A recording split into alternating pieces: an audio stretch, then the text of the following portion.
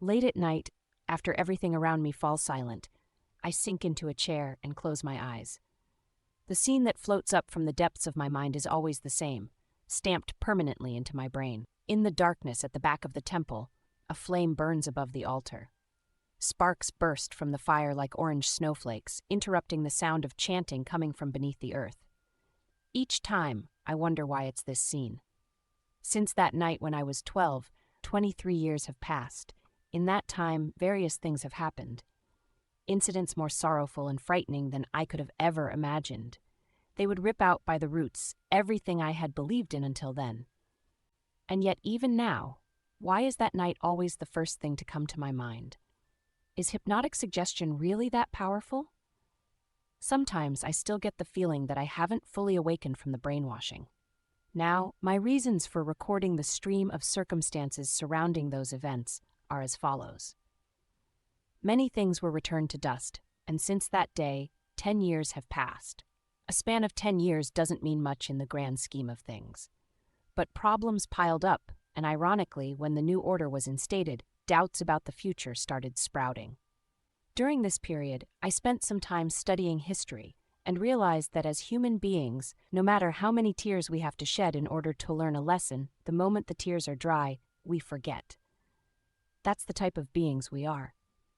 Of course, nobody should forget the promise that the indescribable tragedy that happened that day will never occur again. I want to believe that. But maybe someday, in a future where people's memories have faded away, will our foolishness cause us to travel down the same path again? I can't shake off this fear. Because of this, I suddenly resolved to write all this down, but time and again found myself bewildered. It was as if my memories had been moth-eaten here and there, making me unable to remember the reality of important details. Although I checked with people who were there at the time, as we tend to make up details for the gaps in our memory, I was surprised to find that even our shared memories are contradictory. For example, right before I met the false Minoshiroon Matsukuba, I had put on red-tinted sunglasses. I remember this fact as clear as day, but for some reason, Satoru is positive that I wasn't wearing glasses of any sort. And not just that, Satoru also hinted that finding the false Minoshiro was a feat he had done by himself. Of course, a notion as stupid as that is absolutely false. I put down my pride, interviewed as many people as I could think of, and came across even more conflicting points. During that process, an undeniable reality occurred to me. That is, there didn't exist a single person whose memory wasn't distorted to hide his own faults. As I was laughing at the pitiful foolishness of humans and writing down my new discovery, I suddenly realized that I don't have any basis on which to exclude myself from this rule. From someone else's perspective, there's no doubt that the memories from which I am writing this are warped to only show my good side. Therefore, I would like to say that since this story is from my own perspective, it may suffer from distortion due to self-justification. Above all, the number of deaths that were the consequence of our actions may be motivation for such self-justification, however unconsciously it's done. Having said that, I will try to unearth the truth from my memories as best as I can, because I want to face the facts and realistically portray the events that happened. Also, I want to imitate the style of the old stories in hopes of recreating my thoughts and feelings at the time. This draft is written in fade-proof ink on what claims to be anti-oxidizing paper that can last a millennium. When it's done, I won't show anyone, except maybe Satoru, and ask for his opinion. Put it in a time capsule and bury it deep underground.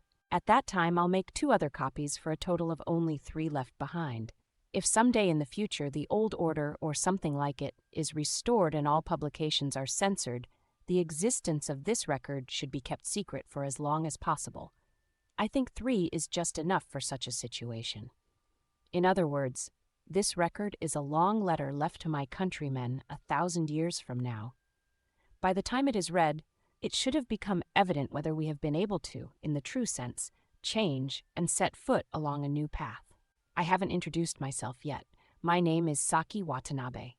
I was born in the district of Kamisu 66 on December 10th, 210. Just before I was born, a type of bamboo that only flowers once every 100 years, all simultaneously came into bloom. Snow fell in the middle of a summer, everyone thought would not see a drop of rain for 3 months. Basically, every kind of abnormal weather phenomenon possible occurred. And then on the night of December 10th, when everyone thought the earth was wrapped in darkness, a flash of lightning illuminated what many would later say was a golden-scaled dragon swimming through the rifts between the clouds. The reality is, none of that ever happened. 210 was a normal year. And like all the other children born that year, in the district of Kamisu 66, I was a very normal child. But to my mother, I wasn't. She was nearing the end of her 30s and was convinced that she would never bear children. In our time, having a child in your 30s is considered really late pregnancy. Furthermore, my mother, Mizuho Watanabe, held the important office of librarian. Her decisions not only influenced the future of our town, but in certain cases could also result in the deaths of others. Having to endure that kind of pressure every day, in addition to being careful about her pregnancy, isn't the kind of hardship people usually have to deal with. During that period, my father, Takashi Sugiura, was the mayor of the town. That in itself was a busy job. But around the time I was born, the job of a librarian came with an incomparably greater responsibility than that of a mayor. Of course, it's still like that now, but it was probably even more pronounced back then. My mother was in the middle of a meeting about the classification of a newly discovered collection of books when she went into labor. This was over a week before the expected due date, but since her water broke without warning, she was immediately transported to the maternity hospital near the outskirts of town. The sound of my first cry was heard not 10 minutes after. Unfortunately, my umbilical cord was wrapped around my neck. My face was purple, and I was unable to cry properly. The birthing assistant, who was new at the job, nearly collapsed in panic at this. Luckily, the cord was easily cut, and I finally breathed in the air of this world and let out a healthy cry. 2 weeks later, in the same maternity hospital, Maria Akizuki, who would later become my friend, was born. On top of being a premature breech birth, she was, like me, born with her umbilical cord around her neck. Though her condition was much more serious than mine, she was almost dead when she was delivered. The birthing assistant, armed with the experience from my birth, apparently handled this very calmly. If there had been but a tiny slip, and the cord was cut just a bit later, there's no doubt Maria would have died. When I first heard this story, I was elated that I had somehow indirectly saved my friend's life. But now, every time I remember this, I'm hit with a wave of complicated thoughts. Because if she had never been born, there would never have been such a huge loss of human lives. Let's return to the story. I spent my happy childhood surrounded by the lush nature of my hometown. Kamisu 66 consists of 7 towns spread out over a 50-kilometer circumference. It's separated from the rest of the world by the Holy Barrier. 1,000 years from now, the barrier may not exist anymore, so I'll briefly explain. It's a thick straw rope hung with zigzagging paper streamers that acts as a shield preventing impure things from entering the town. Children are warned to never step outside the barrier. Evil spirits and monsters roamed outside, and any child who ventures out alone would suffer terribly. But exactly what kinds of scary things are there? I remember asking my father, albeit less fluently, one day when I was around 6 or 7 years old. A lot of different kinds, he looked up from his documents. Resting his chin on his hand, he looked at me affectionately. Those warm brown eyes are burned into my memory to this day. Never once has my father looked at me sternly, and only once did he raise his voice. It was because I wasn't paying attention to where I was going and would have fallen into a gaping hole in the ground if he hadn't warned me. Saki, you already know, right? About queerats and kapits and blow dogs. But Mom says those are just made up. The others may be, but queerats do exist, he said so nonchalantly that I was shocked. Lies. They're not lies. Queerats were recruited to help construct the town recently, too. I've never seen them. We don't let children see them. Father didn't say why, but I imagine that it was because queerats are too hideous to be seen. But if they listen to humans, then they're not that scary, right? Father put down the documents he had been looking over and raised his right hand. As he chanted a spell in a low voice, a thin fiber of paper transformed, like invisible ink being revealed, into a complicated pattern woven into the paper. The seal of approval from the mayor. Saki, do you know what false obedience means? I shook my head quietly. It means appearing to obey someone but actually thinking the opposite underneath. What do you mean by the opposite? Deceiving the other person and secretly planning to betray them. My jaw dropped. People like that don't exist. You're right, people betraying other people's trust is impossible. But queerats aren't people. For the first time, I felt the stirrings of fear. Queerats worship and obey us because we have Cantus. But we don't know how they will behave toward children who've not yet awoken to their Cantus. That's why we have to prevent queerats and children from meeting, no matter what. But when you give them work to do, don't they have to come into town? During those times, there's always an adult supervising them. Anyway, don't ever go outside the holy barrier. Inside, the strength of the barrier makes it safe. But if you take one step out, you won't be protected by anyone's Cantus. But the queerats, it's not just the queerats. You've learned the stories about fiends and karma demons at school, right? My breath caught in my throat. Fiend and karma demon stories are taught repeatedly during our early years of development. It becomes imprinted in our subconscious. Even though the versions we learn at school are made for children, they still gave us nightmares.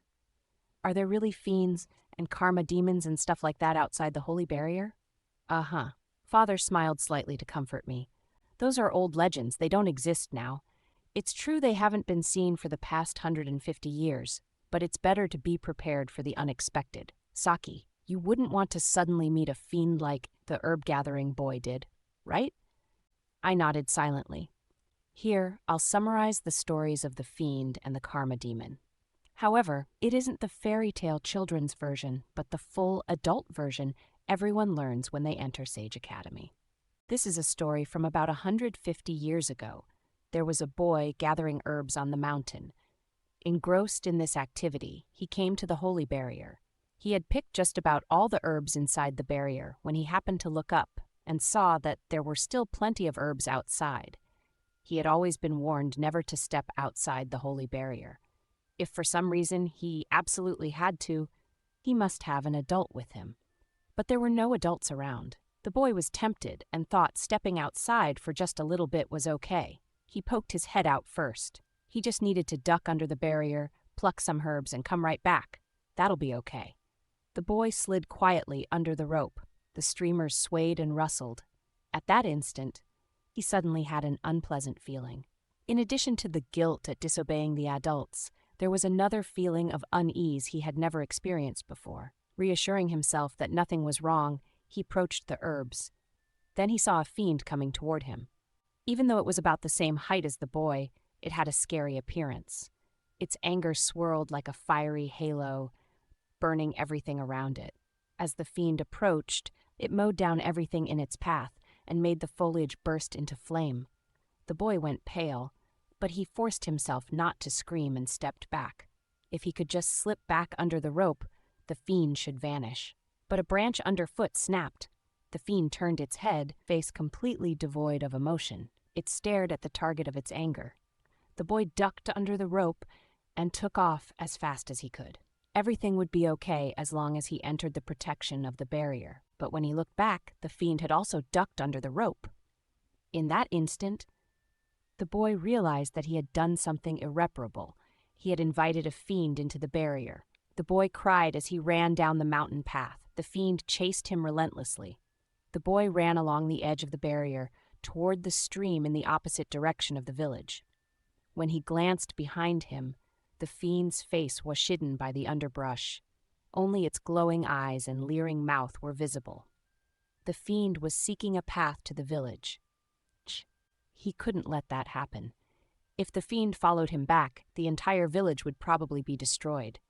As he cleared the last of the underbrush, a sheer cliff appeared before him. The roaring of the river at the bottom reverberated up the walls. Across the gorge hung a new rope bridge. The boy didn't cross the bridge. Instead, he headed upstream along the edge of the cliff. When he looked back, the fiend had arrived at the bridge and was looking around for him. The boy ran determinedly. Shortly, another bridge appeared in the distance. He neared the bridge silhouetted against the cloudy sky. Worn out by years of exposure to the elements, it swayed eerily as if beckoning to him. The bridge could fall at any time. No one had used it in over 10 years, and he had always been warned not to. Slowly, the boy started across the bridge. The ropes made a disturbing creaking sound. The planks were made of oak, but looked ready to break at any moment. When he was about halfway across, the bridge lurched suddenly. Looking back, he saw that the fiend had also stepped onto the bridge. The bridge swayed more and more wildly as the fiend came nearer. The boy glanced down at the bottom of the valley. It was dizzyingly far. He looked up. The fiend was already closing in on him. When he could clearly see the fiend's unpleasant face, the boy brandished the sickle he had been carrying, and in one movement cut through the rope shouldering the bridge. The bridge swung down, and the boy almost slipped off, but somehow managed to grab onto the rope. Did the fiend fall to the bottom? The boy looked. Somehow, the fiend was also clinging to the rope. It slowly turned its murderous gaze toward him. The sickle had fallen into the valley. He couldn't cut the ropes anymore. What should he do? He prayed to the heavens. "It doesn't matter if I die. Please don't let the fiend get into the village." Did the boy's wish reach the heavens? Or was it that the ropes could no longer bear their weight? The ropes snapped, sending them down into the valley. The boy and the fiend disappeared from view. Fiends have never appeared since then. There are a couple of lessons in this story. Kids can easily understand that it's teaching you to stay within the holy barrier. For slightly older kids, it's probably trying to tell us that we should be more concerned about our town than ourselves and be prepared to sacrifice our lives for it. But the smarter you are, the harder it is to understand the real lesson. Who would have thought that the real aim of the story is to let us know that fiends really do exist? Tale of the Karma Demon. This story is from about 80 years ago. There lived a boy in the village. He was an incredibly bright child, but had one flaw. As he grew older, this flaw became more and more obvious.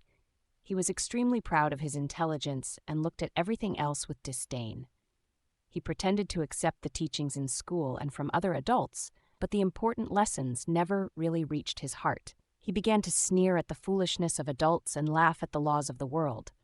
Arrogance sows the seeds of karma. The boy gradually drifted away from his circle offrians. Loneliness became his only companion and confidant. Loneliness is the seedbed of karma. In his solitude, the boy spent a lot of time thinking. He thought about forbidden things and questioned things better left alone. Unclean thoughts cause karma to grow unchecked. The boy unknowingly built up more and more karma and transformed into something inhuman, a karma demon. Before anyone knew, the village was empty. Everyone had fled in fear of the karma demon. It went to live in the forest, but all the animals there disappeared too. As the karma demon walked, the plants around it twisted in all sorts of unimaginable positions and rotted. All the food it touched instantly turned into lethal poison. The karma demon wandered aimlessly through the dead, deformed forest.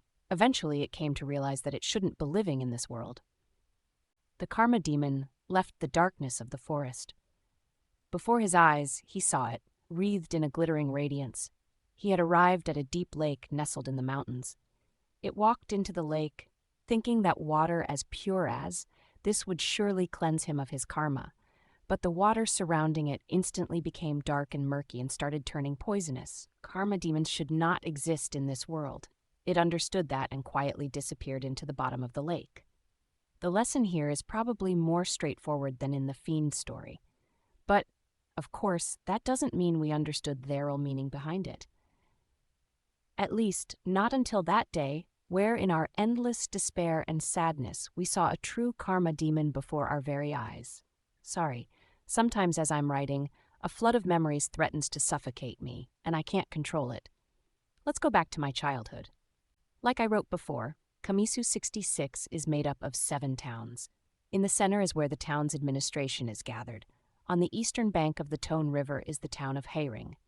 To the north, in the middle of a forest dotted with big houses, is Pinewind. East of that, the forest opened up to the coastlands, where White Sand is. Adjacent to Heiring in the south is the town of Waterwheel. On the other bank of the river toward the northwest is the town Outlook, whose name comes from its location. Lined up with the rice paddies in south is Gold, and Oak Grove is the westmost. My hometown is Waterwheel. This name probably needs a bit of explanation. Dozens of canals leading off of the Tone River wind through Kamisu 66, and people come and go by boats. Despite that, The constant movement of the water meant it was clean enough to bathe in, though you might think twice about drinking it. In front of my house, in addition to a lot of brightly colored red and white koi swimming around, there were also a lot of water wheels, which is where the name comes from. Every town has water wheels, but our town has quite a number of them, and they made for a magnificent sight. Overshot, backshot, undershot, breastshot, those are the ones I can remember. There might have been more. A lot of them were used to relieve us of mundane tasks like hulling rice and milling wheat. Among them was a kind of water wheel only some towns had, with metal blades used to generate electricity. The valuable energy is used to power the loudspeakers on the roof of the public hall. Uses of electricity outside of this were strictly prohibited by the Code of Ethics. Every day just before sunset, the loudspeakers would play the same melody. It's called Going Home and came from a part of a symphony written a long, long time ago by a composer with the strange name of Dvorak. The lyrics we learned in school go something like this. The sun sets over the distant mountains. Stars stud the sky. Today's work is finished. My heart feels light in the cool evening breeze. Come, gather around, gather around. The bonfire burning brightly in the darkness now dies down. Sleep comes easily, inviting me to disappear, gently watching over us. Come, let us dream, let us dream. When the song plays, all the children playing in the fields had to return home. That's why whenever I think of the song, sunset sceneries reflexively appear in my mind. The town during twilight, long shadows on the sandy soil of the pine forest, dozens of gray skies reflected in mirrored surface of the paddy fields, groups of red dragonflies. But the most vivid memories are of watching the sunset from the top of the hill. When I close my eyes, one scene comes to mind. It was sometime between the end of summer and the beginning of autumn when the weather had just started getting cooler. "We have to go home now," someone said. When I listened carefully, I could hear the faint melody carried over by the wind. "Then let's call it a tie then," Satoru said, and the children came out of hiding in groups of 2 and 3s. Everyone, ranging from ages 8 to 11, had spent the entire day engaged in a large-scale game of capture the flag. It's a game like a prolonged midwinter snowball fight, where you have 2 teams who must invade the other's territory, and in the end, whoever manages to steal the other team's flag wins. That day, our team had made a grave mistake in our opening move and seemed really likely to lose. "That's not fair. We were just about to win too," Maria pouted. She was more fair-skinned than everyone else and had big, light-colored eyes. More than anything else, her flaming red hair made her very conspicuous. "Hurry up and surrender already." "Yeah, because we're way better," Rio chimed in after Maria. Even at this age, Maria had the makings of a queen. "Why should we surrender?" I replied indignantly. "'Cause we're better," Rio repeated the same old argument. "But you haven't even taken our flag yet," I looked at Satoru. "It's a tie," he declared. "Satoru, you're on this team, aren't you?" "Why are you taking their side?" Maria snapped. "I can't help it. The rule says that curfew is at sundown. But the sun hasn't set yet." "Don't split hairs, that's just because we're at the top of the hill, right?" I said, biting back my irritation. Even though we're usually good friends, at times like these, Maria annoys me. "Hey, we really have to go," Reiko said worriedly. "When we hear going home, we're supposed to return right away." "If they surrender, then we can go home," Rio parroted Maria. "Stop it already. Hey, ref!" Satoru shouted exasperatedly at Shun. Shun stood apart from us at the top of the hill gazing at the scenery. His bulldog Subaru sat quietly next to him. "What?" he replied after a beat. "Don't what me. Tell them it's a tie." "Yeah, it's a draw," Shun said, turning back to the view. "We're going home then," Reiko said, and a group of them headed down the hill together because they shared boats to get to their respective towns. "Wait, we're not done yet. I'm going or else the copycats will get us." Maria and them looked unsatisfied, but the game had gradually ended. "Saki, we should go back too," Satoru said as I walked toward Shun. "Aren't you leaving?" "Yeah," Shun didn't look away from the mesmerizing scenery. "Hey, let's go already." Satoru said impatiently. Shun pointed silently. "Over there, you see it?" "What?" He was pointing in the direction of gold, near the border between the paddy fields and the forest.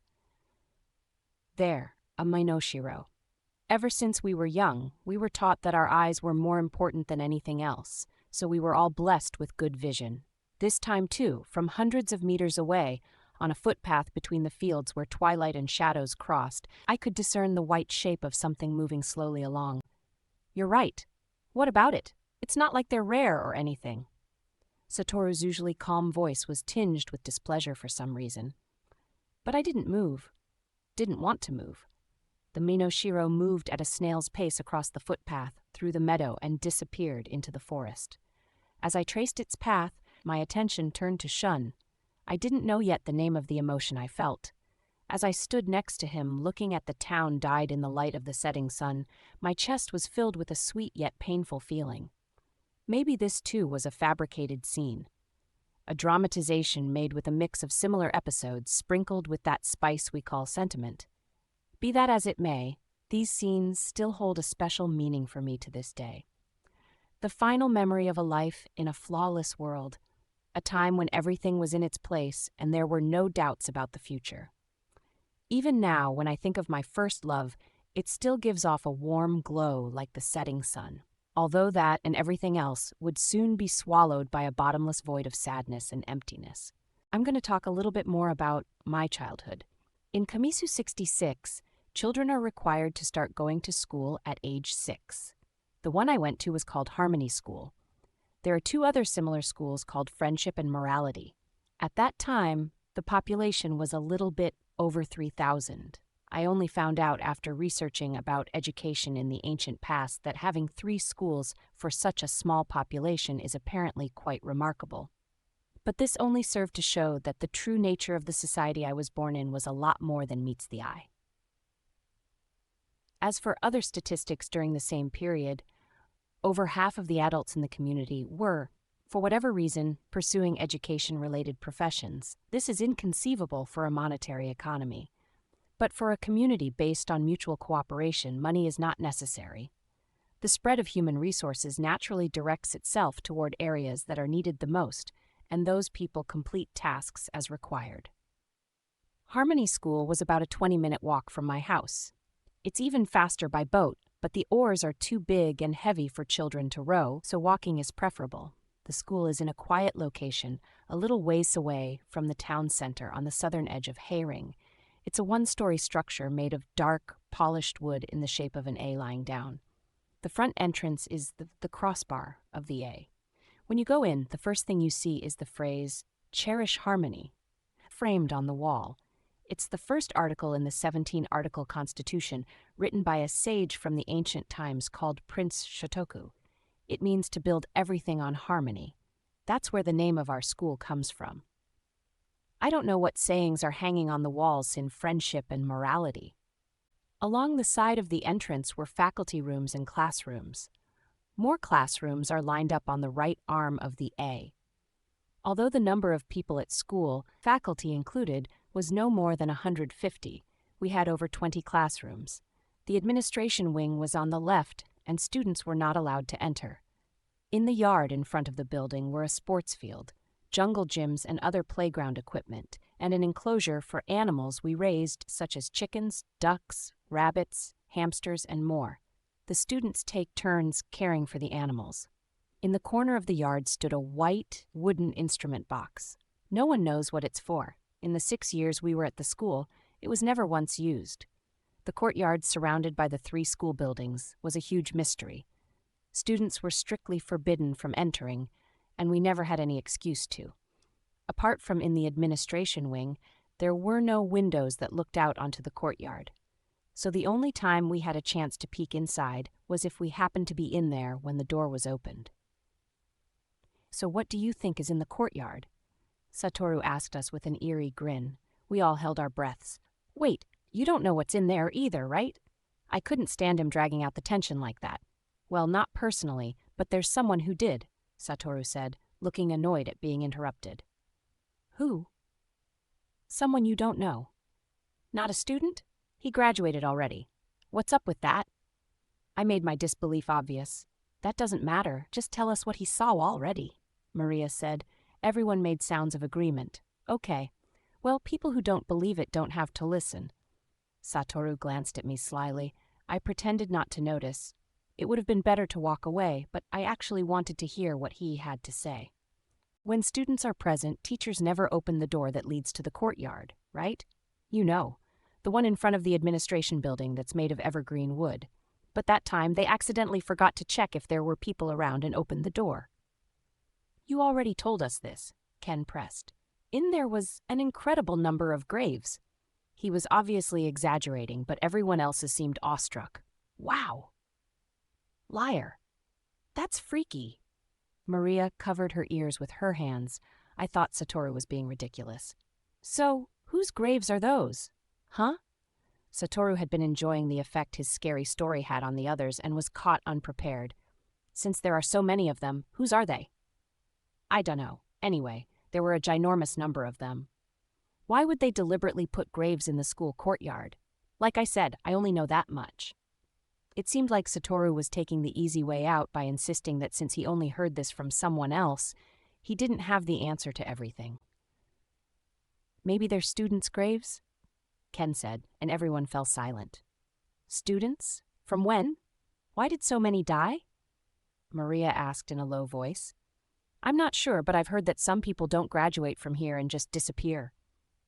The students in the 3 schools in our town all entered school at the same time, but, for reasons I'll explain later, graduated at different times. But this time, it felt like Ken's words had somehow touched on a subject that was deeply taboo, and Noon knew what to say to that. At that moment, Shun, who had been sitting apart from us reading a book, looked over. In the light coming in from the windows, I realized that he had really long eyelashes. There aren't any graves. Everyone was relieved by his words, but then a huge question occurred to us. What do you mean there aren't any? How do you know? I asked for all of us. Shun answered nonchalantly. There weren't any when I saw it. Huh? Shun, you've seen it? Really? You're kidding, right? We showered him with questions. Satoru looked disappointed at having his thunder stolen. I guess I never mentioned this before. Last year, there was one time when the homework wasn't collected, an assignment on a personal observation for science class. The teacher told me to bring them when they were all turned in, so I went over to the administration wing.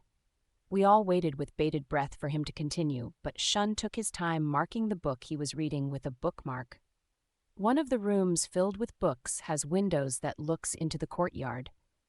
There were some strange things out there, but no graves. It seemed like he wanted the conversation to end there. I still had about 1,000 questions I wanted to ask, so I took a deep breath. Don't be ridiculous, Satoru said in an unsteady voice I'd never heard before. What strange things? Explain properly. You didn't want to explain anything yourself, I thought, but I wanted to hear Shun's answer, so I didn't interrupt. How should I say this?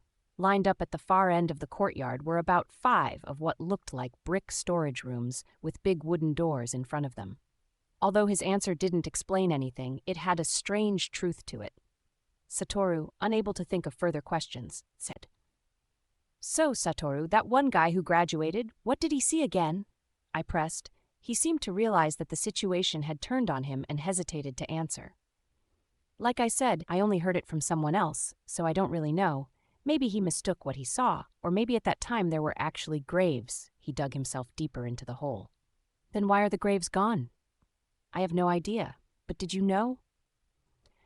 That guy saw something even scarier than the graves. Satoru found a chance to change the subject.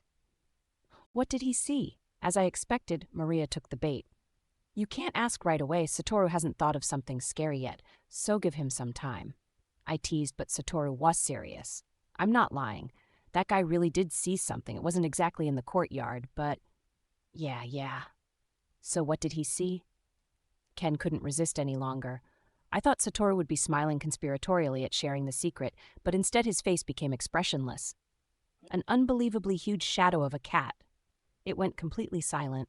At this time, I admired Satoru for his oratory skills. If there were ever a job for making scary stories, he would be the first to be picked for it. Though, of course, I can't think of any society that would have such a dumb job. Is that a copycat? When Maria asked the question everyone was thinking, we all started talking at once. It seems like copycats show up at the elementary school a lot. But I wonder why? Isn't it obvious? They target children. They often come out at night during autumn. They sometimes show up at your house. but usually only around midnight. We were simultaneously afraid of and attracted to the dark. We were obsessed with scary stories about evil spirits in the mountains and rivers, but out of all of them, copycats were the ones that made us shiver with fright. Although the stories circulated among children were all embellished, most agree that copycats area about as large as an adult. Although it has the face of a cat, its limbs are abnormally long, and they slink behind children like a shadow. When they reach a deserted area, it'll reach out from behind and pin the child down. When they do that, the child will go numb as if hypnotized. Then the copycat opens its mouth 180 degrees and chomps down on the child's neck so he can't pull away. In that way, not a drop of blood will be spilled, so the child's body will never be found, and so on. And then, where did he see the copycat? I don't know whether it was a copycat or not. All he saw was a shadow, Satoru said confidently, his previous embarrassment forgotten. But the place where he saw it was really close to the courtyard. Where, though? There's no way to enter or exit the courtyard from outside. It wasn't from the outside. Huh? I doubted what Satoru was saying, but then why did I feel a shiver run up my spine? It was at the end of the hall in the administration wing and disappeared right in front of the door to the courtyard. No one could say anything to this. Although I don't want to admit it, Satoru got their action he wanted. Anyway, they were nothing more than made-up stories told among children. At that time, I still believed that. Looking back on it, my days at Harmony School were pretty happy. Even though it was just going to school and meeting our friends, we couldn't help but have fun every day. Starting in the morning, we had math, language, social studies, science, and other boring classes, but the teachers kept an eye on all of us to make sure we all understood the material and patiently explained to those who needed help, so there was never anyone left behind. At the same time, we also had a lot of tests, one every 3 days, if I remember correctly. But most of them weren't related to what we were learning. It was short essays like I'm sad because, so, they weren't really stressful. Rather, what were more difficult were self-expression assignments. Although drawing and clay sculpting was fun, writing daily essays was annoying. But it's probably thanks to all the practice I got then that I can write this story without much trouble. After the boring classes, we spent all afternoon playing. And since we had 2 days off for the weekends, we spent a lot of time running around outside to our heart's content. When I first entered Harmony School, I had already explored all along the lazily winding canals, gazing at the thatched roofs of the houses, going as far as gold. During autumn, the entire town is covered in golden ears of rice, which is where it gets its name from. But the town is actually more interesting during spring and summer. When you peered into the paddy fields, you could see pond skaters darting on the surface of the water and loaches and mosquito fish swimming underneath. At the bottom, tadpole shrimp crept about, stirring up mud to conceal themselves among the weeds. In the canals and reservoirs providing water to the farms were giant water bugs, water scorpions, water sticks, diving beetles, and other insects, as well as crucian carps and various fish. The older kids showed us how to use cotton thread and dried squid to bait crayfish, and after a day, we had caught a bucket full of them. There were also a lot of birds in gold. In the spring, the cries of skylarks wheeling through the sky echoed all around, and in the summer, before rice was planted, dozens of ibises frequented the fields to hunt loaches. Ibises mated in the winter and built nests in the nearby trees. The young ibises left the nest the following autumn, and although the sound of their cries wouldn't be considered beautiful, the sight of a flock of light pink ibises in flight was quite majestic. Other birds that we often saw flying around were black kites, brown-eared bulbuls, great tits, oriental turtle doves, puffer sparrows, tri-wing crows, and more. And although it's not a bird, we could also occasionally spot Minoshiro. It seems like they sometimes get lost while searching for plants for small animals and wander out of the forest onto the paths near the paddy fields. Minoshiro not only improve the soil, but also eat harmful insects, so they are respected and regarded as good omens by farming communities. Normally they're about 1 meter tall, but giant ones are over 2 meters tall, with numerous waving feelers. From the elegant way they move, there's no doubt as to why they're considered divine creatures. Other revered animals are albino rat snakes and melanistic striped snakes, both of which are hunted by Minoshiro. How the folk beliefs at the time compromised between their stories and this reality is a mystery. When students enter the upper grades, they go on expeditions to see the westmost town of Oak Grove, the sand dunes of Hasaki Beach, south of White Sand, and the upper reaches of the Tone River, where flowers blossomed all year round. Along the waterfront were spoon-billed sandpiper sand herons, and red-crowned cranes flew by once in a while. It was fun looking for great reed warbler nests among the reeds along the sides of the river, and for haythatcher nests on top of the mountains in open fields of silver grass. In particular, the fake eggs laid by haythatchers were perfect for pranking people with. But no matter how many animals we saw, since we're inside the holy barrier, it's not really nature. It's more like being in a miniature garden. Basically, in the past, the animals we had in a zoo are probably the same as the ones outside of it. The elephants, lions, giraffes, and other animals we see now are in reality mutations created by Arcantus, false elephants, imitation lions, faux giraffes, so that in the event that one of them managed to escape from their enclosures, there is no possibility of visitors being harmed. The environment inside the barrier is completely altered to be safe for humans. That fact became much more obvious later, but before that, I never wondered why we could run around in the wilderness all we wanted without being bitten by venomous snakes or stung by insects. Inside the barrier, there were no venomous snakes like pit vipers or ringed grass snakes. The only snakes we had were harmless, like Japanese rat snakes, Oriental odd-toothed snakes, Japanese forest rat snakes, Asian keelbacks, and rosary snakes. In addition to that, the various cypresses growing in the forest secreted, to an almost excessive degree, a foul-smelling substance that killed mold spores, ticks, chiggers, germs, and other things harmful to us. When talking about childhood, I also have to mention the annual celebrations and rituals we had. Passed on from one generation to the next, these seasonal events created a sort of rhythm in our lives. Just off the top of my head, in the spring we have a ritual for driving away evil spirits, a festival to pray for a successful harvest, and a festival for keeping away infectious diseases. In the summer, there's the Summer Festival, Monster Festival, the Fire Festival, and the Feast of Lanterns. In the fall, there's a festival on the 1st of August and a ceremony of offering newly harvested rice to the gods. And the events that remind me of winter are the Snow Festival, the New Year Festival, and another festival at the end of the New Year Festival. But the one that is carved deepest in my mind is the ritual used for driving away evil spirits. The demon-chasing festival is supposedly one of our oldest festivals with over 2,000 years of history. But whether that's true or not is uncertain.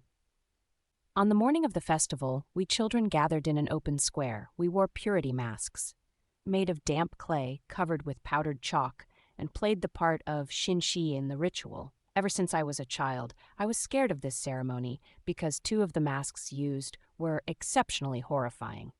The 2 were masks representing fiends and karma demons. The fiend's face had a sinister grin plastered on it. Afterwards, when the ban on information about ceremonies was lifted, I tried to find out its history, but the information was unclear. What I found was that it closely resembles the snake mask from ancient No plays. It's the final of the 3 stages of a human becoming a demon that goes from bestialization, Hanya, a snake.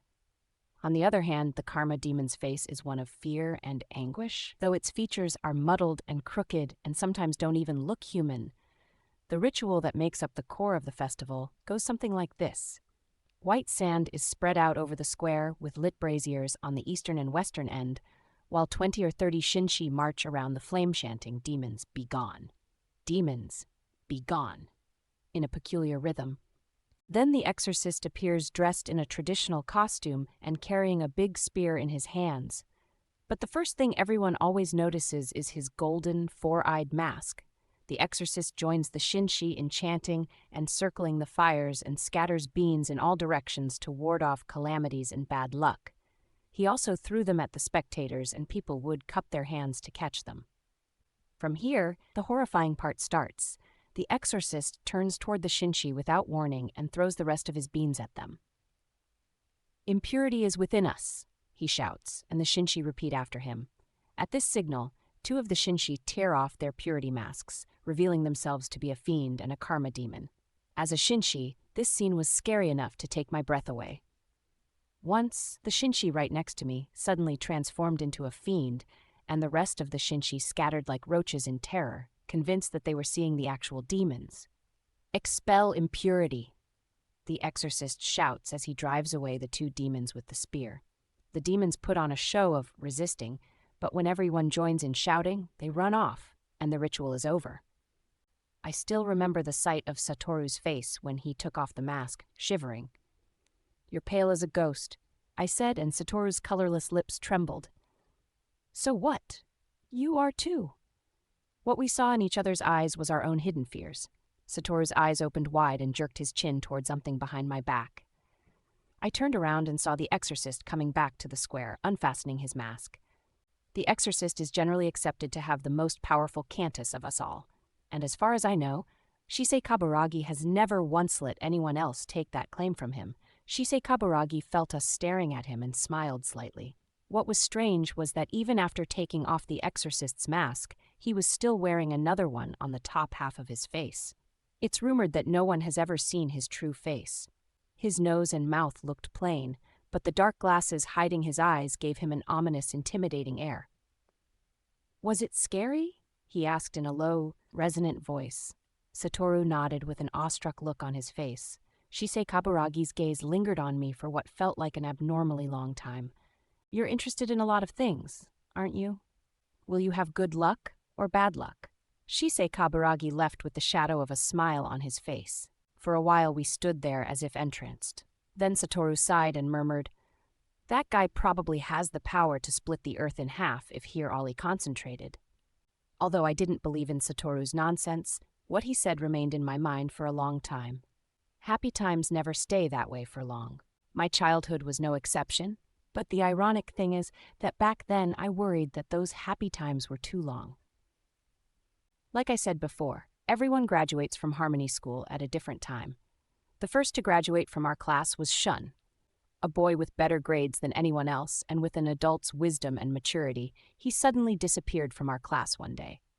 Our homeroom teacher, Sanada, proudly announced his graduation to the rest of the class. After that, my one wish was to hurry up and graduate so I could be in the same school as Shun. However, even though my schoolmates began leaving one by one, it was never my turn. When Maria graduated, I was left behind again.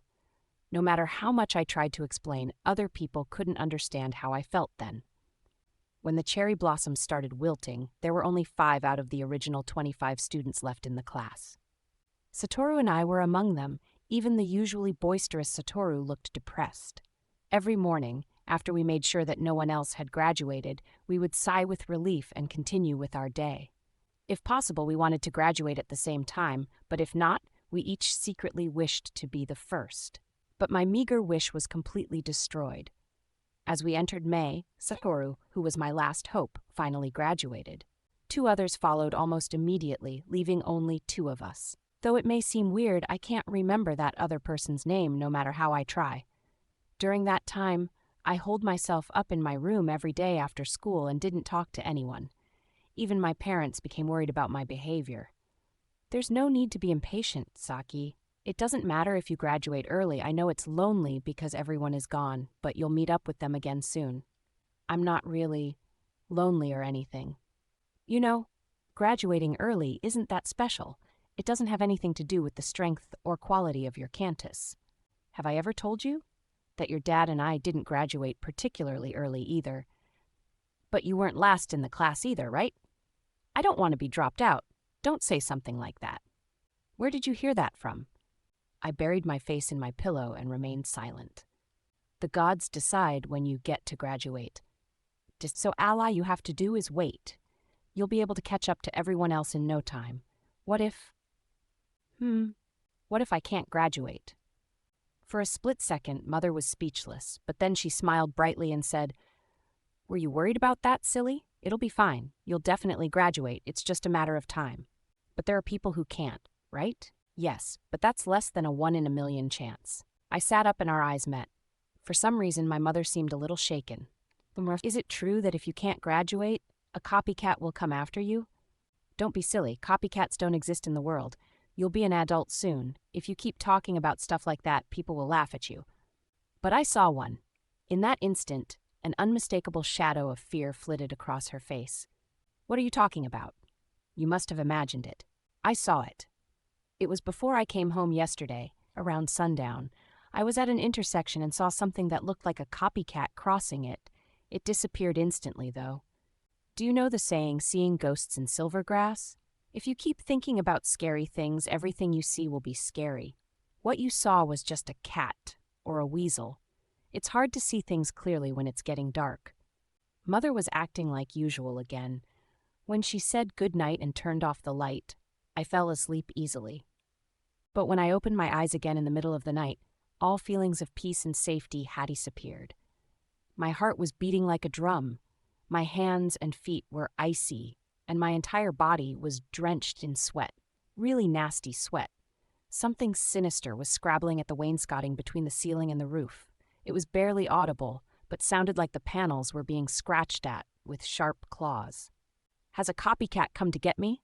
I couldn't move, as if frozen by a curse. Struggling to regain control, I slowly freed myself from the spell. I slipped out of bed and slid the door open silently. Moonlight spilled into the corridor from the windows. Although it was already spring, the floorboards beneath my bare feet were cold. Just a little bit more, almost there. My parents' bedroom was just around the corner. I breathed a sigh of relief as I saw light leaking out from under the door. As I reached out to open the door, I heard them talking, my mother's voice filled with a concern I had never heard before. My hand stopped in midair. I'm worried. At this rate, she might. If you keep worrying, it'll only be a bad influence on Saki. But if this continues, has the Board of Education started moving yet?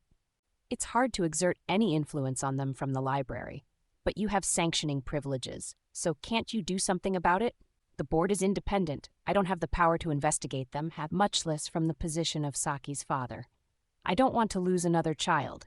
You're being too loud, but she said she saw a tainted cat. She probably just imagined it. What if it's real? What do we do? I took a step back.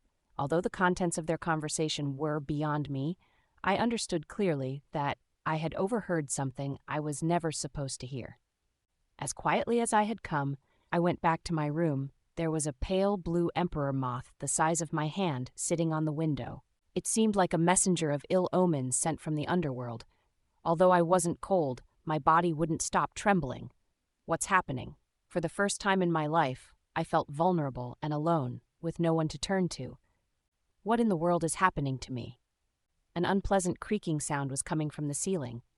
Something was approaching. I sensed something as huge as fear itself, coming closer and closer. Ah, it's almost here. The moth took off and vanished into the darkness. The next instant, the window frame started shaking and rattling, even though there was no wind. The shaking got stronger and stronger, like someone outside was trying to tear the window out of the frame. The door slid open on its own and slammed closed again with a bang. I gasped. It was hard to breathe. I tried to draw air deep into my lungs, but I couldn't. It's coming. Coming. Coming. Suddenly, everything in the room started banging around violently. The chair and table started bucking like a wild horse. Pens and pencils flew across the room and pierced through the door. The bed slowly floated toward the ceiling. I screamed. Sounds of hurried footsteps came down the hall. My parents were shouting my name. The door sprang open and they tumbled into the room. Saki, it's okay now. What in the world is this? It's okay, don't worry. It's a spirit of blessing. It finally came to you. This means you're an adult now, Saki. You graduate from Harmony School today. Tomorrow you enter Sage Academy. The book that had been floating lazily in midair dropped lifelessly to the ground. My bed tilted and landed with a thud, as if the thread holding it up had been cut. Mother hugged me so tightly it hurt. Thank goodness. There's nothing to worry about anymore. As warm tears fell on the back of my neck, an overwhelming sense of relief washed over me, and I closed my eyes. But my mother's pained cry of, "I don't want to lose another child," echoed in the back of my mind. I just recently learned about a phenomenon called poltergeists that was recorded in ancient literature. In my hands, I'm holding some books salvaged by the library my mother works at. Stamped on the cover was the word bewitching. Those of us in Harmony School and Sage Academy are allowed to read Class 1 books stamped recommended, excellent, and good. But Class 4 books like this one are unavailable to most civilians. By a twist of fate, it had escaped biblioclasm by being buried deep in an underground storage room. According to this book, during a time in the past when not everyone had Cantus, there were often reports about ghosts knocking on the walls, silverware dancing in the air, furniture moving by itself, creaking sounds in an empty house, and other strange phenomena. But in most reports, there always seemed to be adolescent children in the household. One analysis of this is that most children are going through a lot of emotional struggles during that time, and their sexual energy is unconsciously manifested as psychokinesis. In other words, poltergeists are actually events of recurrent spontaneous psychokinesis, RSPK, and it goes without saying that the spirit of blessing that visited me was not a spirit, but an instance of RSPK. A lot of things happened in the 3 days that followed the events of that night. Representatives from the Board of Education came to our house shortly after my parents notified them that I had acquired my Cantus. There was an elderly woman in white robes, a young woman who looked like a teacher, and a middle-aged man in what looked like a monk's work robes. The old woman in the middle wasted no time in questioning me about my health and emotional condition in minute detail. I thought that I would be admitted to Sage Academy after that, but this was just the beginning. I was taken away from my home for a while. The older lady said that this was part of the procedure to enter Sage Academy, and not to worry. My parents sent me off with a hug and a smile, and didn't voice any misgivings they might have had. I boarded a windowless houseboat and was given a bowl of something they said was anti-seasickness medicine. It was sweet, like brown sugar, but the aftertaste was incredibly bitter. My mind went blank right after drinking it. I could feel the boat traveling at a good speed, but had no idea which direction it was headed in. From the way the waves hit the boat and the sound of the wind, I guessed that the path we were traveling was not very wide. Maybe we were on the main current of the Tone River. I wanted to ask, but thought it was probably better not to talk more than I needed to, so I didn't. The younger woman accompanying me questioned me incessantly the entire time. There wasn't a theme to what she was asking, and it didn't seem like she was writing down my answers. 3 hours later, after many twists and turns, the boat stopped. The harbor and the surrounding area were well covered, giving no view of the outside. And just as I expected, as we walked up the stairs into a temple-like building, no part of the outside world was visible. A young monk in black robes and a recently shaved head came out to greet us, and the trio from the committee left. I was led to an empty, traditional-style room. On the wall was a scroll with freshly written calligraphy. I knelt down on the tatami, but at the monk's directions, switched to sitting in the lotus position, with the tops of my feet on my thighs. He seemed to want me to meditate and collect myself. Since we had to meditate every day at Harmony School, I was used to this, but secretly wished I had worn a more comfortable pair of pants. I breathed deeply into my stomach and tried to settle my mind as quickly as possible, but I needn't have hurried because I ended up waiting for 2 or 3 hours anyway. During that time, I realized that the sun had set. Time seemed to pass at a different speed than it usually did. I was only half-heartedly trying to calm my mind. For some reason, I couldn't focus on just one thing. As the room darkened, I started feeling a little bit uneasy. At first, I couldn't figure out why. Then I realized that even though it was near sunset, I couldn't hear "Going Home." No matter where you are in Kamisu 66, you can always hear that melody. If I was far enough that I couldn't hear it, then it meant that I was outside the holy barrier. Was that even possible? Nature called. I spoke aloud, asking if anyone was around, but there was no answer. I had no choice but to step outside. The corridor had nightingale floors that screeched with every step. Thankfully, the bathroom was right around the end of the hall. When I came back, a lamp was lit and an old bent-backed monk with a white mustache was sitting in the room. Even though I was only 12 at the time, I was already taller than him. He looked ancient. He was wearing rough, heavily patched robes, and even without saying anything gave off an air of affability. I knelt before him. "How are you? Are you hungry?" he asked, smiling. "Yes, a little." Since you came all the way here, I would like to treat you to our vegetarian cuisine, but unfortunately you have to fast until tomorrow morning. Can you do it? I was disappointed, but nodded anyway. By the way, I am the preceptor of this ravaged temple. My name is Mushin. I straightened up reflexively. There was no one in Kamisu 66 who didn't know the name of the holy priest. Like Shisei Kaburagi, who was revered for his powerful cantus, Mushin was loved and respected for his character. I'm Saki Watanabe.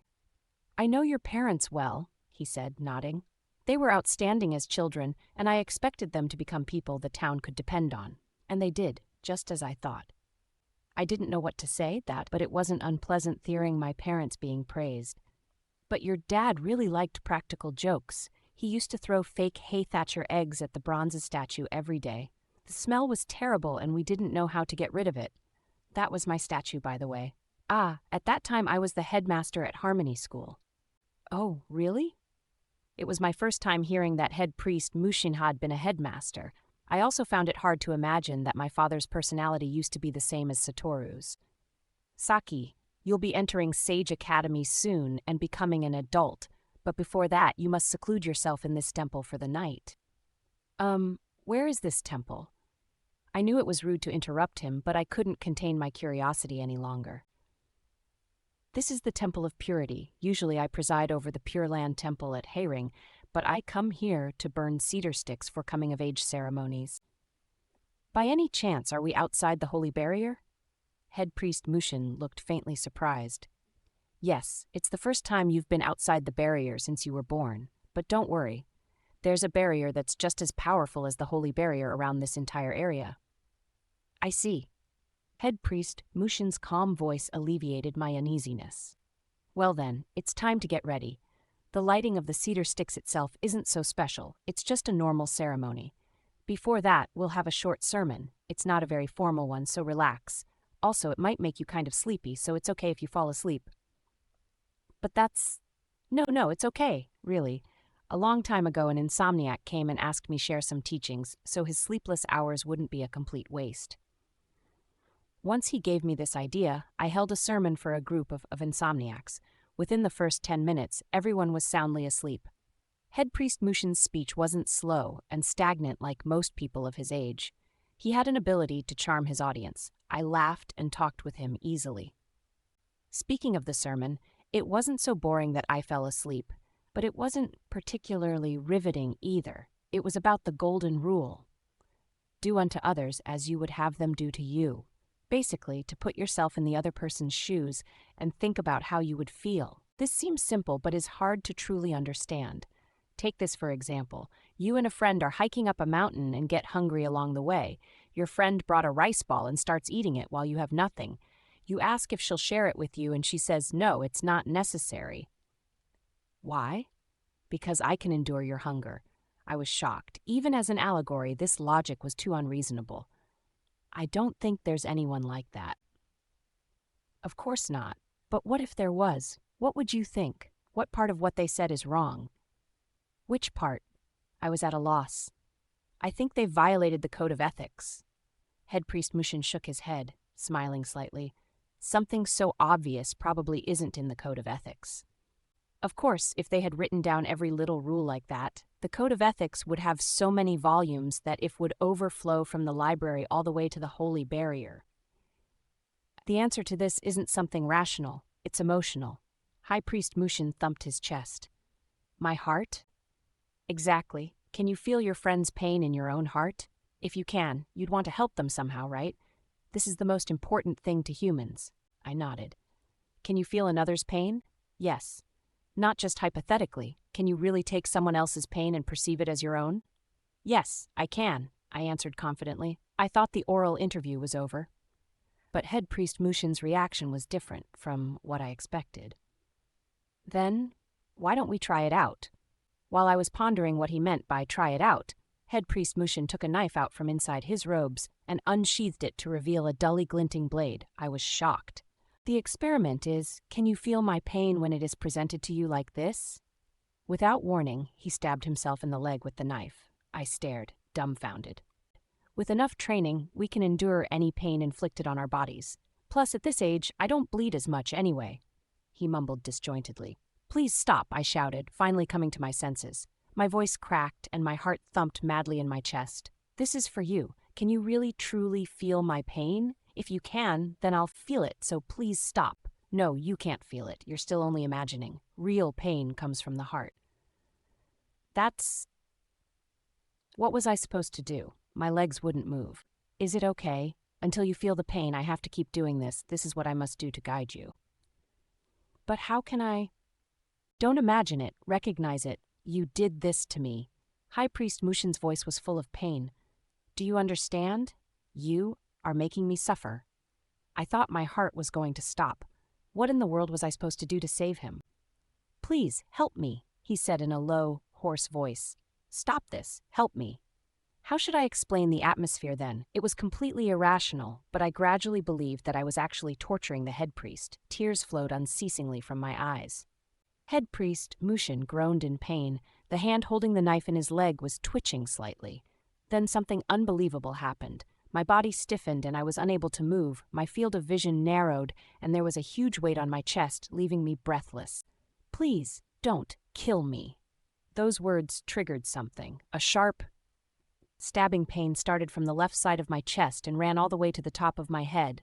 I lost my balance and fell sideways onto the tatami. My heart, my breath, I couldn't breathe. My mouth opened and closed like a fish out of water. I saw Head Priest Mushin peering down at me like he was observing a lab specimen. Please get a hold of yourself. His voice came from far, far away.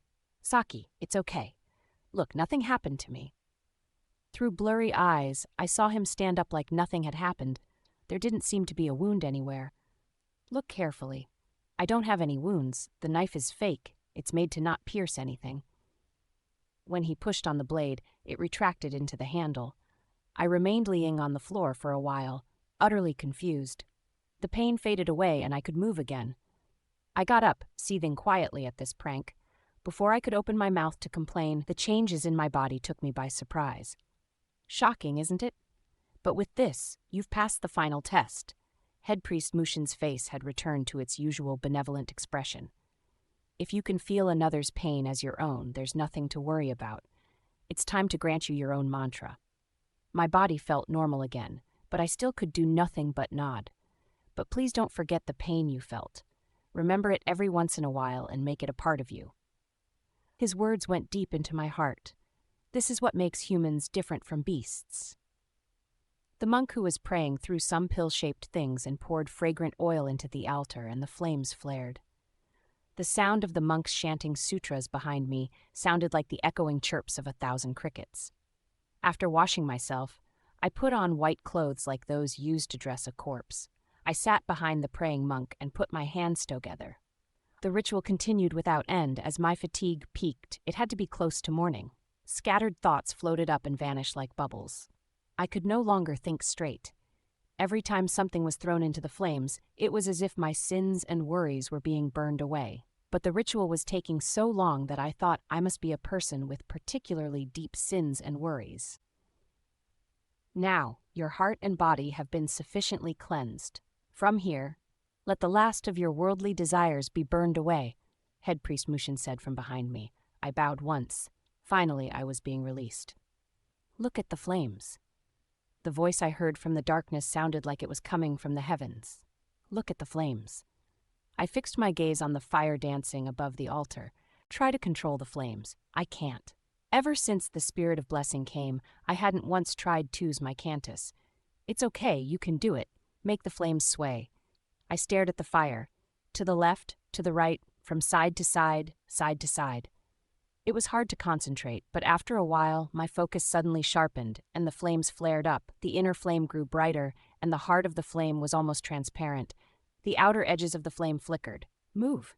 Move. No, it's not the flame, I realized all of a sudden. Fire is made of a bunch of shining particles, but they're too spread out to have much substance. I have to move the air. I saw that I had to move the heat haze around the flame, the clear, shimmering current of hot air. I deepened my concentration. Flow. Flow, faster. The movement of the heat haze sped up abruptly.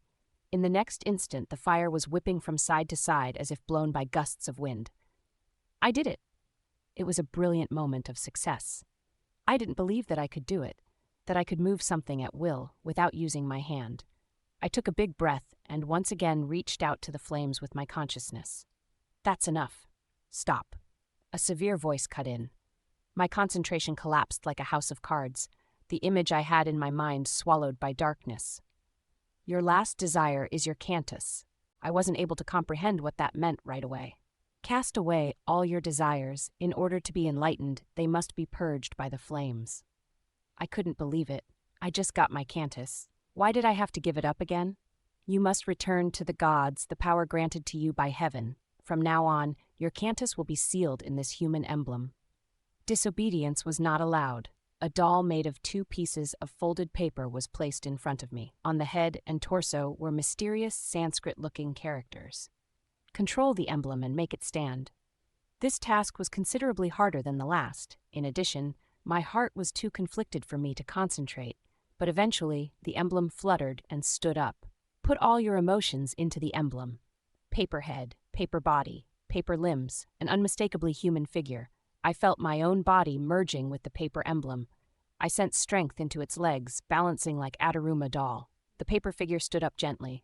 Once again, feelings of happiness and power flowed through me. Saki Watanabe, your cantus is sealed. His voice rang through the temple, shattering the shining image I had in my mind.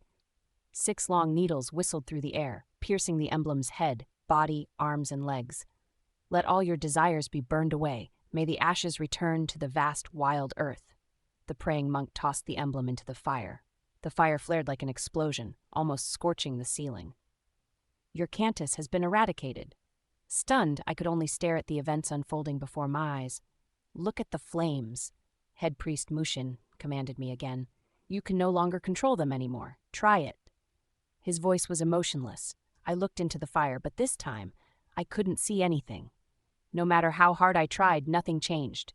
Would I never be able to grasp that feeling of power again? Tears ran down my cheeks. In your devotion, you have abandoned your cantus. His voice was suddenly warm and gentle again.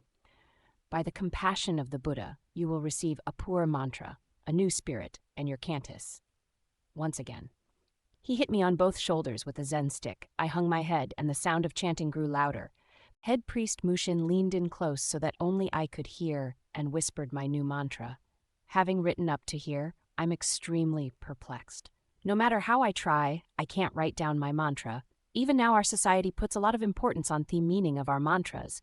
They're words offered to the gods that are the keys to activating our cantus. We are warned to never use them in vain lest the power be lost. On the other hand, these are just the words to the spell. Sounds without meaning, so revealing it here shouldn't cause any harm. I want to understand the reasoning behind that. In the deepest parts of my subconscious is a natural defense against exposing my mantra. Even now, I can feel the hand holding the pen being restrained every time I try to write it down. So for those who want to know what a mantra is, I've written an example below. Namo Kashagarbhaya Om Arya Kamali Svaha. Incidentally, this is the mantra of the Akasagar Bodhisattva given to Satoru. The rest of my initiation dragged on for a long time, so I won't write it all down. When it was finally over, the sky was brightening in the east and everyone was exhausted. I slept like a log for a full day afterwards. When I woke up, I spent a day in service with the studying priests, and the day after that I was allowed to go home. Head priest Mushin and the other monks in the Temple of Purity wished me good luck and bid me farewell under the leafing cherry trees. I got into the windowless houseboat once again and traveled back to the town. The journey only took 2 hours this time. My parents hugged me tightly for a long time. There was a celebration that night. The table was filled with all my favorite dishes. Sage Academy, like Harmony School, is in Hayring, but much farther to the north near Pinewind. My teacher from Harmony School accompanied me into the stone building, but told me to enter the classroom alone. My mouth was dry with anxiety. Immediately to the right of the open door was the podium. On the wall in front of me hung the Academy's motto. On my left were amphitheater-style seats, where 30 or so students were sitting quietly. Mr. Endo waved me toward the podium, and I felt my legs shaking as I approached. Never before had I been the focus of so many people. I felt naked and defenseless. I couldn't even muster up the courage to look up at the class as I stood at the podium. I chanced a fleeting glance and saw that everyone's eyes were averted. That instant reminded me of something. Not Harmony School, but definitely someplace I've been to before. What was it? The same ambience hovered over the class like a fog. It was a strange sense of déjà vu. "This is your new classmate, Saki Watanabe." Mr. Endo wrote my name on the whiteboard. Unlike the Harmony School teachers, he didn't actually write on the whiteboard. Using his cantus, he somehow made black particles gather on the board in the form of words. "You're already friends with students from Harmony School, right? Please get along with those from other schools as well." Applause rippled through the class. I realized that everyone was as nervous as I was. Feeling slightly better, I looked up at the class and saw that Maria, Satoru, and Shun were waving at me. Upon closer inspection, I saw that roughly a third of the students were in the same grade as me in Harmony School. Although students entered the academy separately, it made the most sense to group them according to age. Realizing this alleviated my worries considerably, and for the first time I wondered what I would be learning here. During recess, the other Harmony School students gathered around me like they had been waiting for me forever. "Took you a little while, didn't it?" were Shun's first words. If Satoru had said the same thing, I would have snapped at him, but I just smiled. "Sorry for making you wait." "Seriously, I was almost tired of waiting," Maria said, hugging me from behind. "I'm just a late bloomer. It's not like the spirits of blessing that come earlier are better, right?"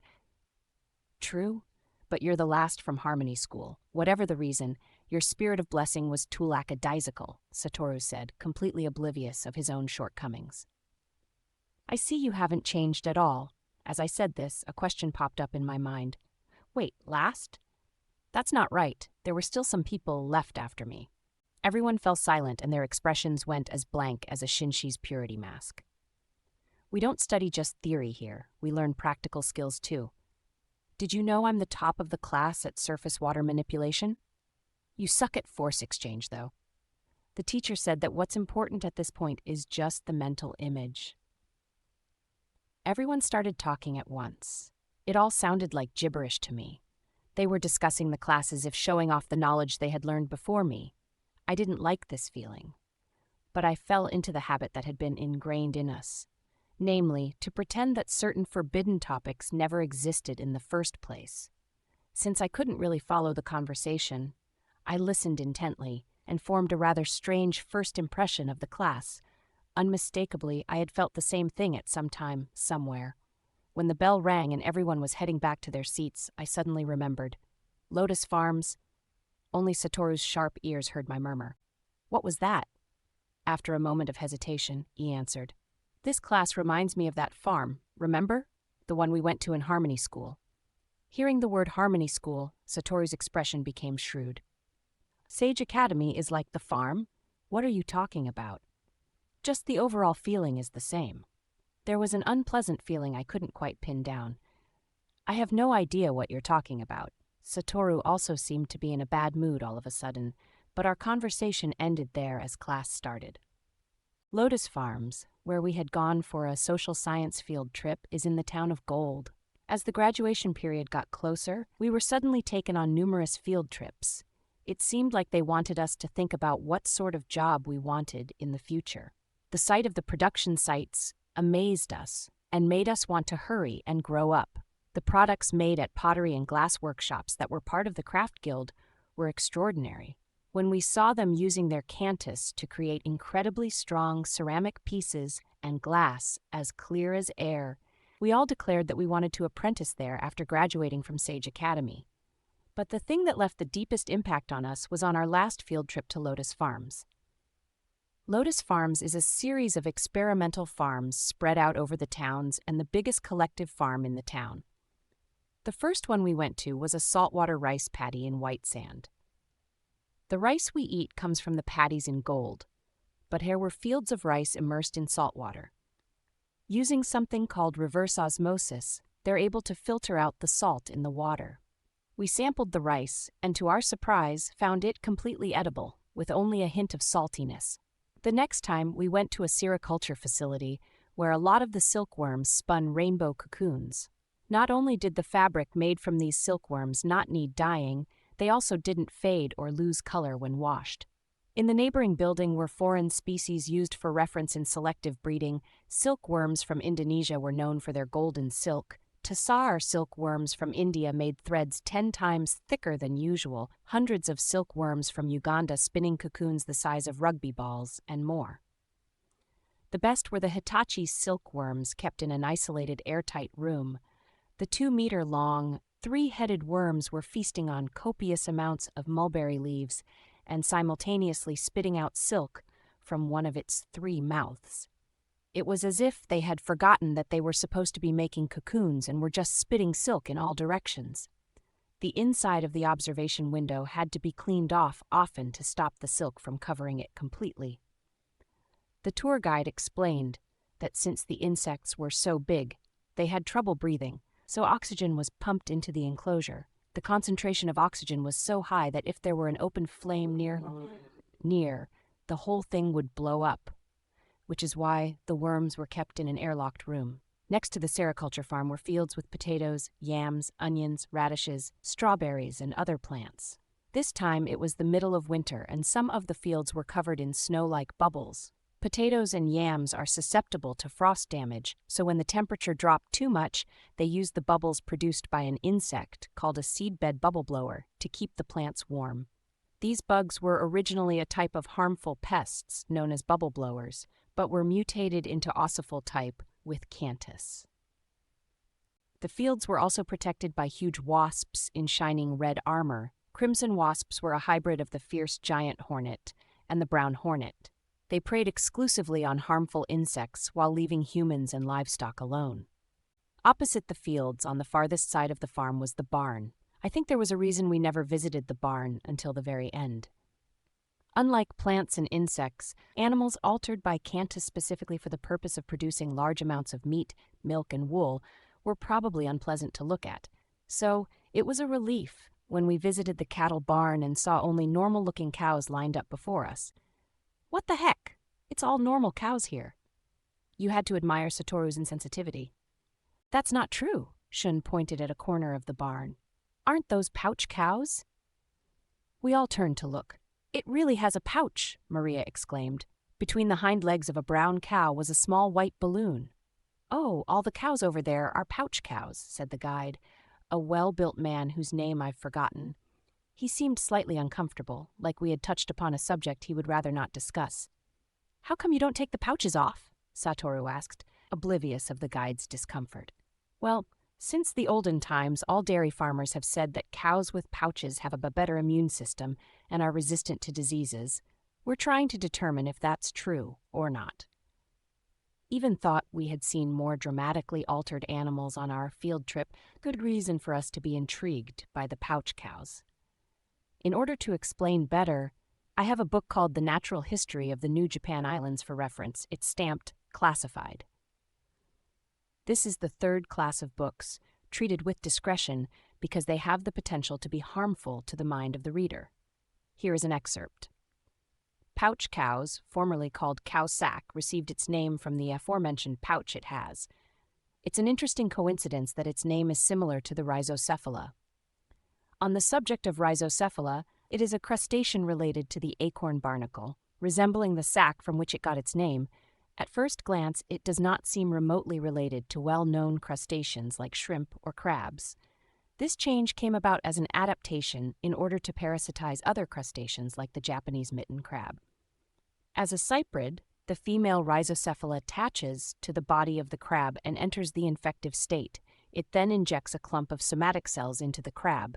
These cells attach themselves inside the body, then pierce through the abdomen and develop its sac. The sac is an ovary and does not have limbs or digestive organs. The cells inside the body grow root-like structures that absorb nutrients from the crab.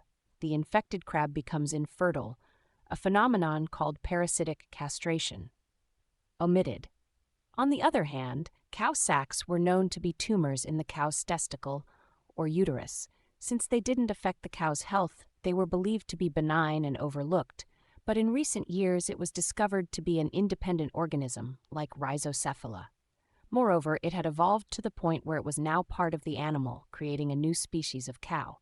The origin of the pouch cow is uncertain, but a theory that it evolved by chance is largely accepted. This is likened to one embryo of a twin absorbing the other, who becomes a tumor. Pouch cow larvae are found in large quantities in the testicles of normal bulls. During mating season, the larvae are ejaculated along with normal sperm. They are around 4 centimeters in length, with no eyes or ears, 2 long forelimbs, a body similar to a hornworm's, and a needle-like ovipositor. The larvae propel themselves with their forelimbs to climb around the host cow until they find an area where the skin is thin and inject a clump of somatic cells. As the cells grow, a new pouch develops, and the host cow becomes a pouch cow. Accomplishing this, the larvae dry up and die about 2 hours later. At first glance, the larvae bear no similarities to normal cows, but can still be categorized as beings of the Artiodactyla order, Bovidae class. The claws of the forelimbs are split like cow hooves. This is the only remaining characteristic that shows that the two animals share an ancestor. There is debate about whether a pouch cow is really inseminating the host cow or merely robbing it of the nutrients it would usually give to an egg. There's a folk tale, or perhaps it's an urban legend, surrounding the pouch cow. Once, the larva was caught climbing on a cow. While it was being removed, it let out a noise that sounded just like a cow's. The other cows heard it and became disturbed, all crying out at the same time. This author has had numerous chances to observe pouch cow larvae, but regrettably, no cries have been heard. It's strange how we associated the miraculous power known as Cantus with the strange animal called the pouch cow, silently eating its feed. This probably isn't because we were managed just like these animals by our school, but because we were all burdened with an identity we were not yet aware of. The house of cards rose in the blink of an eye. I snuck a glance at Satoru sitting next to me. Looked like it was going well. He was already on the 4th layer. Satoru sensed that I was looking and spun the 4 of hearts card. He was levitating with a smug expression on his face. Determined not to lose, I focused on the house of cards before me. It was a simple task, stacking playing cards into pyramids, but actually doing it involves a lot of discipline in using your Cantus. First and foremost was concentration. The slightest touch or breath of wind would knock the house down. Next was spatial perception. Third was multitasking. You had to be able to pay attention to all that while looking out for signs that the house was about to fall and correct it in time.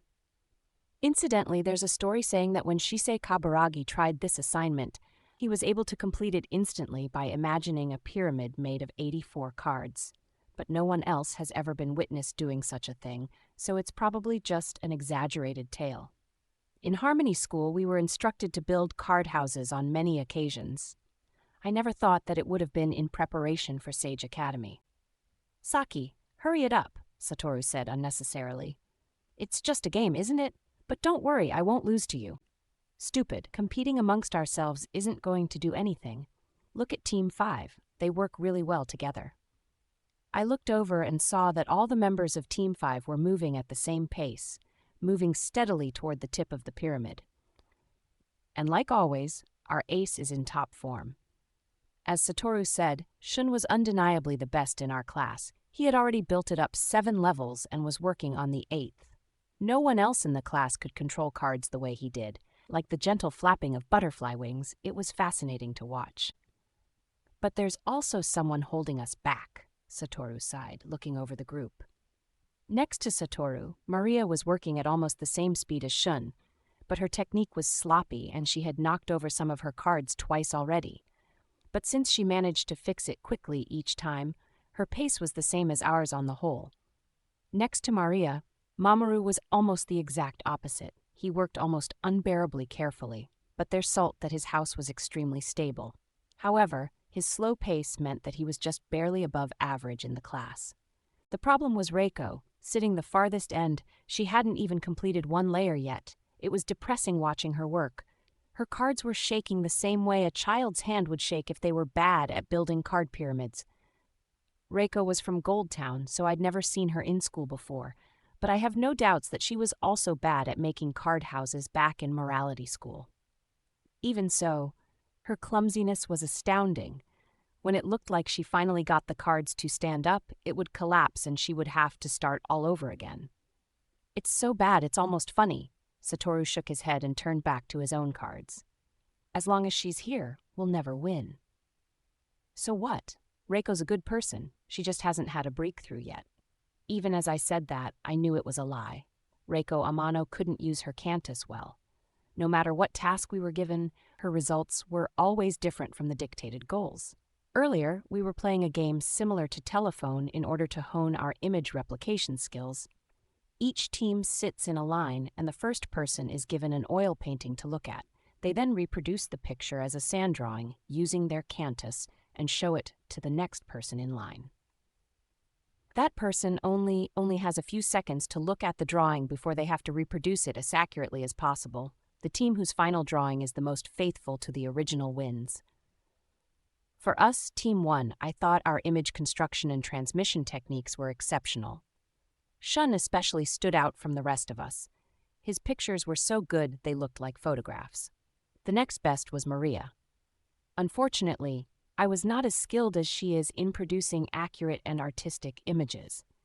If Satoru were first, he might not be able to do it, but he was great at copying sand drawings. I was the exact opposite. I was able to create sand drawings based on the originals. Mamoru was quite artistic and could produce beautiful pictures, but they weren't always accurate. Out of the 6 of us, Reiko was always the one messing up.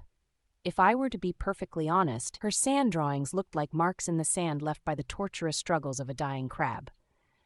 No matter how closely I looked at her pictures, I had no idea what she was drawing. No matter what position she was placed in line, her drawings never look anything other than random scratches. In the House of Cards competition too, her slowness was a deciding factor in our loss. The team with the highest number of cumulative layers wins. But before that, each member must build at least 7 stories. And this time, Reiko made a fatal mistake. While everyone else was carefully and delicately maneuvering their cards, she somehow managed to make hers rocket through the air and smack into Maria's. Unsteady as it was, Maria's card house was the second tallest of the group. It was flattened in an instant. "Ah, I'm sorry." Needless to say, Reiko was panicked. Maria sat stunned for a few moments before she began rebuilding her pyramid twice as quickly as she had been doing, but given how little time we had left, even if both Shun and Maria's pyramids were complete, it wouldn't have been enough. Before she could even complete the 3rd layer, a whistle blew, signaling the end of the competition. "I'm so sorry. I can't believe I did something like that." Reiko apologized incessantly. "Don't worry about it. I knocked it over a bunch of times myself anyway," Maria said, smiling, but her eyes were empty. "Here, I'll give a brief introduction of Team 1. The 6 members are Shun Aonuma, Maria Akizuki, Satoru Asahina, Reiko Amano, Mamoru Ito, and me, Saki Watanabe. You might have noticed that the names are in alphabetical order, so it would have made sense for them to be in Team 5. But I somehow wound up in Team 1. Since 3 of my good friends are in the same team, I thought it was done as a special consideration to help me get used to Sage Academy. After class that day, Maria, Satoru, Shun, Mamoru, and I walked down a small path that ran along the canal near school. It wasn't that we didn't want to be friends with Reiko, since we did hang out with her pretty often, but that we felt it might be awkward for her to be around us after messing up so badly. "I want to be able to use my full power already," Satoru said, stretching. Everyone felt the same way. Since we were still students, we couldn't use our cantus in public. Unlike the classes in Harmony schools, the lectures at Sage Academy were long and tedious, but we had to go through them before our cantus would be unsealed for the practical course at the end of the day. "When you get to use your full powers, I have to be sure to run away as far as I can," I teased. "Why?" said Satoru sullenly. "No particular reason. I already have perfect control, but you're clumsy as a drunk." "I think you're both really good," said Shun, trying to placate both of us. "Hearing this from you, I can't really be happy." Satoru kicked a pebble into the canal. "Why?" Shun asked, genuinely confused. "I'm not lying. I really think that both of you are good. Your cards didn't go flying the wrong way or anything." "Ah, stop it already," Maria sighed, covering here ours. "Humph." Shun's unconsciously looking down on us. "Don't you think so, Saki?" To tell the truth, I agreed with Satoru, but I didn't say that. Don't lump me in with you. You're the only one being looked down on. What? No, I'm not, Satoru grumbled, then suddenly fell silent. What's wrong? Maria asked. Satoru pointed to an area of the canal 6 or 7 meters ahead of us. Look at that. There were 2 humanoid shapes shrouded in dirt-colored robes. Queerats? Maria whispered, twisting a lock of red hair between her fingers. Yeah, what are they doing? Shun was fascinated, as was I. This was the first time I had ever been this closet to a queerat. We shouldn't stare, Mamoru warned. His curly hair always made it look like his head was exploding. In friendship, if we saw queerats, we were told not to stare or get close. Didn't they ever tell you in Harmony School? Of course we had been. But it's human nature to want to do things you've been told are forbidden. We advanced slowly, keeping an eye on their movements. I remembered what my father had told me when I was younger. As we got closer, we saw that the queerats were in the process of cleaning the trash that collected in the bends in the canal where the water flowed slower. They were diligently scooping up leaves and twigs with nets on bamboo poles. Something like this could be done in an instant with Cantus, but no doubt humans find it too boring to be worth their time. They're working pretty hard. But it looks hard to hold a net with hands like that, Maria said sympathetically. It sure seems like it. Their skeletons are structured differently from ours. Just standing on 2 legs is hard enough. It was just as Shun said. Even though we couldn't see their bodies covered by the robes, the arms holding the nets looked rodent-like, and they balanced unsteadily on their hind legs. We shouldn't be watching them. Mamoru took a few steps away from us and turned his back to the queerats. Come on, nothing's gonna happen. Hey, watch out! Satoru ran forward, shouting. One of the queerats had tried to lift up a net laden with leaves that was heavier than it had anticipated. With a huge wobble, it pitched forward. The other queerat tried to catch it, but was a second too late. The first queerat fell headfirst into the canal. There was a huge splash. We rushed forward. The fallen queerat was struggling under the water about a meter away.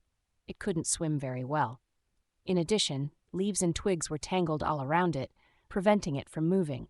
Its companion dashed back and forth in a panic. It didn't seem to realize that it could hold out the net for the queerat to grab. I took a deep breath and concentrated. Saki, what are you trying to do? Maria asked, surprised. Helping it. Huh, how? It's better not to have anything to do with them, Mamoru shouted in a cowardly voice from behind. It's fine. I just have to lift this part to get him back to shore. It'll be easy. You can't be serious. You can't just use your Cantus whenever you want. I think you should stop too. If I don't do anything, it'll die. I calmed down and quietly whispered my mantra. But this is really bad. We were taught to be compassionate to all living things, right? I focused on the queerat bobbing in the water. The problem was that it kept moving, and all the leaves and debris made it hard to get a grasp on its size. It's easier to lift it up along with the leaves, Shun said, realizing my dilemma. I cast him a grateful glance and tuned out the others. I concentrated on lifting the mass of leaves, imagining it rising up. Finally, it broke the surface tension and hovered above the water. Water trapped in the pile cascaded into the canal. Bits of leaves that had escaped my notice fluttered down. The queerat should be somewhere in there, though I couldn't see it. I slowly guided it toward the shore. Everyone stepped back to make room. I gently dropped it on the path. The queerat was alive. Thrashing and kicking, it managed to turn over and cough up a flood of water and bubbles. Up close, it was pretty big. It was probably a meter tall, fully upright. Wow, it looked like you just scooped it up with a big net. That's a perfect levitation. Yeah, thanks to your advice. As I was basking in Shun's praise, Satoru cut in. What do we do now? If the school finds out. As long as they don't find out, it's fine. I'm saying, what if they find out? Maria came to my rescue. Everyone absolutely has to keep this a secret, okay? For Saki's sake. Okay, said Shun without hesitation. You too, Satoru, got it? You don't have to tell me, but what if it gets out somehow? It doesn't seem like anyone saw us. As long as no one says anything, it'll be fine, Maria replied. Mamoru? What? What do you mean, what? Nothing happened today. I didn't see anything. I had nothing to do with the queerats or anything. But what do we do about this? Satoru wrinkled his nose at the queerat. It's not going to talk to anyone. Can queerats talk? Shun looked curious. I approached the queerette who was still lying on the ground. I wondered if it was injured somewhere. When the other queerettes saw me, it also fell prostrate to the floor. They were obviously afraid of humans. "Hey, I saved your life? Got it?" I tried to speak gently. "You shouldn't talk to queerettes," Mamoru shouted in a strangled voice from somewhere behind me. "Hey, can you hear me?" The soaked queerette nodded silently. Looking a lot more comfortable now that it was back on all fours, it crawled over to me and made a movement like it was kissing my shoes. They both bowed. Somehow, that simple action was full of meaning. Suddenly, I really wanted to know what their faces looked like. "Hey, look this way." I clapped my hands lightly. "Saki, stop it already." Maria sounded slightly stunned. "Seriously, you can't, the queerettes." Mamoru sounded even farther away now. "Do you understand what I'm saying? Lift your head up." The queerettes lifted their heads nervously. Somehow, I had been expecting a cute face like a field mouse's, so I was shocked. Under the hood was a face uglier than any I had ever seen on a living thing. It had a flat snout, more like a pig's than a rat's loose pale skin that hung in folds and was covered in brown, downy hairs and shiny, beady eyes. "Takyu, kiki, kakakakaga." Gods. The queerette suddenly started speaking in a high, squeaky voice. I froze in surprise. "It's talking," Maria murmured. The other three were dumbfounded. "What's your name?" I asked. "Akshka," it chirped in a sing-song voice. Spit frothed at the corners of its mouth. I knew it was saying its name, but there's no way to write it out in Japanese, not that I even remember what it was. "Well, it looks like we won't have to worry about them ratting us out," Satoru said, sounding relieved. "It's not like anyone will understand what they say." Our anxiety gone, we started laughing. But for some reason, a chill ran up my spine as I looked at the queerettes. It felt like I had touched on something taboo that was hidden deep in my heart. "Although we can't use their names, there should be some other way to tell them apart," Shun mused. "You can tell by their tattoos." Surprisingly, it was Mamoru who had spoken. "Tattoo? Where?" "Somewhere on their forehead. It should have their colony and identification number," Mamoru said, his back still turned. I put my hand tentatively on the queerette's head and lifted its hood. It stayed docile like a trained dog. There it is. Down the length of its forehead, the words GOAT 6 and 19 were tattooed in blue ink. "What do these words mean?" "It has to be the colony's emblem," Shun said. Queerettes have 3 characteristics that are unlike most other animals. The first is their appearance that is the basis for their name. Queerettes resemble hairless rats and are around 60 centimeters to a meter in length. Standing upright, they're between 1.2 and 1.4 meters.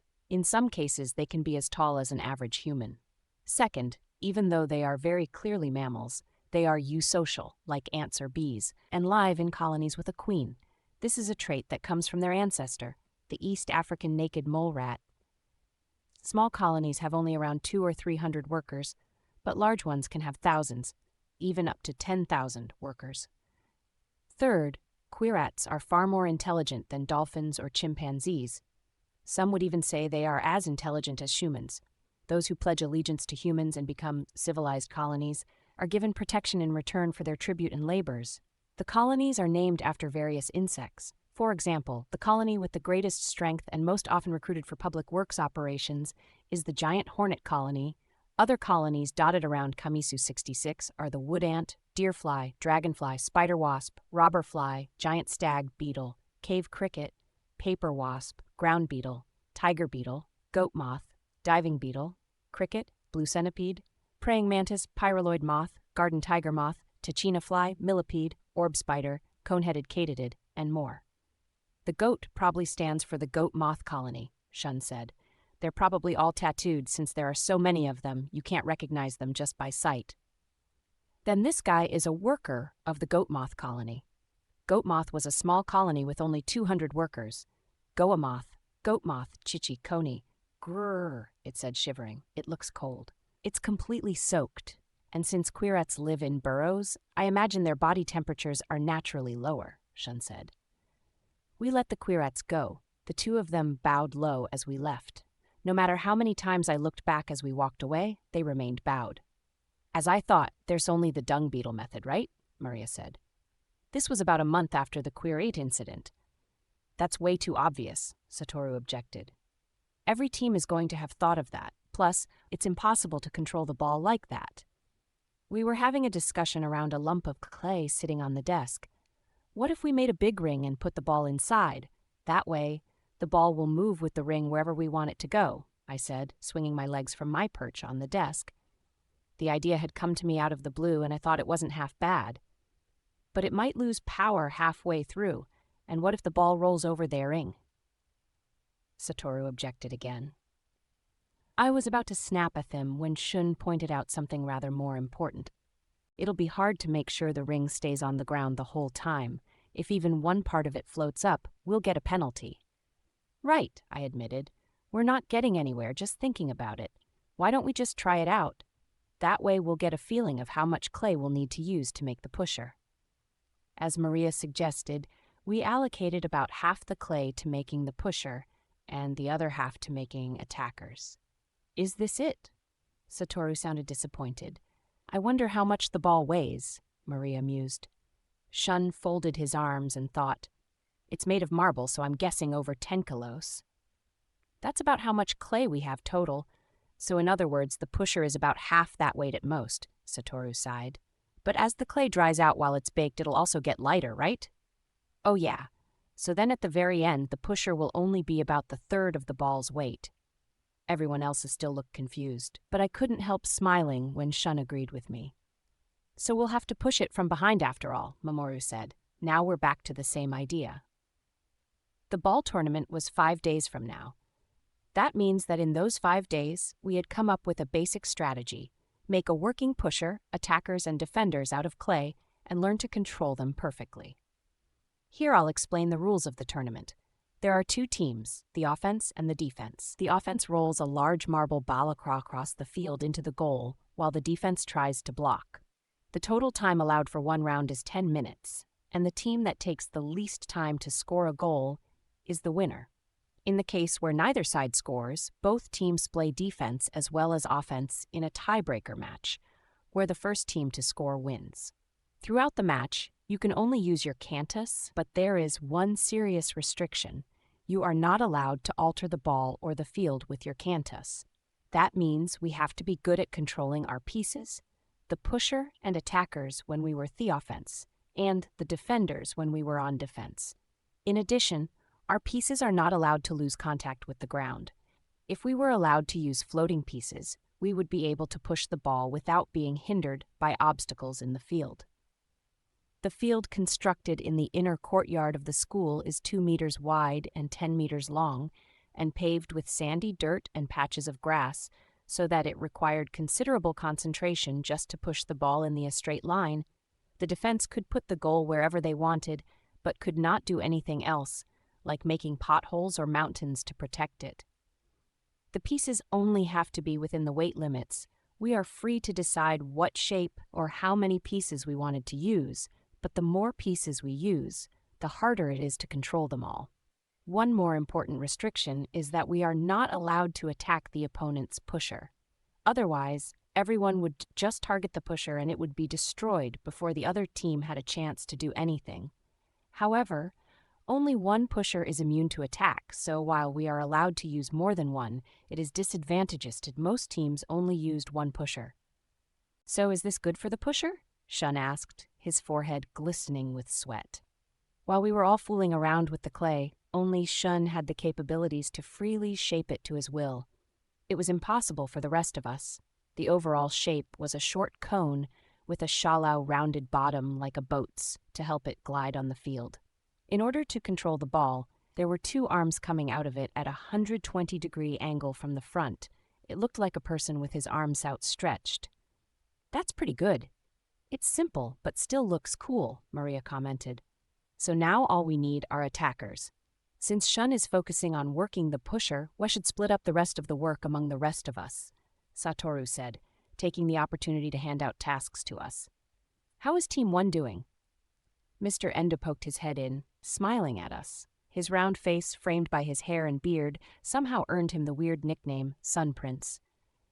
We've just finished the design for the pusher, Satoru said, proudly showing off the model.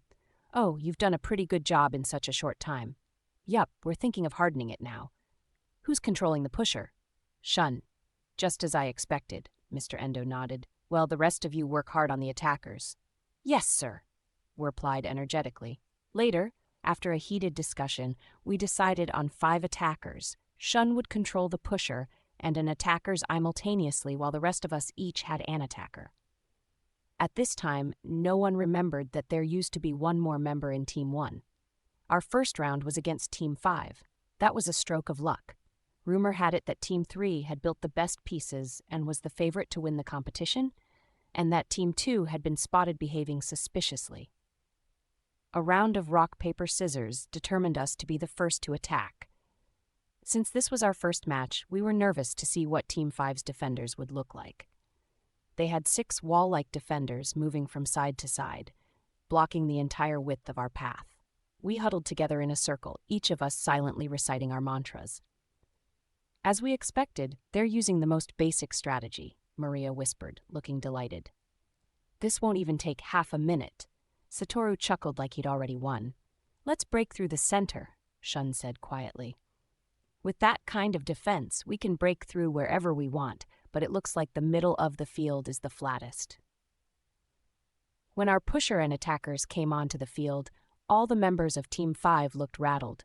The pusher glided slowly into position with its arms up behind the ball. The attackers were deployed in a neat formation. 3 were positioned in a triangle in front of the ball, and the other 2 were guarding either side of it. The vanguard attackers were shaped like triangular pyramids, with the tip pointed forward. They looked like paper airplanes because the long edge of the pyramid was touching the ground and the flat side was facing up. The 2 guards were bottom-heavy, shaped like squashed cylinders, with numerous protrusions on the surface. Actually, the protrusions had no real purpose, but had the effect of making the guard look sturdier. Play fair, work together as a team, and do your best. Got it? The Sun Prince announced and blew the whistle to start the match. The vanguard advanced slowly. The pusher was still building up power, so the heavy ball stayed where it was. While it was stationary, the ball was vulnerable, but trying to rush it too much risked damaging the pusher. Then again, since Shun was controlling it, such a blunder was unimaginable. The defenders couldn't gather up the courage to advance and continued wavering uselessly from side to side. The ball finally started rolling slowly forward. It gradually gathered speed and hurtled down the field with the 3 attackers leading the charge. Team 5 finally realized our plans and hurried to gather their defenders in the middle. But it was too late. We were going to crush them in a single blow. The attackers plowed through the defenders' heavy walls like they were made of paper. A second later, the marble ball rumbled past. All that happened in the blink of an eye. The second web broke through their defense. Team 5 was defeated. The marble ball made straight for the goal and fell into the hole with a resounding thud. The time was 26 seconds, faster than Satoru had predicted. I wish they had tried harder. That wasn't even a competition, Satoru said. Seriously, it was like they didn't have a defense at all. Even the usually quiet Mamoru agreed. But if we became complacent, things might turn out bad. The other side still gets to attack. I tried to get them to focus. We haven't won yet. We've basically already won, though, right? No matter how I think of it, there's no way they can score a goal in under 26 seconds, Satoru said, still smirking. But we never know what might happen. Don't get caught off guard, Shun said as we moved our defenders onto the field. When we saw the pieces Team 5 was using, we were all dumbstruck. Since their defenders were so plain, we had been expecting the same of their attackers. Unfortunately, we had grossly underestimated them. They had used a cleverly deceptive all-or-nothing strategy. What is that, huh? Maria said in a low voice. All 6 of them looked the same. The pieces were rectangular, with a protruding arm like a bell hammer. They made all of them pushers, Satoru whispered. The Sun Prince took one of the pushers and drew a red circle on it, indicating that it was the one we were not allowed to attack. But we're allowed to attack all the others, right? So that one still doesn't have any defenders to protect it, I said. It's okay if 1 or 2 pushers are damaged. If all 6 pieces push, any of our defenders would be crushed by the speed of the ball, Satoru answered. So that's how it was. The whistle sounded, and the ball started rolling, quickly gathering speed. 4 of our defenders are shaped like doorstops, the idea being that we could wedge them under the ball to slow its movement and throw it off track. but 2 of them were sent flying by the speed of the ball before they could do anything. The 2 that were left went after the pushers on the edge. 1 managed to flip a pusher over, but with 5 remaining, the ball showed no signs of slowing down. "This is bad. At this rate," Satoru shouted.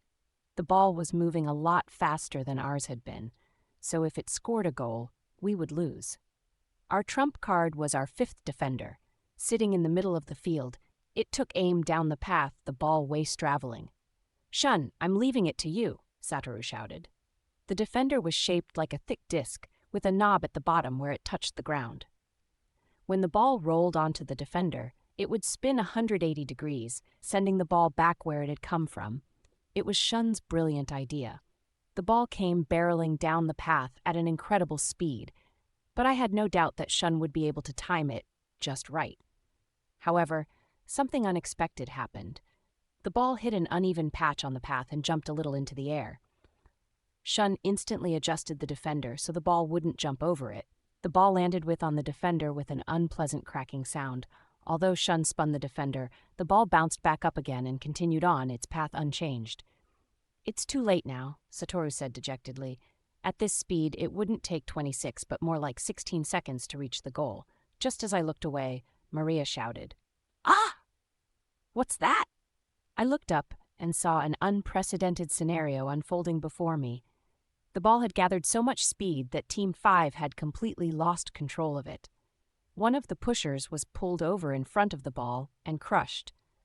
The forces directing the ball became unbalanced, and the ball swerved to one side. There was no way to stop the ball anymore. It missed the goal by a large margin and flew off the field. Since Team 5 can no longer continue, Team 1 is the winner. The Sun Prince's voice sounded like a voice from heaven. "Yes, we passed the first round." Team 5 really sabotaged themselves, probably because their tactics were too extreme. As we gathered together to celebrate our victory, I realized Shun was standing outside the circle. "What happened?" I asked. Shun turned toward me, holding the defender and looking dejected. "This is bad. It cracked, huh?" Everyone gathered around Shun. Since the clay was baked at high temperatures, it should have the strength to withstand the weight of the marble ball on top of it. All the same, we never expected the ball to jump and fall onto the disc. "Well, we don't know if we still have 1 or 2 matches left, but does this mean we won't be able to use it?" Maria asked. "Yeah, it'll probably break the next time a ball rolls onto it. It'll be impossible to spin it and throw the ball off course. So we have no choice but to go out with only 4 defenders. We tried to come up with countermeasures, but couldn't think of anything good, so we decided to take a break and go find out who our next opponents were. Since there are 5 teams, the numbers are uneven for a tournament.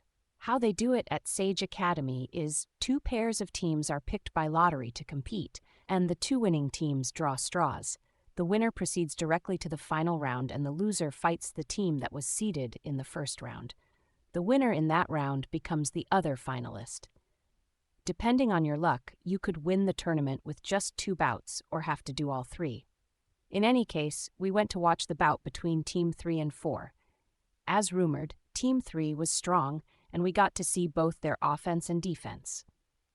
Their pusher was a complex curved shape, like a horseshoe, that could control the ball perfectly. Their attackers were similar to ours, but seemed more refined. What surprised us was how they used their 2 defenders, which were shaped like kokeshi. Between the 2 stretched a rope made of wet clay. When the ball rolled over the rope, it naturally wrapped itself around the ball and stopped it from moving forward. Although Team 4 eventually made it to the goal, they lost a large amount of time. "They're pretty smart to think of that," Satoru said grudgingly. "We were wrong to assume we had to use hardened clay." It seemed like they were pretty confident that they could cause their opponents to lose enough time to ensure their own victory.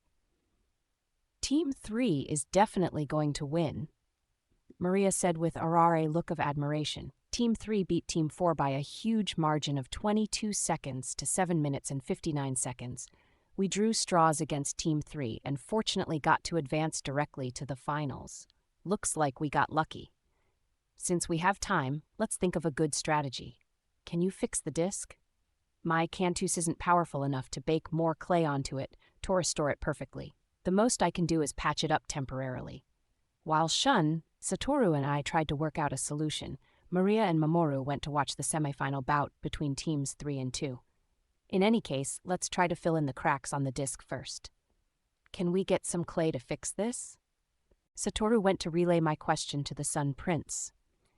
In the end, we were told that if we could exchange some of our pieces for the same amount of clay, the pieces weighed.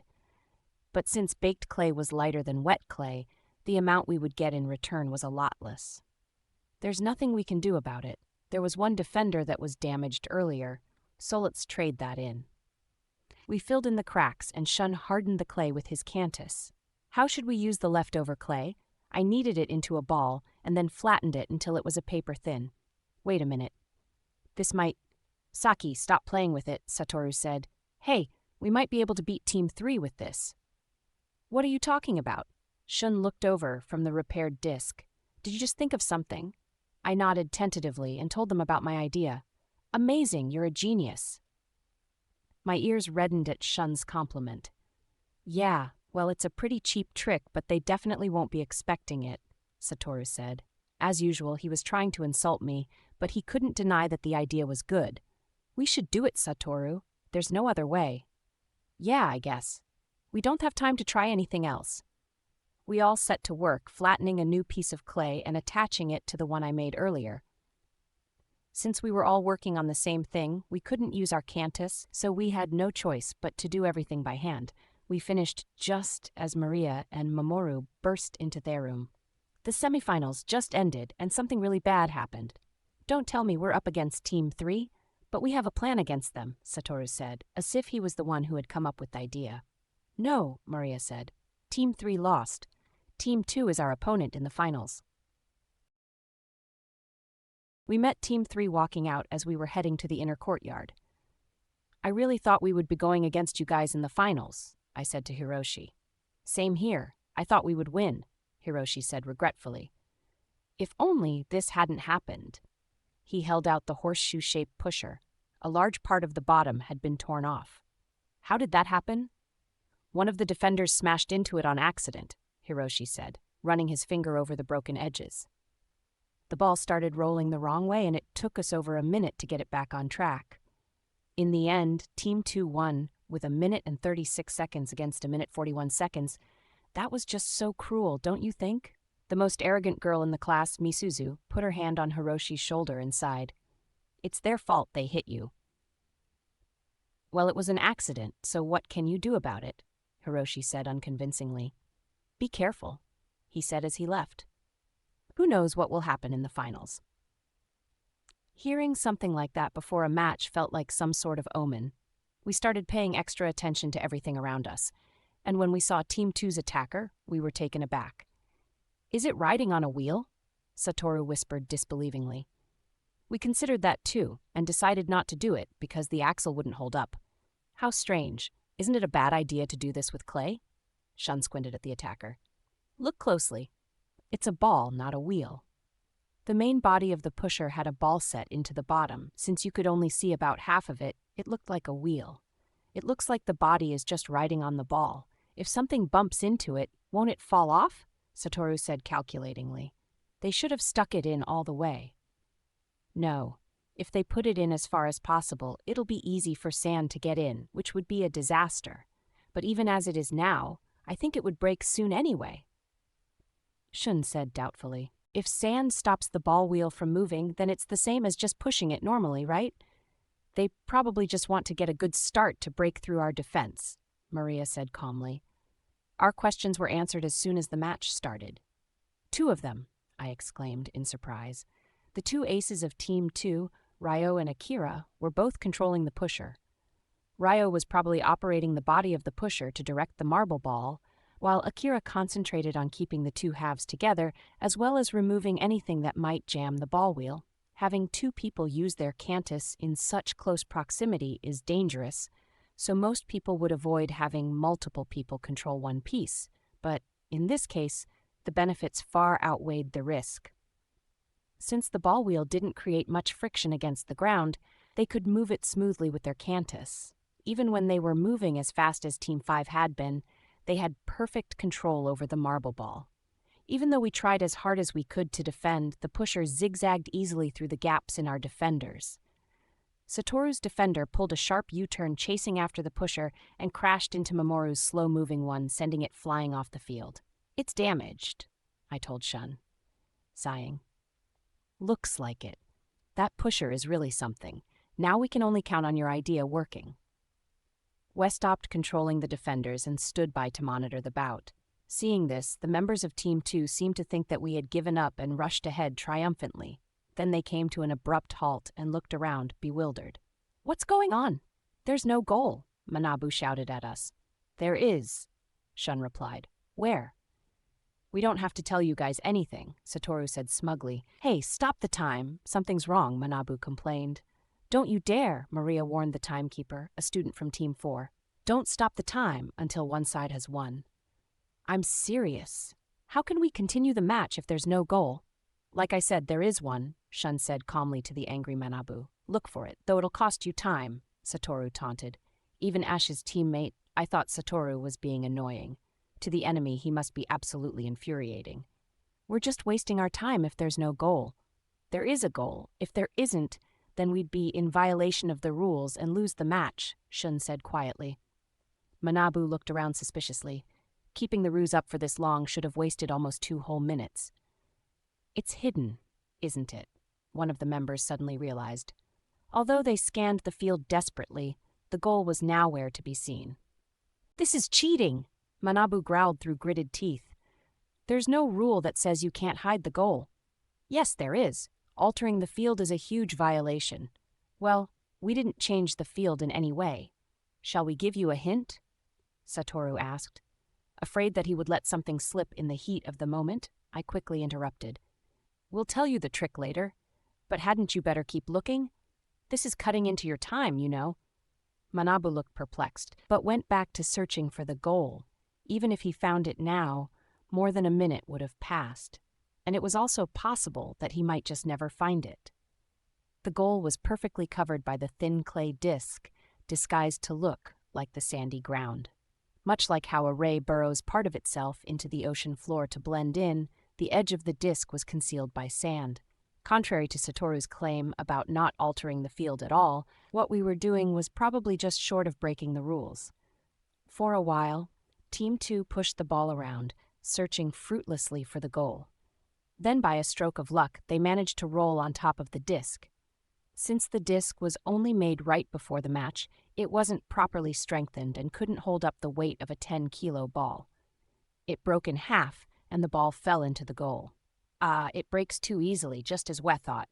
But it's fulfilled its purpose. They took over 3 minutes, so it'll be an easy victory for us, Satoru said optimistically. We were all taken by his enthusiasm. There was no way Team 2's defenders were strong enough to stop us for 3 minutes. Even as we switched sides and moved our pusher onto the field, we were still full of confidence. We didn't realize anything was wrong until Team 2 started approaching us in waves with over 10 defenders. Each person controlled at least 2 and attacked indiscriminately, slamming relentlessly into our attackers. Since there were so many, we couldn't stop them all. Some slipped through and headed straight for the ball. Even in the face of the onrushing defenders, Shun kept moving the ball forward calmly. Since we still had 3 minutes to spare, there was no hurry. We were almost halfway across the field. Even though only a minute had passed, we could already see the goal up ahead. Even though Team 2 had many defenders, they were small and light and didn't have the strength to stop the pusher from continuing forward. Victory was within our grasp. In that moment, the ball stopped jerkily as if held back by a tether. Shun looked startled. When he tried pushing the ball harder, something happened. A defender came flying in from the side, slipped past the ball, and rammed straight into the pusher. With a high, clear sound like a struck bell, pieces of ceramic went flying through the air. Everyone gasped. The defender flew off the field, and we saw that our pusher's left arm was broken. Even though the match hadn't been stopped, all of us, and the members of Team 2, were frozen in shock, all except one person. Another defender came in from the same direction and pushed the ball. It slowly rolled off the field. Who did that? I looked over Team Two's dumbfounded faces and glimpsed Manabu grinning broadly. Instinctively, I turned away, feeling like I had seen something I wasn't supposed to. "Hey, the hell are you doing?" Satoru shouted furiously. You just... He couldn't even bring himself to say the rest. "Sorry, it was an accident," Manabu said. "An accident? That's just an excuse," Maria yelled. "Okay, stop the time." The Sun Prince stepped between us. The timing of his appearance was impeccable. He had probably been watching us from somewhere. "It's unfortunate, but because of the accident, the final match is a draw." "What? But the other side violated the rules, right?" Shun said forcefully in a rare show of protest. "No, it was just an accident. Both Team 1 and Team 2 can be considered winners, okay?"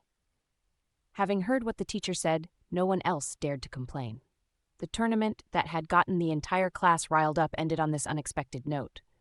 "I can't believe this. He definitely did it on purpose," Maria seethed. "Team 3 even warned us before the match." "Yeah, no way it was an accident," Mamoru said in agreement. "He planned the whole thing," Satoru chimed in. Slipping past the ball, breaking the pusher's arm, it was all part of the plan. "Don't you think so, Shun?" Shun stayed silent, his arms crossed. "What? Don't tell me you believe him?" Shun shook his head. "No, I'm thinking about what happened before that." "Before?" The pusher suddenly stopped, almost as if it had hit a wall. "Huh? Are you sure?" "Yeah." The pusher felt really strange, and it's not like there was anything on the ground stopping it. We were at a loss for words. Shun had the sharpest senses out of all of us, and he wasn't the type to just make up stuff like this. In that case, the only possible explanation was that someone had used their Cantus to stop or ball. Apart from breaking the tournament rule about using your Cantus directly on the ball, the fact that someone had interfered with another person's Cantus, I've mentioned this before, was a blatant violation of the Code of Ethics. If two Cantus were to come in contact with each other, a rainbow interference pattern would appear and space would become distorted, creating an extremely dangerous environment. In other words, someone in Team 2 was okay with breaking the most fundamental of rules. Imagining a person doing that was so disturbing, it felt like the ground was about to give way beneath my feet. That day, we were silent on the way home. Everyone was probably in a state of shock. But even then, we didn't know the true nature of the fear that writhed deep inside us. During puberty, even the smallest problems often feel like the end of the world. But our young, naive minds do not stay worried for long. We soon forget what it was that was causing our anxiety in the first place. In addition, thanks to a subconscious defense mechanism we call forgetfulness, even more serious issues that would cause us to question the world we live in disappear from our minds like wisps of smoke. Once the ball tournament was over, we turned our attention to the most important event Sage Academy held each year, summer camp. Even though the name makes it sound happy and carefree, it was actually an action-packed week-long camp where the teams paddled up the Tone River and lived in tents without any adult supervision. We had to have our teacher approve our itinerary to make sure it didn't clash with another team's schedule, but that was the only input we would get from them. This would be our first time going outside the Holy Barrier since our visit to the Temple of Purity, so everyone was as excited and nervous as if we had been told we were going to explore a new planet. Our anticipation and anxiety grew ever more intense each day, and every time we saw each other, someone had a new story or rumor or theory they had heard about summer camp. Although none of these discussions were based in fact, and thus weren't actually helpful for our trip, they took our minds off of our worries. And so, the bitter aftertaste from the unsatisfactory conclusion of the ball tournament did not linger long on our tongues. We did not remember the long-absent Reiko Amano, nor were we concerned with the fact that another student, Manabu Katayama, had disappeared from our midst. Of course, this lack of thought itself is undeniable proof that our memories were being meticulously and deftly manipulated. "Saki, row properly," Satoru complained for about the 30th time. "I am doing it properly. You're the one that's not cooperating," I responded for the 30th time. Canadian canoes are operated by a pair of rowers sitting in a liney and moving in tandem, but if their movements weren't synchronized properly, they could row forever and never get anywhere. What that meant was that Satoru and I, partnered by lottery, were the worst imaginable pair. Man, why is that pair so different from us? From our perspective, Maria and Mamoru were in perfect harmony. Even though we had only a 2-hour lecture on how to operate the canoe the day before, they looked like they had been partners for years. Not only that, but Mamoru had enough spare time to entertain Maria with rainbows he made out of the spray from the boat's wake. Watch them carefully. Mamoru is matching his speed with Maria. Since the person in front can't see what's going on behind them, it's up to the second person to adapt to the first. But Maria is actually rowing properly. You just keep looking at the scenery and forget to row at all. Satoru continued to grumble false accusations. The early summer breeze flowing down the wide expanse of the river felt wonderfully cool. I stopped paddling for just a little while and take off my hat, letting the wind tease my hair. The towel around my shoulders waved like a cape, exposing the back of my sweaty t-shirt for the wind to dry. The rubber life vest was torturous to wear, but a necessary precaution. All along the riverbanks were clumps of reeds, and the chirps of the great reed warbler could be heard coming from within. Suddenly, I felt the canoe gather speed and glide forward smoothly. For a second, I thought Satoru had seen the error of his ways and was rowing the boat with all his strength. But of course, that wasn't it. I looked back and saw that he leaning on the side of the boat, with one hand under his chin and the other trailing in the water. "What are you doing?" I asked seriously. He looked up. "The river feels so nice, like the ocean, just without all the salty spray," he said, completely missing my point. "Weren't you the one who said that we should go as far as we can without relying on our cantus? You've given up already?" "Don't be silly. We could have done that if we were going downstream, but it's too hard to row against the flow." Satoru yawned. "That's why we were just offsetting that with our cantus, so. If you're going to go to all that trouble, why not just use your cantus to propel the boat in the first place? Anyway, we could always row on the way back."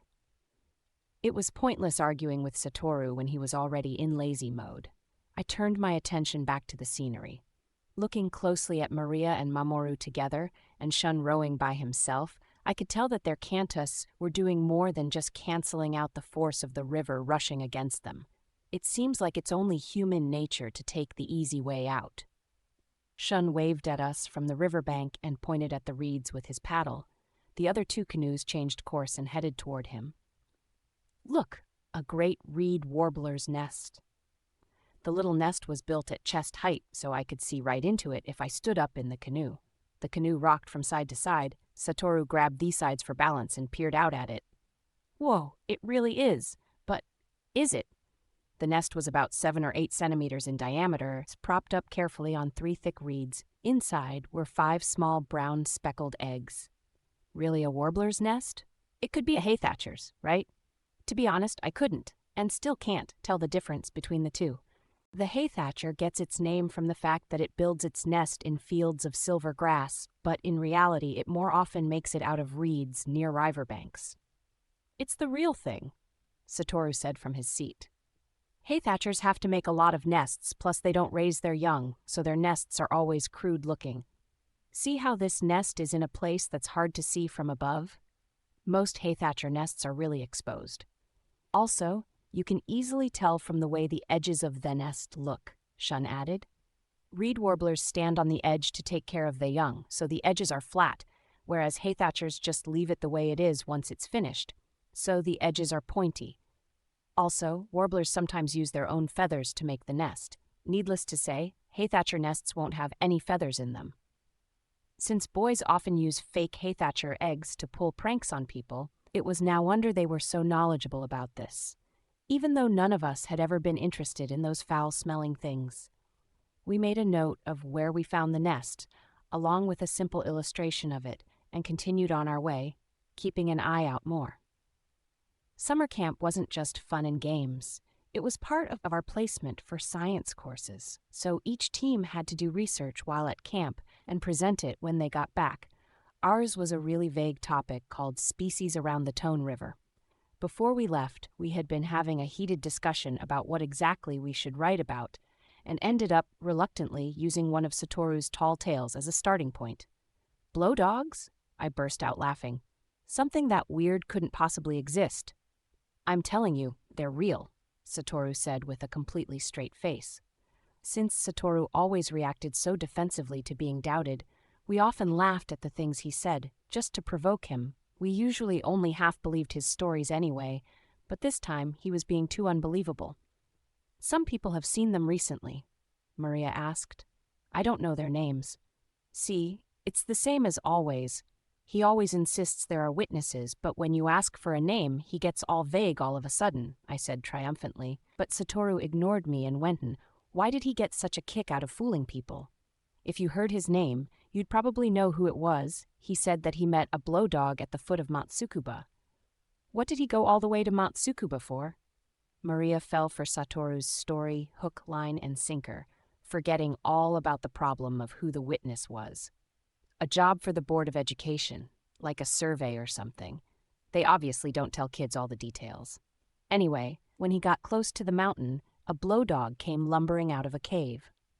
Just as I started looking for holes in Satoru's story, Mamoru spoke up. What did it look like? It was about the size of a dog, completely black with a fat torso. Its head was barely half the size of a normal dog's and hung so low that it almost touched the ground. Is that really a dog? Who knows, it might not be. It doesn't seem particularly dangerous, Maria said. Yeah, but if it gets mad, its body swells up like a balloon to warn its enemy to stay away. But if they provoke it even more, it puffs up bigger and bigger until it explodes, right? Does that really not sound dumb to you? I cut in, but Satoru switched tactics in an instant. But that's the problem. Huh? Doesn't it completely defy common sense? If you wanted to fool a bunch of people, you'd come up with something more believable, right? A bunch of objections came to mind, but I kept quiet. Following his logic would mean that the more ridiculous a story is, the more reliable it is. Still, it seems like Satoru felt he had got one over me. I've heard that blow dogs are messengers from God, but to me, they're just normal animals. There are a lot of animals that try to make themselves look bigger when provoked. Blow dogs are just an extreme example. When it blows up, the enemy will likely be killed, or at least seriously injured, he said. Shun, who had been listening silently until now, spoke up. Still, it sounds unbelievable. Why? Satoru asked sullenly. Because if this actually happened, wouldn't blow dogs die before their enemies did? They'd become extinct in no time. It was a simple but irrefutable point. Satoru crossed his arms and pretended to contemplate the problem, but I was sure he wouldn't be able to come up with anything. Just when it looked like I was right, he started speaking as if there had never been a break in the conversation. After he met the blow dog, he also saw an evil Minoshiro. I almost fell out of my seat. What do you mean? Hello? What happened to the blow dog problem? He backed off when he saw it swelling, so it didn't explode, but who knows? Maybe the whole thing about it exploding is fake anyway, Satoru said, trying to slither out of the conversation like a lizard shedding its tail. And then as he was climbing up Mount Tsukuba, he encountered an evil Minoshiro. He opened his eyes wide in a show of surprise. Is that the same as a false Minoshiro? Mamoru asked. Yeah, at first glance it looks like a Minoshiro, but if you look carefully, they're completely different. But why is it evil? Maria asked, frowning. People who meet an evil Minoshirodi before long. How absurd. So how did that guide? He didn't, right? He probably will soon, Satoru said, not batting an eyelid. If we just left it here, it would be like every other time Satoru told one of his pointless stories. But Shun made a surprising proposal. Why don't we do this for our summer camp report? The evil Minoshiro? I was surprised. That, blow dogs and other creatures. This is a rare opportunity, so I want to find out whether they exist or not. That sounds interesting, Maria and them agreed immediately. Wait, guys, do you even know what you're saying? If you meet an evil Minoshiro, you'll die. Ace expected Satoru was trying his hardest to dissuade us from this idea, in fear that his lies would be exposed. No one's going to die, Maria snickered. But how are you going to catch one? I forgot to mention, but Cantus doesn't work on them. What do you mean? Who knows what he was saying out of desperation? We all turned to look at him. I can't imagine a situation where Cantus wouldn't work. Explain what you're talking about. In the end, Satoru surrendered to our volley of questions, so our camp research topic was decided. But thinking rationally, there's no way that you'd be able to find so many rare animals. So we decided to keep the originally vague theme, species around the Tone River, so that in the case we couldn't find anything, we could write about normal Minoshiro, hay thatchers, and stuff like that. Let's return to the summer camp. Not 10 minutes after finding the warbler's nest, I let out a little shout. Look, there's a huge nest over there. For some reason, Shun raised his eyebrows doubtfully. It looks like a yellow bitterns. Yeah, one that big probably is, Satoru agreed. It was rare that they had the same opinion, which somehow made this more believable, but it's pretty crudely built. The 3 canoes converged around the nest. It sat a lot lower than the warbler's nest, but was quite exposed in some areas. Any animal with sharp vision would be able to see it from the opposite bank. Shun half rose off his seat and peeked into the nest. There are 5 eggs. My heart sped up momentarily when my bare shoulder brushed Shun's as our boat stopped side by side. I pretended to study the eggs and nest carefully. Yellow bitterns are the smallest in the heron family, but still far bigger than the sparrow-sized warbler. Its nest was almost twice as big around, and the eggs were like bluish miniature chicken eggs. Shun plucked an egg out of the nest and stared at it carefully. His jaw dropped. Whoa, that's surprising, even though I half expected it. What? Saki, hold it. He picked up the egg between 2 slender fingers and dropped it in the palm of my hand. It felt pleasantly cool, like ceramic. What's wrong with it?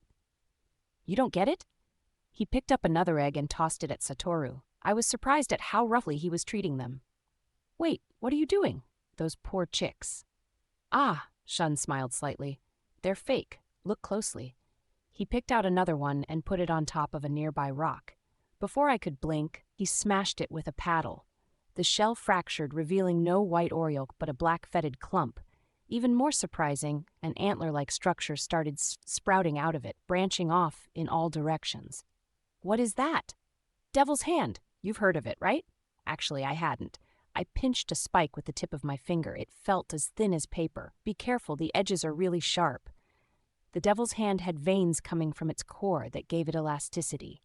And as Shun said, it was sharp, with barbs poking out along the edges. It's usually folded up inside the egg, but when its shell is broken, it comes bursting out. Why? Satoru answered from behind me. If a rat snake or rosary snake eats it, the egg will explode its stomach. And when it tries to cough it back up, the barbs will just dig deeper into the stomach and eventually tear it open. Then the poison inside the black, smelly part will leak into the snake's body. How gruesome. Rosary snakes have evolved to eat eggs exclusively, raiding nests and eating all the eggs at once, digesting them later on. Their name comes from the way they look after they have gorged themselves on eggs. If one managed to eat multiple fake eggs, I can only imagine how terrible the aftermath would be. The eggs did not bring life, but certain death. I took out my notebook and made a quick sketch of the fake egg. There are a lot of fake warbler eggs in Pinewind, but this is the first time I've seen a fake bittern egg, Satoru said wonderingly, holding the fake egg up to the sun. To lay an egg of this size, the bird must be pretty big, right? Nope, it's the same size as a hay thatcher, Shun said. How do you know? Satoru looked at him. Shun jerked his chin at something in front of us. What we saw surprised us. There was a tiny face peeking out at us from the thicket of reeds. It looked just like a heron's, with a beak full of dried grass.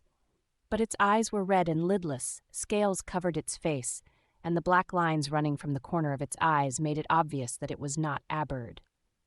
The hay thatcher slowly unwound itself, slithering up a thick stalk. Most hay thatchers are a blackish or greenish brown, but this one was light green, like a young sprout. Although its beak was almost identical to a bird's, you could tell that the rest of it had not changed much from its predecessor, the yellow snake. It was building a new nest, deftly inserting reeds in its mouth into various places around the nest.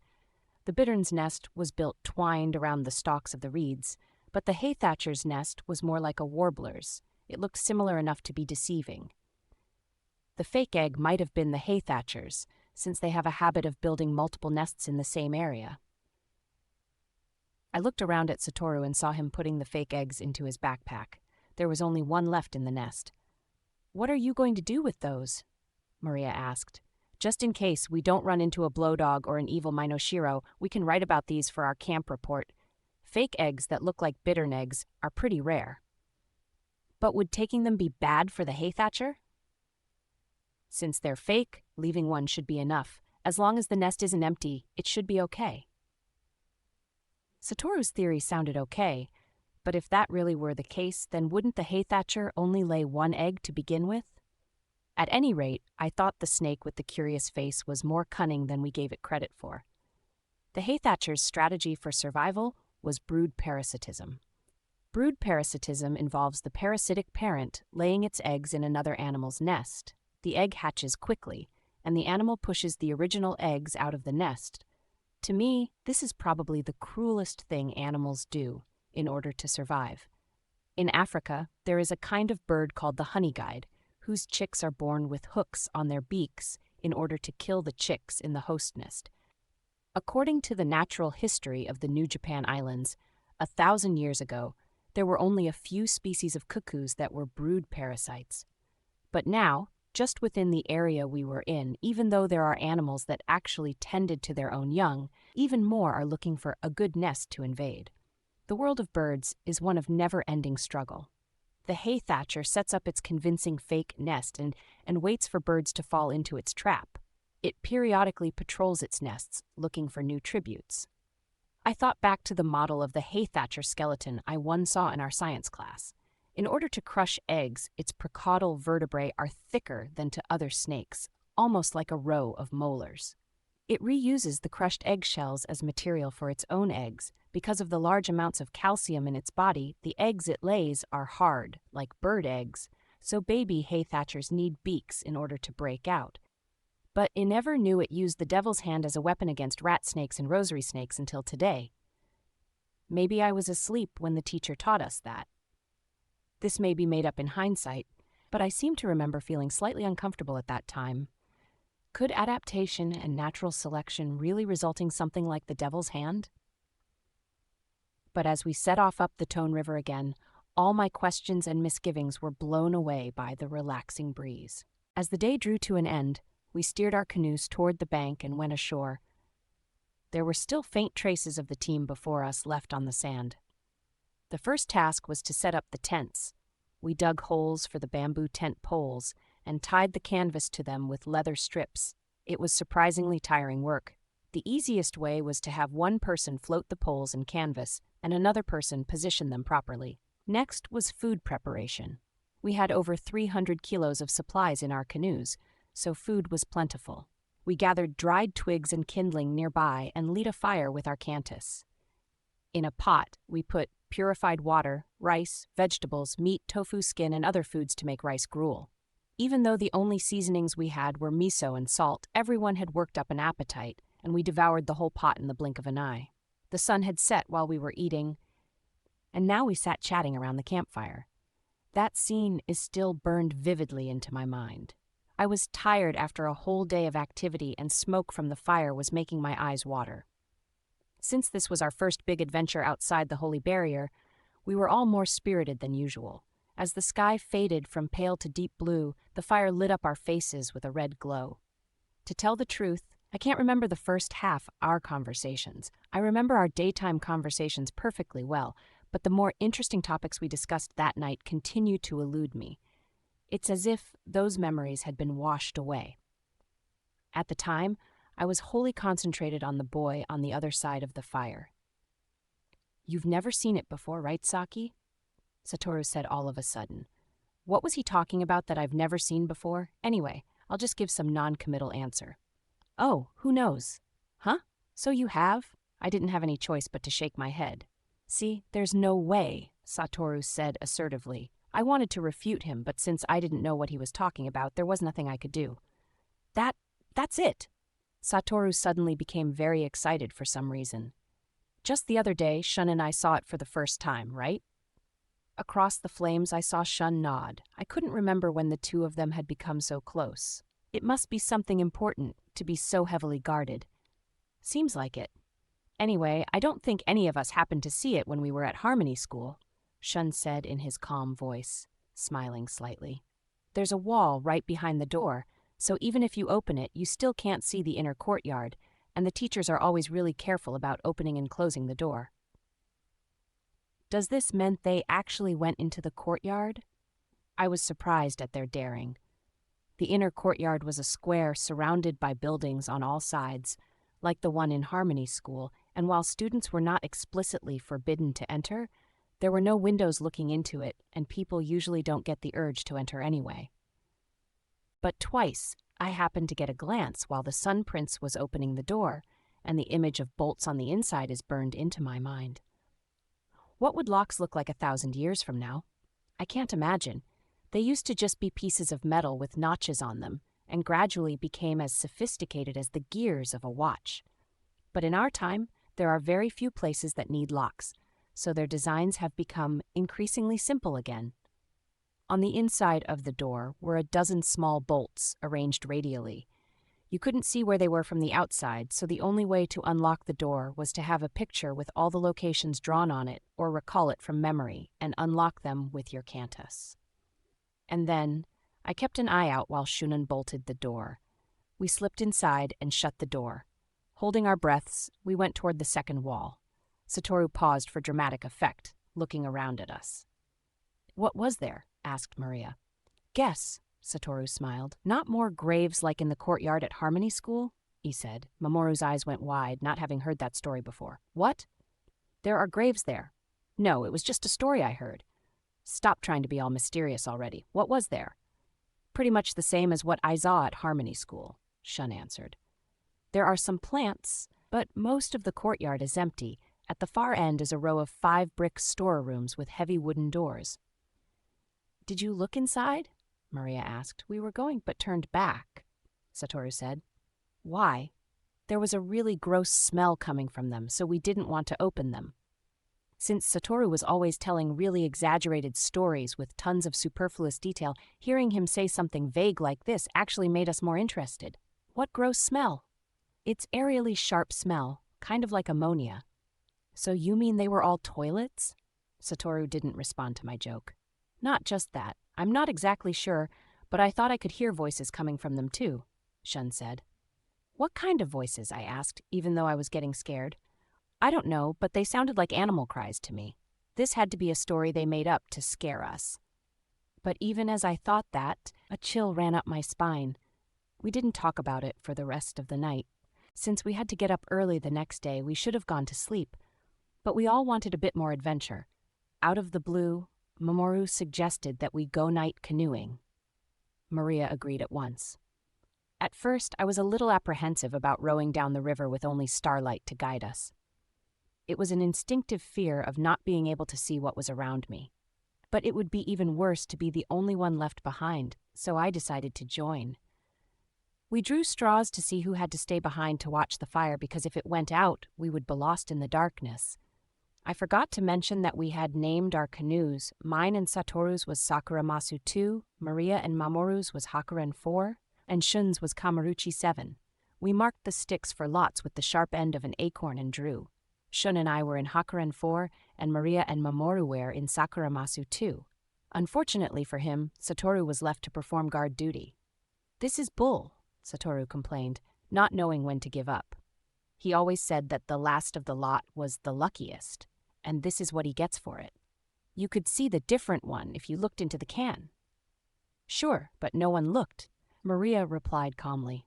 In reality, there was no need to peek at the bottom. If you paid attention, you could tell that the marked and unmarked sticks stood up a little differently. Satoru sat down next to the fire grumpily as we left the camp. "Don't look at the fire," Shun said. "Why?" "No one ever told you? That's the #1 rule to night canoeing. You have to get your eyes adjusted to the dark as soon as possible, or you won't be able to see anything." Shun got into the canoe first and turned around to pull me in. My heart soared, and I forgot all about being scared of being lost on the dark river. The canoe slid silently into the night. Not being able to see anything made us wary of using our cantus, so we rowed with the paddles for a while. Even after my eyes adjusted, it was hard to see. The river reflected only the flickering lights from stars, and everything else was blackness. The only sound came from the small splashes of our oars. "It feels like I'm in a dream," I whispered. "Like this, it's hard to know how fast we're going." "You can tell if you put your hand in the water," Shun said from behind. I put down the paddle and slipped my fingers into the water. The water flowed swiftly through my fingers. From somewhere far up ahead, Maria's laughter came echoing back. Because of the silence of the night, or the stillness of the water, sound traveled much farther than it did during the day. Shun stopped rowing and brought the paddle back into the boat. What happened? If you keep rowing, there's always going to be ripples, right? He seemed to be looking at the water. I turned around and saw the campfire. We had traveled quite a distance downriver already. Though I guess I can't expect a river to be completely calm, Shun chanted his mantra. Ready? I'm going to flatten the surface. A ripple spread out from our boat, and the waves disappeared. Wow, that's amazing. It was as if the water had been frozen over. Any imperfection was been smoothed out, and the surface looked like polished glass, a giant mirror reflecting every star in the sky. Beautiful. It's like I'm in space. I would remember this night until the day I died. Hakuren 4 floated not on a river, but the Milky Way. A voice came traveling on the wind from far away, Satoru's voice. I looked back and could barely see the fire. Should we head back? Shun asked. I shook my head silently. I wanted to stay here for just a little longer. With Shun in this perfect world, our canoe drifted through the starry sky. I leaned back on my right hand to enjoy the view. After a while, I felt Shun's hand, his slender fingers covering my own. I wished time would stop, just Shun and I, linked together like this forever. I don't know how long we stayed like this. What brought me back to reality was Satoru's voice, coming from far away. It seemed like he was panicking because no one was coming back. Let's go, Shun said. This time, I nodded. It would be mean to leave Satoru all by himself for too long. We swung the boat around. Shun used his cantus to propel us back up the river, and the stars scattered into the waves. Just as we were hitting a comfortable speed, I was blinded by a feeling of uneasiness. Exactly how fast were we going right now? The river and its banks melted into the darkness, leaving me completely unable to recognize anything. In a situation where our senses fail, even having the godlike powers of Cantus couldn't dispel our uneasiness. Then a thought came to me. If we were to shut ourselves off from our senses, would we still be able to use our Cantus? Then following that, why was it that there was nobody who had lost their sense of sight or hearing living in our town? The Natural History of the New Japan Islands writes that over the years, a number of historians, biologists, and linguists have puzzled over the etymology of the name Minoshiro and come up with a few interesting theories. An old accepted explanation was that its name came from the fact that it looked like it was wearing a raincoat. But the book doesn't say what kind of raincoat, and I've never seen one before, so I have no idea whether this explanation is accurate or not. Another reason came partly from the cape-clad appearance and partly from its white color, combined with the belief that the souls of the dead lived within it. Also, the fact that the Minoshiro is usually terrestrial but returns to the sea to lay eggs was a plausible origin for its name. A later explanation was that the red and yellow eggs that it laid in clumps of seaweed or coral resembled ornaments in the palace of the Dragon King. Another unofficial reason came from the fact that when it faced an enemy, the Minoshiro's tail will bristle and stand straight up, like a shachihoko found on the roofs of castles in the ancient past. They named it after the castle in Mino, but later research showed that it was Nagoya Castle that had shachihoko, which was in the neighboring province of Owari. After that discovery, the explanation lost its appeal. There are also numerous stories saying that Shiro is the name Shiro shortened. Since Shiro was just over a meter tall, he was called Minoshiro. Mino is 3 times the length of a standard width cloth, around 108 centimeters. A different story said that once he met a snake-like creature with numerous tentacles, which also gave him the name Minoshiro. The stories are varied and hard to get a grasp on. Still on the topic of Shiro, one old folk tale says that he was cursed by a white snake and turned into a Minoshiro. Since other details of the story were lost, there is no way to prove its authenticity. Personally, I think any of the stories are possible. At least it is much easier to understand compared to the etymology of the name of the toads that are everywhere on Matsukuba. In the book it says, it uses powers to draw in and devour insects. Who would believe the idea that toads have Cantus? Another mystery surrounding Minoshiro is that it's not mentioned in most ancient texts. Even though many of the texts from over 1,000 years ago are off limits, the word Minoshiro is still nowhere to be found in available texts. That means that Minoshiro were discovered within the past couple hundred years, but an entirely new creature evolving within such a short time span is unthinkable. Actually, it's not just Minoshiro. In the years between civilization from 1,000 years ago and today, there was a huge disparity in the diversity of fauna. That some species went extinct is not unusual, but what was surprising was the sudden appearance of Minoshiro and hundreds of other species as if they had come out of thin air. One hypothesis that seeks to explain this phenomenon has been garnering attention lately. It says that their evolution was driven by the collective human unconscious. But that seems a bit extreme.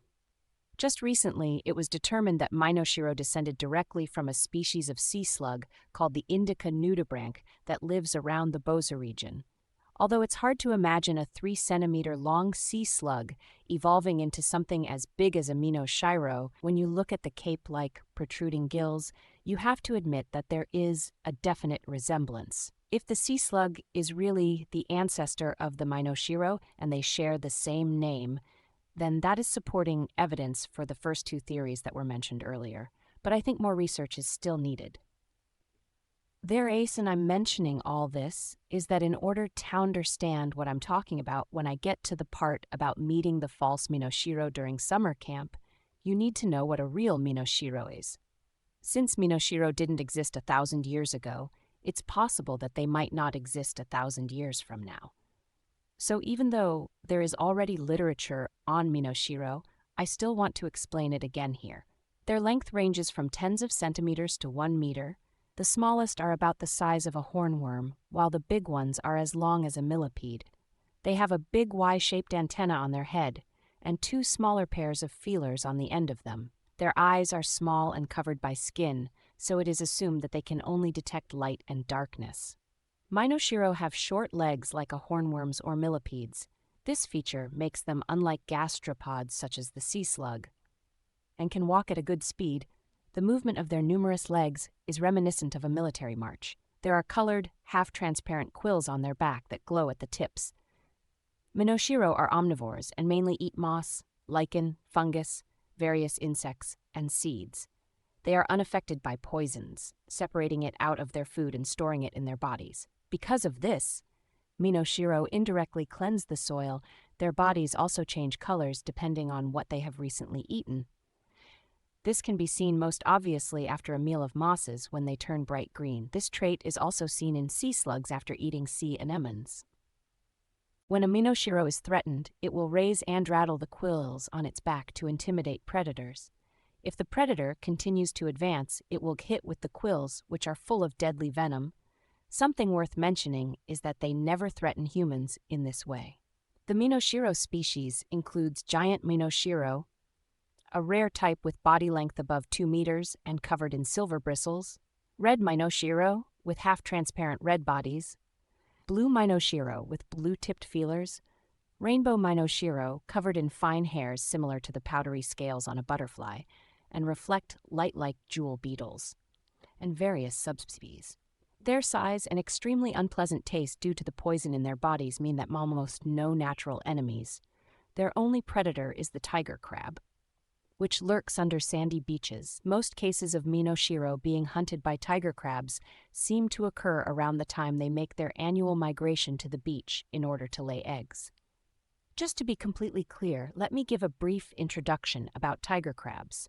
They are ferocious carnivores descended from the swimming crab, with sharp diamond-shaped shells 45 to 120 centimeters wide, colored to blend in with the sand, large pincers, 3 spikes on their heads, and serrated edges on the front of their shells.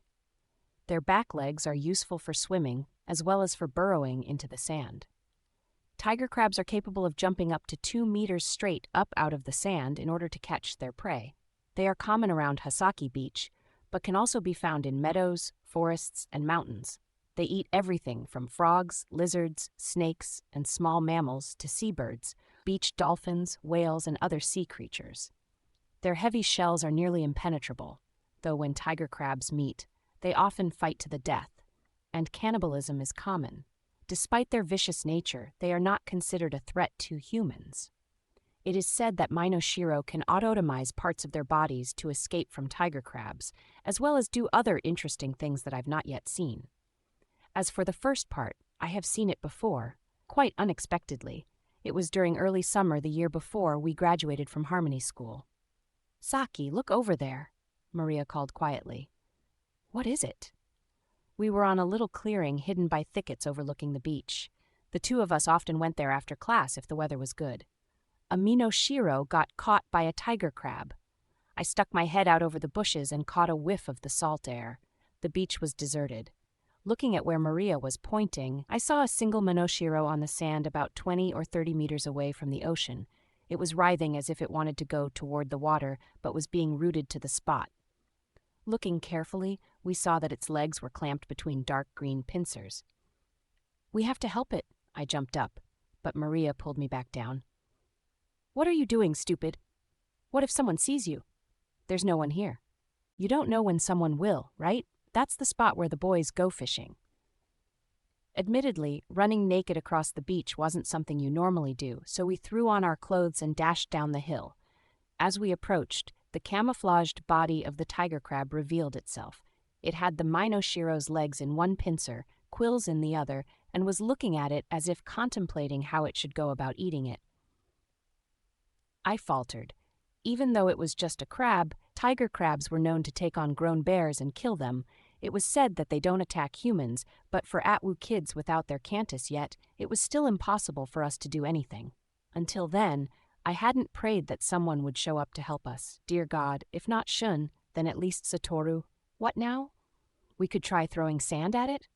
I was about to have a nervous breakdown, but Maria was appraising the situation calmly. "Wait, it's okay. It's fighting back now." The Minoshiro started stroking the tiger crab's claws with its feelers, as if trying to soothe it. The tiger crab slowly stopped moving, bubbles frothing from its mouth. All of a sudden, 3 feelers sprouted from the Minoshiro's back and started waving as if gesturing to the tiger crab. The feelers autotomized and fell onto the sand, still wriggling. The tiger crab remained motionless, still holding onto the Minoshiro and foaming at the mouth. Still writhing in pain, the Minoshiro raised 2 more feelers, waved them jerkily in front of the tiger crab, and let them fall to the ground. Now there were 5 feelers wriggling on the sand. The tiger crab made no response, and the Minoshiro went still. About half a minute later, the Minoshiro started moving again, but this with hostility. With its free quills, it started hitting the tiger crab's shell. Once, twice, 3 times. The 4th time, it lifted one single venomous quill, stiffened it with all its strength, and autotomized it. It hit the tiger crab's pincers as it fell. The tiger crab loosened its grip. The Minoshiro extracted itself and made a beeline for the open water. Ignoring the Minoshiro, the tiger crab picked up 2 of the feelers on the sand and started eating them. "Well, it looks like it succeeded," Maria said. She was smiling, but it looked more like a grimace. Maria didn't really like animals, and in actuality, probably didn't care at all about the Minoshiro, but pretended she did, for my sake. It lost 6 feelers, though, poor thing. It's a cheap price to pay for its life, though, isn't it? Otherwise, it would have been eaten. When a Minoshiro can't escape from a tiger crab, it will drop its feelers as bait, hoping that the tiger crab will let go of them to eat the feelers. There's an interesting phenomenon that occurs here that isn't seen in other animals. Bargaining. How many feelers the Minoshiro is willing to drop is a function between its physical fitness and how hungry the tiger crab is. In the case that negotiations turn sour, the Minoshiro will start attacking with its quills. The tiger crab can forcibly overpower the Minoshiro, but if a quill slips between the gaps in its shelling the process, there's a good chance it will die. This rational behavior is surprising for 2 species that aren't particularly intelligent, but for the tiger crab, releasing the Minoshiro after it drops its feelers is probably just common sense. Let's get back to summer camp. The next morning, we set about making breakfast and rice balls for lunch with our mess kits. Then we took down the tents, filled in the holes from the poles, covered up the traces of our campfire, packed everything back into the canoes, and set off. We traveled up the river through the morning mist, using both our paddles and our cantus. On our left, we could hear frequent bird calls, the high, stretched-out cry of the meadow bunting. The sky was overcast ever since we woke up, which was a shame, but breathing in the fresh morning air drove away any sleepiness I had. This part of the river was a lot wider than where we were yesterday. The right river bank was a haze in the distance, and often completely obscured by mist. I thought back to geography class in Harmony School when we learned about the transition between Lake Kasumigora and the Tone River. 2,000 years ago, Lake Kasumigara was a huge inland sea called Katori Ocean that connected the present-day Tone River to the ocean. At that time, the Tone River flowed much farther west into Tokyo Bay.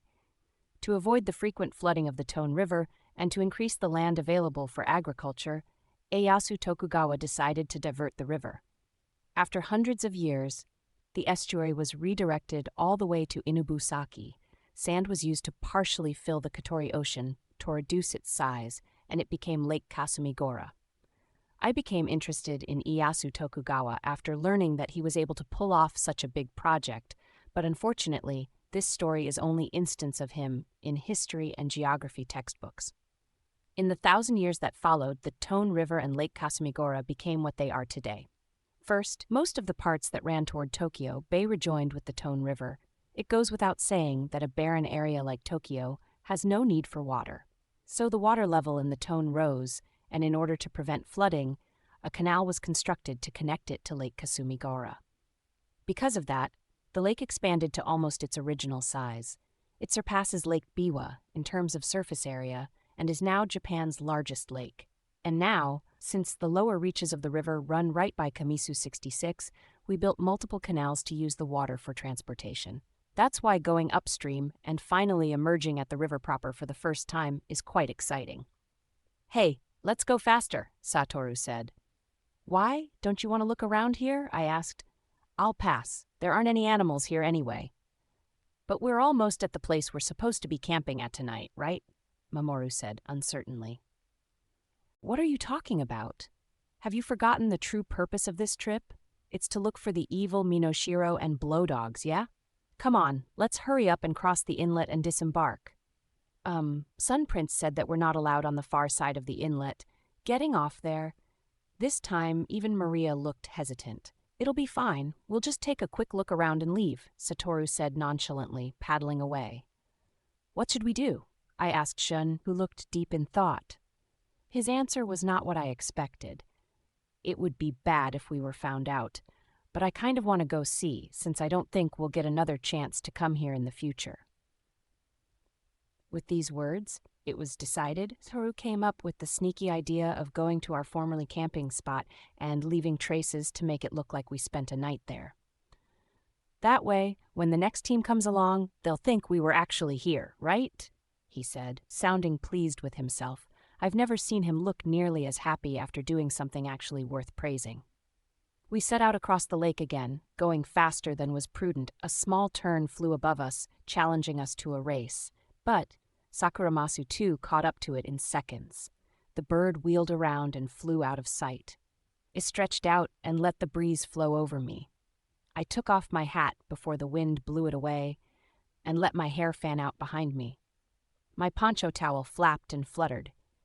Even though I couldn't see anything but water around me, I didn't get tired of the view. The sun, glancing out from between the clouds, made a dazzling display on the crystal-clear water of the lake, and the spray from our boat made miniature rainbows in the air. I was so into the scenery that it took me a while to notice my vision going weird.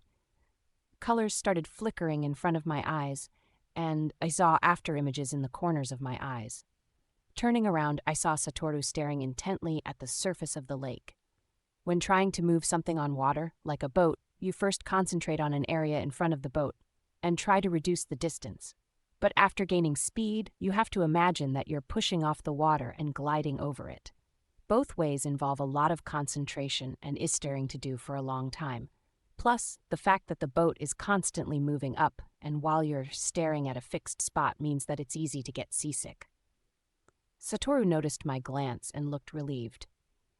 "We've come pretty far. Do you want to switch with me?" I shook my head slowly. "I don't think I can." "What do you mean you can't?"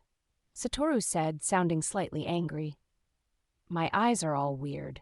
I think I stared at the reflections for too long, I explained. Satoru stared disbelievingly at me, then reluctantly said, I guess we can't help it then. I'll have to propel the canoe the whole way. I apologized to him, then remembered that I had a pair of sunglasses in my backpack and put them on.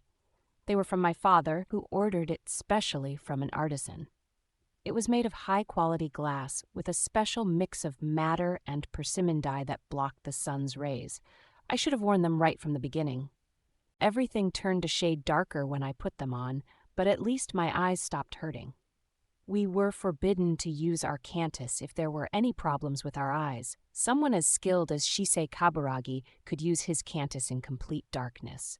But beginners like us needed to be able to see what we were doing in order to create the proper images in our mind.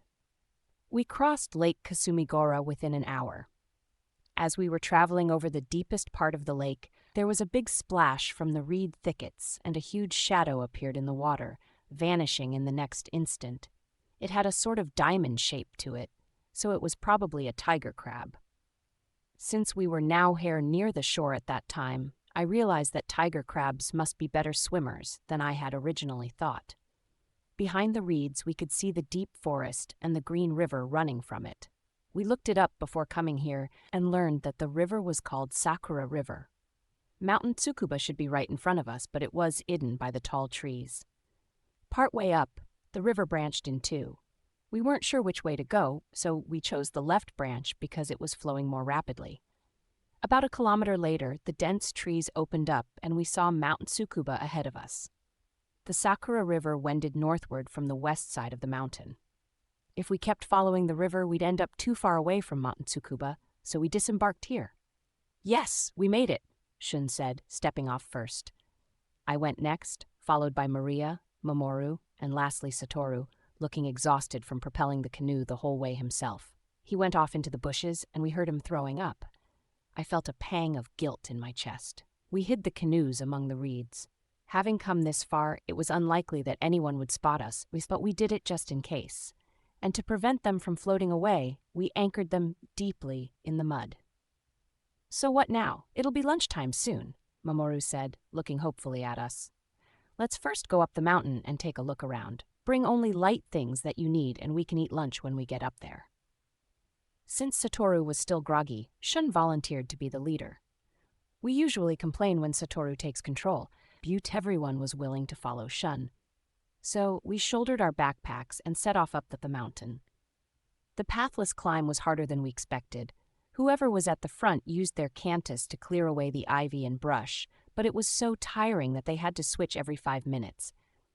On top of that, there was an astounding number of bush mosquitoes, black flies, and other blood-sucking insects swarming around us. These insects can't enter the holy barrier, which is why there were so many out here. Even though we kept killing them, they never stopped coming. We had to use our cantus continuously, which burns a lot of energy. And because my sunglasses made it hard for me to see the smaller bugs, I was even more tired. That's why when a strange abandoned building suddenly appeared in front of us, we were all dumbstruck. "What is that?" Maria asked, sounding spooked. It wasn't unreasonable. The building was about the size of Kamisu's public hall, covered so thickly in ivy and lichen that it looked like a slumbering creature that had grown out of the forest itself. "It's probably Mount Tsukuba's shrine," Satoru said, perusing an old he had brought. Although he wasn't completely back to normal, Satoru had more or less recovered his energy after being back on solid ground. "A shrine?" I asked, holding back a shriek as I accidentally trod on a toad. There were nasty animals creeping all over the mountain. "It has a history of at least 2,000 or 3,000 years. This building, too, was probably already considered really old 1,000 years ago," Shun added. "Should we eat here?" Mamoru asked. Everyone was undoubtedly hungry, but the prospect of eating lunch here was unappealing. Just as I was about to object, a blood-curdling scream came from my left. Someone else must have stepped on a toad too, I thought. But when I looked, I saw Satoru standing there, stiff as a board, and when Shun rushed over, he too froze. "What's wrong?" I realized that all 4 of them had become still as statues. No one could answer my question. What in the world was going on? I was this close to having a panic attack. Then, as I followed their gaze and saw what they had seen, It was my turn to scream. In front of me was a bizarre creature I had never seen before. The name Sevil Minoshiro and False Minoshiro came to me. The thing definitely resembled a Minoshiro at first glance, but was completely different upon closer examination. It was about 50 or 60 centimeters long, with rubbery skin that stretched and contracted constantly, making parts of its body bulge and shrink amorphously. On its back were clusters of half-transparent spines like a sea urchin's, each glowing brightly with all the colors of the rainbow. The ever-shifting colors overlapped and mixed, creating shimmering patterns in the air. Even with my sunglasses on, I could feel the beautiful lights numbing my brain.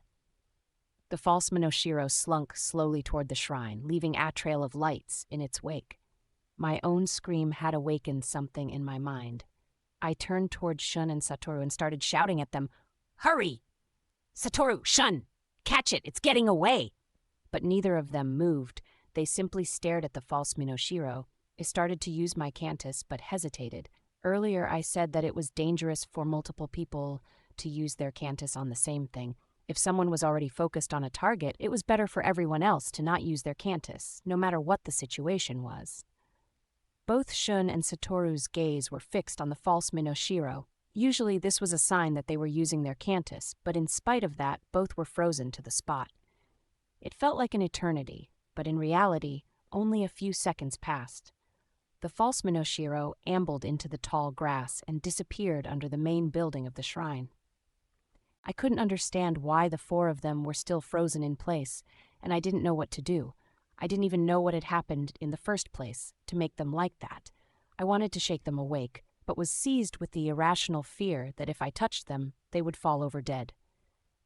The first to be snapped out of the trance was, surprisingly, Mamoru. "I'm hungry," he said in a small voice, looking around.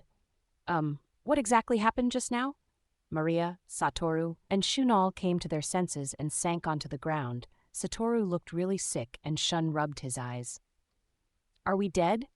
Ironically, Maria's questions startled us into full awareness. That story was probably a lie. "Don't worry about it," Satoru said, groaning. Probably made it sound like he was trying to pretend that he wasn't the one who made up the lie in the first place. That aside, how come I couldn't move at all? I couldn't either. Why though, Satoru? Maria wrapped her arms around herself uneasily. I dunno, as soon as I saw the lights, my mind went blank, and I couldn't concentrate no matter how hard I tried. "Ah," I exclaimed. "It's just like that time, right?" Like when we were at the Temple of Purity, looking into the flames of the altar. "I get it," Shun said, getting to his feet. "That makes sense then. We were hypnotized. What does that mean?" "It's an ancient technique for controlling people. Through suggestions, you can make them fall asleep, tell the truth, or do whatever you command." I couldn't imagine where Shun had learned something like this. But Saki was fine. She yelled at us to catch it and everything. Maybe she's so thick-headed she's immune. "No, I'm not," I snapped. "It's because I was wearing sunglasses."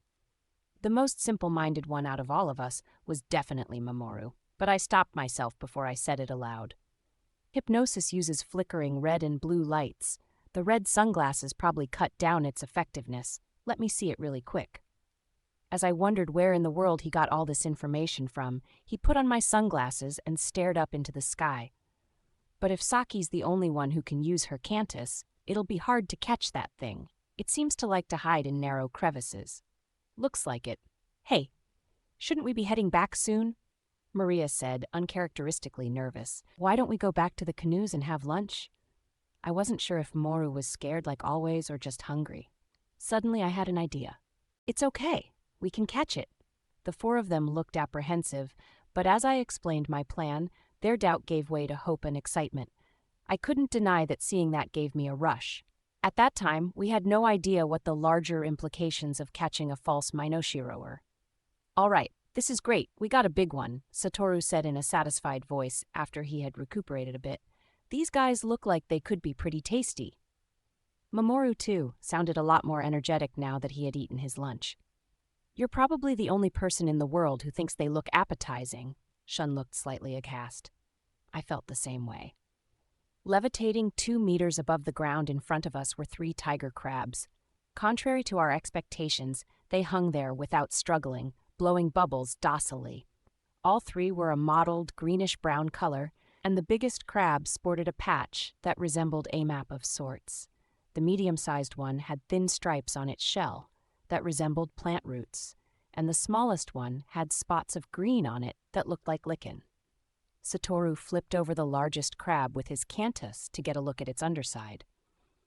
The tiger crab suddenly lashed out when the medium-sized crab passed through his field of vision. It made as if to swim through the air and snapped its pincers menacingly. "Whoa, what's its problem?" Satoru said. He grinned nervously, trying to cover up the fact that he had almost run away in fright just now. Wettied up the tiger crabs with some 5-leaf vines. It was hard to do it just right so that they could move somewhat freely, but still be under our control. Maria tried to loop the ends of vines around the spikes on their shells to make reins, but the crabs were smarter than we expected. They kept turning to create slack in the vines and pulling them off with their claws. In the end, we had to pass the vines through bamboo stems to stop the crabs from tearing at them. Although it took much more effort than expected, I was satisfied with our result. The sight of the 3 tiger crabs on the ends of their leashes reminded me of the ancient method of cormorant fishing. We set off looking for the false Monoshiro, keeping an eye on the crabs to make sure they don't get too close to each other. We thought that controlling the crabs would be fun, but we were wrong. It was disgusting to see them snatch up and devour every unfortunate creature that crossed their path. At first, we were worried that once they ate their fill, the tiger crabs would stop searching for more food, but instead they continued forward, dismembering their prey with their sharp claws. The sight of snakes and toads wriggling in pain seemed to put them off, and they moved on after that. If nothing came of the search after all this, everyone would probably hate me for coming up with such an unpleasant idea. But barely an hour later, Maria's tiger crab hit the jackpot. "Looks like it got something again." Maria peeked under the shrine and grimaced. "Seems like something big this time." We all cringed when we heard that. The sight of a tiger crab gorging itself on a larger mammal was something no one wanted to see. "Pull it out and see," Satoru said, turning away. "Help me." "You can do it yourself, right? Just use your cantus to pull in the ropes." "But it's creepy." Maria looked at us imploringly. I have to confess that I ignored my best friend's plea and pretended to be occupied with my own tiger crab. I was still feeling slightly ill from having seen Satoru's crab disembowel its prey just a while ago. "I'll do it, then." Unexpectedly, Mamoru volunteered.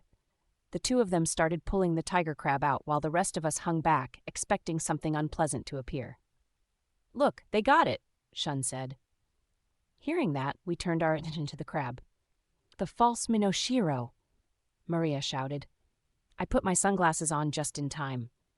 The tiger crab emerged, holding its prey tightly in both claws.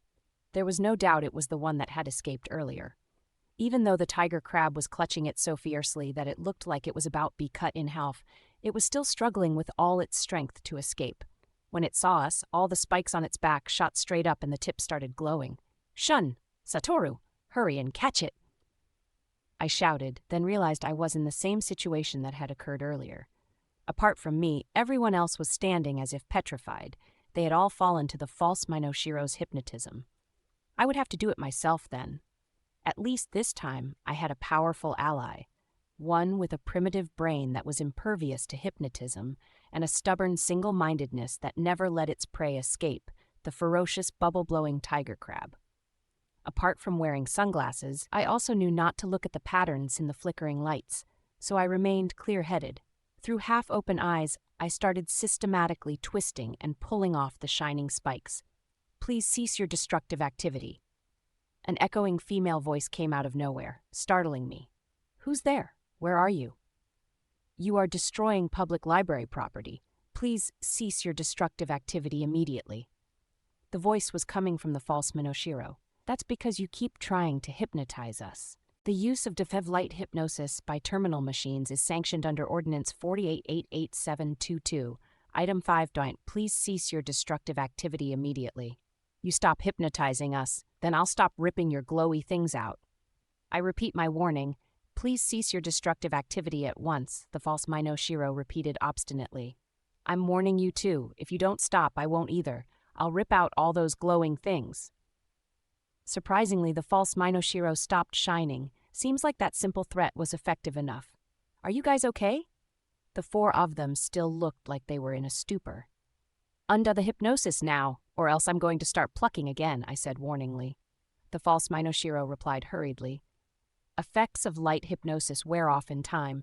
The National Institute of Psychiatry's report, number 49463165, states that there are no observable side effects. Undo it now, or else. I didn't need to finish the sentence. The false Minoshiro suddenly let out a piercing noise, and I ducked instinctively, covering my ears. The four of them started moving as if waking up from a dream. I turned slowly back toward the false Minoshiro, bursting with questions I wanted to ask it. Who are you? What are you? I am the Tsukuba branch of the National Diet Library. A library? If you are inquiring my model and version, I am a Panasonic Automotive Archive Autonomous Evolution version SE778H Lambda. I wasn't sure what that meant, but no matter what sort of monster it was, that was an absurd self-introduction. It was like someone walking up to you on the street and saying, "Hi, my name is National Library," or "I'm a school." Are you saying you're actually a library? I asked cautiously. Yes. I looked over the false Minoshiro. Now that it had stopped wriggling and glowing, it definitely looked man-made. Where are the books, then? All paper-based print interfaces have either decomposed or have been lost through wars or other destructive activity. No remaining existences have been confirmed.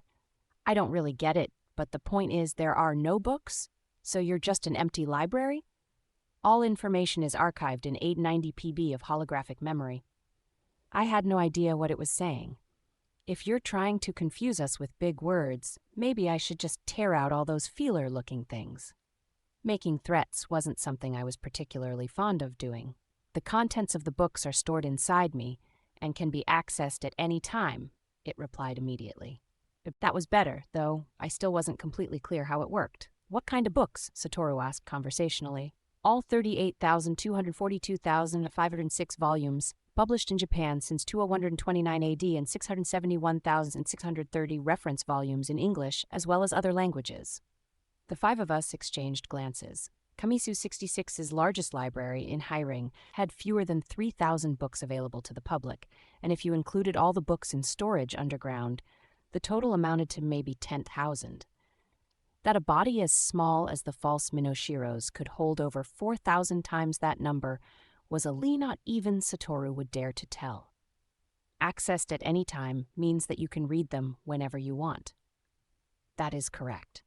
So if I asked you any question, you'd be able to find the relevant book out of all the ones stored inside you? I asked doubtfully. Yes, the average query time is 60 nanoseconds, boasted the false Minoshiro, or rather the Tsukuba branch of the National Diet Library. I didn't know how long 60 nanoseconds were, but I assumed it was something like 60 seconds. Then, I want to ask. I suddenly became really excited. I could get answers to everything I've ever wanted to up till now. Hundreds of questions came to mind all at once. Just as I was about to speak, Satoru interrupted with the most useless question in the world. Why are there so many toads around here? Why do you look like that if you're a library? Maria asked. Shun looked like he wanted to ask something too, but was too out of it from the hypnosis to form a coherent sentence. I want to ask. I finally decided what I wanted to know most. Do fiends really exist? Also, what about karma demons? We waited with bated breath. 60 seconds passed, then 2 minutes, then 3, but the false Minoshiro remained silent. Hey, why aren't you answering? Satoru couldn't wait any longer. User registration is required to access query services, it said, without a trace of guilt for making us wait for nothing. Geez, shouldn't you tell us that first? Satoru said reproachfully. How do we register? The false Minoshiro ignored Satoru and addressed Maria's question.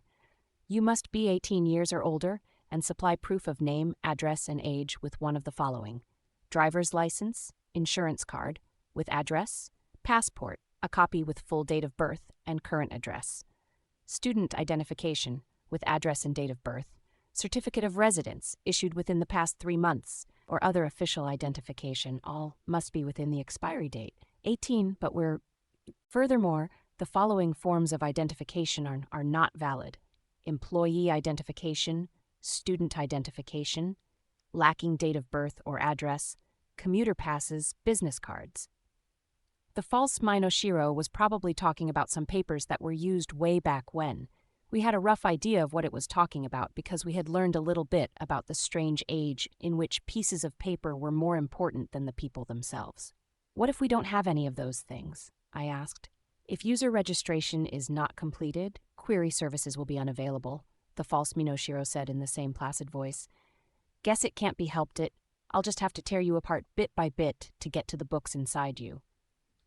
Destructive activity is a criminal offense punishable by law. What should we do? Start by pulling the feelers out, then cutting it in half? I said to Satoru, miming a ripping action. Look at how rubbery its skin is. We should probably skin in first, Satoru leered, catching on to my plan. Documentation requirements have been waived. Beginning user registration process, it said loudly. Loudly? Still in the same soothing female voice. We'll each pronounce their name clearly. Each of us stepped in front of the false Minoshiro in turn and said our names. Iris pattern, voice print, and head MRI authentication complete, user registration complete. Shun Aonuma, Maria Akizuki, Satoru Asahina, Mamoru Ito, Saki Watanabe. Query services are available for 3 years starting today. All right then, why are there so many toads? Shun covered Satoru's mouth with his right hand. There are a mountain of questions we could ask, but I want to hear the answer to Saki's first. Dofians really exist? What about karma demons? The false Minoshiro didn't pause for a second this time. The term fiend returned 671,441 hits in the database and can be roughly separated into 2 groups. Creatures that have reportedly been cited in the ancient past, frequently called demons, ghosts, ghouls, and other similar names that do not exist in reality. A term invented in the final years of the ancient civilization to describe those suffering from Raman-Clogius syndrome, also known as fox in the henhouse syndrome. It is not confirmed to exist in the present, but did in the past, and is highly likely to recur in the future. We looked at each other. We couldn't fully understand what it was saying, but we could tell that it was something we would never be taught, and something we were definitely not allowed to know. Karma demons were also discovered before the fall of the ancient empire, and was a common term for severe cases of Hashimoto-Applebaum syndrome. Along with fiends, their existence in the present is unconfirmed, but there is a high risk of reappearance. That, Shun hesitated. I saw his face pale and understood painfully well what he was thinking. We shouldn't ask any more than this. The warning came unconsciously. But opening Pandora's box when we knew perfectly well not to has been human nature since the dawn of time. In the year 2011 of the Gregorian calendar, scientists conclusively documented the existence of psychokinesis, which until that point had always been considered an occult phenomenon, the false Minoshiro explained dispassionately. Its voice gave off the impression of a cultured, intelligent woman, and although it was a mesmerizing voice, it sounded almost too perfect and thus inhuman. Before that, whether it was in public or in laboratories, all PK experiments were complete failures.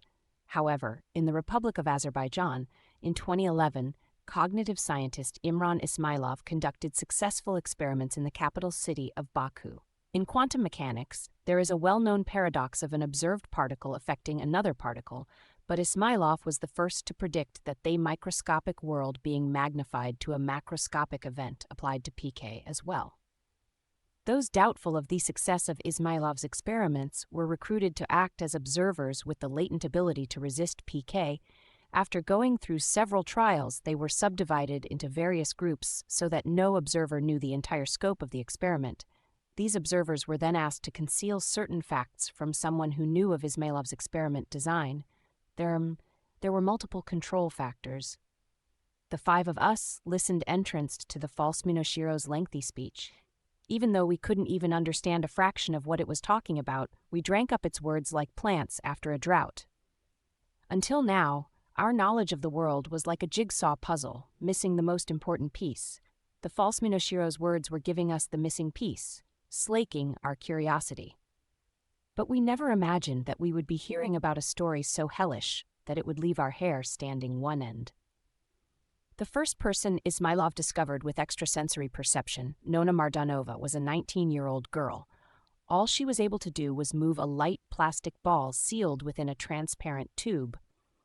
But like a seed crystal that prompts a chemical solution to nucleate, she was the catalyst that awakened mankind's latent power. Unawares, Maria had come up next to me and was clasping my hand tightly. How did humans come to wield such a godlike power? The story of its origin was always vaguely glossed over in history textbooks. The number of PK users grew rapidly and eventually reached 0.3% of the entire population.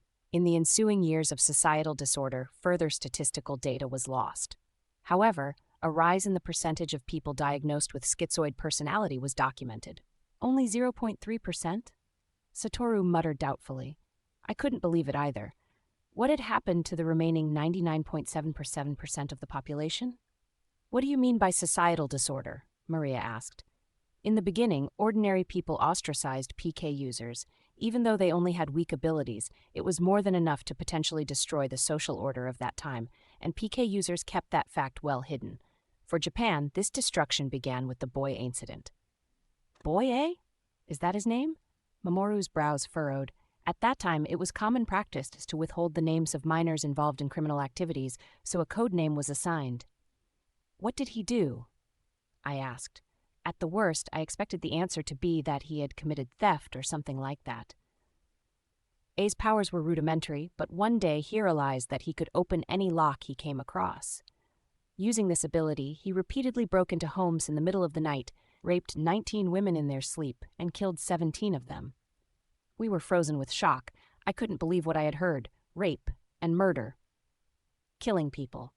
Wait a sec, that's impossible. Because wasn't a human killed another human? Satoru asked hoarsely. Yes, following A's arrest, the number of crimes involving PK increased, but most went unsolved, often because common methods of surveillance were rendered useless with PK. Normal people began attacking PK users as a whole, beginning with personal harassment and elevating to public abuse that nearly ended in executions. In defense, PK users formed their own factions, and the most zealous of them proposed establishing a PK-exclusive society. Indiscriminate terrorism by PK users followed. The resulting political, ethical, and philosophical conflicts plunged the world into an age of violent discord. Without previous experience in this situation, there appeared to be no end to this world war. I turned mutely to look at the others. Fear had wiped all other emotions from their faces. Mamoru was cowering on the ground with both hands over his ears. Country with the greatest military power, America, started a civil war in order to eradicate all PK users, using electric shocks to distinguish between normal people and PK users and the widespread availability of guns. The population of PK users in North America dropped from 0.3 to 0.04% in a short amount of time. Satoru kept shaking his head, whispering, "This can't be true." On the other hand, the scientific superpower India successfully differentiated the DNA of normal people and PK users, was researching methods for controlling people's genes. Unfortunately, their search was unsuccessful, but the data garnered were found to be useful later on. As if in a dream, I gazed at the animal machine caught between the pincers of the tiger crab. Could it actually be a demon sent from hell? It would lead us astray with its strange words and eventually make us go insane. Ironically, because their lives were continually being threatened, the surviving PK users' abilities evolved rapidly. At first, PK was thought to be the projection of energy from the breakdown of sugar in the brain. Because of that, it should have been naturally limited to the amount of sugar in the body. But that was incorrect. In reality, there was no upper boundary to how much energy could be used. At that time, the strongest PK user was more powerful than a nuclear weapon, so the balance of power shifted to the PK users, and governments all over the world collapsed. The history books we have now make no mention of the past civilization because it was, in essence, completely reset. The wheel of time was reversed, and we returned to the Dark Ages. Due to war, famine, epidemics, and other disasters, the human population fell to under 2% of what it was during the Golden Age. I felt my heart shudder. It was a really unpleasant feeling. I wanted the false Minoshiro to stop talking, but I couldn't get my lips to form words. It seemed like everyone else was in the same state. It is impossible to say for sure what happened during the Dark Age that was the next 500 years. Infrastructure collapsed, and naturally, internet communication was severed. Once again, the spread of information was limited by geography, and people reverted to living in a narrow, closed-off world, the false Minoshiro said cheerfully, as if this were wonderful news. However, some new books were published during that time. The most reliable literature from that era says that societies in Northeast Asia were split into 4 conflicting groups. Ironically, due to the sharp decrease in population, such segregation was possible. The first group was slave empires ruled by PK users. The second was non-PK hunter-gatherer tribes that wanted to escape the slave empires. The third were wandering bandits who used PK to pillage and murder. And last was scientists who wanted to preserve the ancient knowledge and technology. Needless to say, it was the last group that continued publishing new books. Books, like the ones you mentioned earlier, the really small ones inside you? Shun asked, breaking the silence. The tension eased a little as the subject changed. No, normal books made with the old printing method. Our libraries scan these books and record the character data. I stopped understanding what it was saying right as it got to the main point. So you're with the 4th group then? There was regular contact, but apart from that, we did not work together. Libraries exist to protect human knowledge, but were unfortunately the target of many attacks during that age. Because of this, automotive archive robots were invented. In urban areas, there were once models that could travel freely through drainage systems, but their functions were destroyed by nuclear attacks. The only types that remained were the ones made to imitate living creatures, impervious to the elements and able to take in and create their own energy. Those were then further modified until they were able to change their form according to their surroundings. The autonomous evolution version, like me, the false Minoshiro, said proudly. Creating your own energy, so what do you eat? Mamoru lifted his head. Animals of the appropriate size. Organisms like microbes can be consumed and digested as is, or when the opportunity arises, I can catch small mammals and suck their blood. Just imagining that was disgusting. I turned away from the false Minoshiro. Then what? What happened between the Dark Age and now? Shun returned to the original topic. During the Dark Age, there were no groups apart from those 4, right? So which one? I finally understood. We were direct descendants of one of the 4 groups. The first to die out were the bandits. Hearing this, I was slightly relieved. Each family of bandits were made of about 20 or 30 related members. Because they did not hesitate to use PK and sometimes massacred entire towns, they were highly feared. However, this lifestyle was extremely unstable. To the bandits, the slave empires and nomads were prey. But to these 2 groups, the bandits were nothing more than a nuisance, so they used every possible method to exterminate them. Every possible method? Satoru asked, though I wished I hadn't. The bandits' preferred method of transportation was by automatic 2-wheeled vehicles. Although in that time there were no longer any means to produce engines and tires, they used PK to revive iron production techniques. They used hundreds of kilos of iron to make wheels, and used PK to propel them at speeds of 300 kilometers per hour. They tore through the plains, sparks flying from the wheels, ransacking towns as they went. Whenever the villagers saw the dust clouds and heard the roar of their engines, they knew the death gods were coming. In defense, the villagers dug pits lined with sharp bamboo spears and strung thin wires up at neck height. They also used other simple yet effective traps, such as planting landmines, putting slow-acting poisons in food set out as bait, infecting young women with deadly diseases and letting the bandits rape them, and more. Once again, I was so disgusted I had to fight the urge to throw up. Of course, the bandits retaliated by attacking mercilessly with PK, but their downfall ultimately came from infighting. Since they were all related by blood, the bandits were formidable against enemies from outside the group. But within the ranks, there was always the fear of being killed by a fellow bandit. To survive, they had to be wary of any sign of hostility from another member. This kill-before-you're-killed mentality escalated to the point that dissolution of the group was inevitable. We wiped the sweat from our faces and tried to undo the knots in our stomach, but it seemed like Mamoru had finally reached his limit. He turned and started throwing up into the thickets. "Stop it, shut up!" Satoru shouted. "Don't listen to what it says." "No, hold on. I just have a few more questions." Shun said, though he was pale as a ghost. That's enough about the bandits. What happened to the other 3 groups?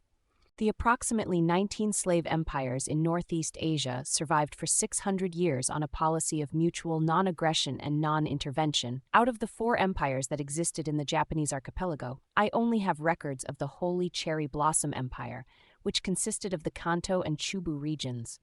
The Holy Cherry Blossom Empire's longevity was second only to the new Yamato Empire, which encompassed everything west of Kansai. However, the Holy Cherry Blossom Empire went through 94 generations of emperors in 570 years. You don't have to tell us the histories of all 94 of them, Maria said, frowning. Why did the emperors succeed each other so rapidly? Shun looked more shaken than the rest of us, but pressed onward resolutely. A study of the Holy Cherry Blossom Empire quotes historian J.E. Acton, "Power tends to corrupt, and absolute powers corrupt absolutely." The PK users that ruled the slave empires wielded a power that had never before existed in the history of humanity. They were literally godlike, but such powers came with equally devastating consequences. The false Minoshiro's story was so captivating that we hung on to its every word despite our better judgment. The Holy Cherry Blossom Empire started as an oligarchy ruled by a select group of PK users. Wave after wave of political purges occurred, until only one person remained, who then ruled as an absolute monarch. The emperor's whereabouts were always concealed, and he traveled with numerous body doubles, but in an empire with a large population of PK users, it was impossible to detect and thwart every assassination attempt, so after the bandits died out, one family of PK users ruled over tens of thousands of citizens. But even this couldn't bring true peace and stability. Let's go back already. I'm kind of tired, and I've been thirsty for a while now, Mamoru complained tearfully with his hands still over his ears. Nobody moved. A study of the Holy Cherry Blossom Empire reports that all 6 of longest reigning emperors had the same psychological ailment. Numerous researchers from the Historical Fieldwork Research Society Sakura Observation Group lost their lives investigating this topic. Apart from Mamoru, the rest of us had succumbed to a new form of hypnosis. The false Minoshiro's voice had penetrated our eardrums and was echoing directly inside our minds. Each emperor was granted a posthumous name depending on the deeds he achieved during his name. In some cases, there were also derisive monikers given by the public. Records state that during the coronation of the 5th emperor, the Emperor of Delight, the public's cheers and applause went on for 3 days and 3 nights. It may sound like just an exaggeration, but the truth of the matter was later revealed. The first 100 people to stop clapping were turned into sacrifices. They were set on fire, and their blackened bodies turned into statues to decorate the palace. From then on, the Emperor of Delight was called the Emperor of Eternal Screams, the false Minoshira continued placidly. The 13th emperor, Empress Erin, was called the Queen of Sorrow. Every morning she took joy in watching public executions of people who had displeased her in some slight way. It became customary for palace workers to fast so as not to throw up in horror during the executions. 33rd Emperor, the Emperor of Magnanimity, was nicknamed the Wolf King his entire life, but it gradually took on a negative connotation. This was because he would often go out for a walk in the city on a whim and leave a mountain of corpses in his wake, like the aftermath of a rampaging beast. The Emperor of Magnanimity's PK image was of the maw of a giant beast dismembering the limbs of people, though parts of the corpses were said to bear the teeth marks of the emperor himself. Magnanimity's son, the 34th Emperor, the Emperor of Pure Virtue, was called the Heretic King after his death. When he was 12, he strangled his sleeping father and fed him to the dogs. He was praised by the public, but he soon became paranoid of being assassinated himself, so one by one, he killed his younger brothers and male cousins, and let roaches devour their bodies. But even thought there were no longer many PK users who could usurp him, his rule was exposed to other threats. Assassination attempts by normal citizens began. In the end, the Emperor of Pure Virtue developed an abnormal obsession with feeding live humans to wild animals. 64th Emperor, the Empress of Holy Beneficence, was nicknamed the Owl Queen even before she came to power. She believed in all sorts of strange cults, and her PK manifestation was a monstrous owl that came out during the full moon and abducted pregnant girls, cut out their fetuses, skewered them, and offered them up on an altar to the deviant gods of these cults. I shuddered. The image I envisioned when using my cantus was very similar to that. I could clearly picture a giant creature swooping through the night sky. Became customary for the succeeding emperor to kill the current one in order to take his place. Once the successor reached puberty and his PK was awakened, the emperor's life was a candle in the wind. As such, the princes were kept under close watch for signs of rebellion, and it was extremely common for them to be killed preemptively or thrown in a dungeon with their eyes put out. The 79th emperor, the Emperor of Merciful Light, realized that he could use his PK the night. He turned 9 years old. At daybreak, he snuck toward the palace and hid himself in the niche behind one of the big vases that lined the hall, where he had a perfect view of the throne. The moment his father, the Emperor of Sincerity, sat down on the throne, he stopped his heart. Then, using his PK to make it appear as though his father were still alive, he snapped the necks of all the Emperor's advisors and aides and hid their bodies in vases along the hall. Over 20 people were killed, but to the Emperor of Merciful Light, known as the most heinous murderer in the history of the Holy Cherry Blossom Empire, this was just a warm-up exercise. To him, killing was as natural as breathing. Some even suspected that half the time he wasn't even aware that he was using his PK when he slaughtered his retainers and citizens. During his reign, the population dropped by half, corpses piled up in the fields, drawing clouds off lies that blocked out the sky, and the smell of decay could be detected from kilometers away. Nowadays, the name Emperor of Merciful Light has been forgotten, and only the King of Carnage remains, but the extent of his inhuman personality can be seen. "Stop! I told you to stop already," Satoru screamed. "What's the point of listening to this? Everything could be made up. For all we know, Shun, drop it already. This'll drive us crazy." "I don't enjoy listening to this either." Shun licked his bloodless lips and looked at the false Minoshiro. "How did our society come about? That's all I want to know. Don't tell me anything unnecessary, just explain how our society came to be." The 5 centuries of the Dark Age ended with the demise of the slave empires. They had long since severed contact with the mainland, and through intergenerational elimination, the PK bloodlines in the Japanese islands had all but died out. The empires split and fought amongst each other. The wandering hunters living in the wild began plotting attacks against the now ungoverned towns, but the towns banded together and the wars increased in intensity. In the decades of fighting that followed, the number of people killed was greater than the sum of PK victims in the past 500 years. The scientists, who had only been observers until now, stepped in at this time to impose order. So that's what it was. A warm feeling of relief spread throughout my chest. The blood of the emperors didn't flow through our veins, much less those of the bandits. We were descendants of the group that always sought to protect logic and rationality. But how did that society become the current one? The commoners of the slave empires and the hunter-gatherers didn't have cantus. PK, right? Where did they go? Shun asked in rapid succession. The false Minoshiro seemed to have anticipated this. There are few reliable sources from the past few centuries. Unfortunately, I cannot answer your question. Why? The scientists must have kept records, right? Maria pursed her lips. They did during the Dark Age. But in trying to impose control and create a new society, different policies were adopted. Since all knowledge is essentially a double-edged sword, they wanted to control the flow of information as strictly as possible. Unfortunately, this meant that a lot of books were burned. The Tsukuba branch of the National Diet Library, in other words, I analyzed the situation and determined that this was a dangerous situation. For the time being, I decided to hide out in Mount Tsukuba along with numerous backups.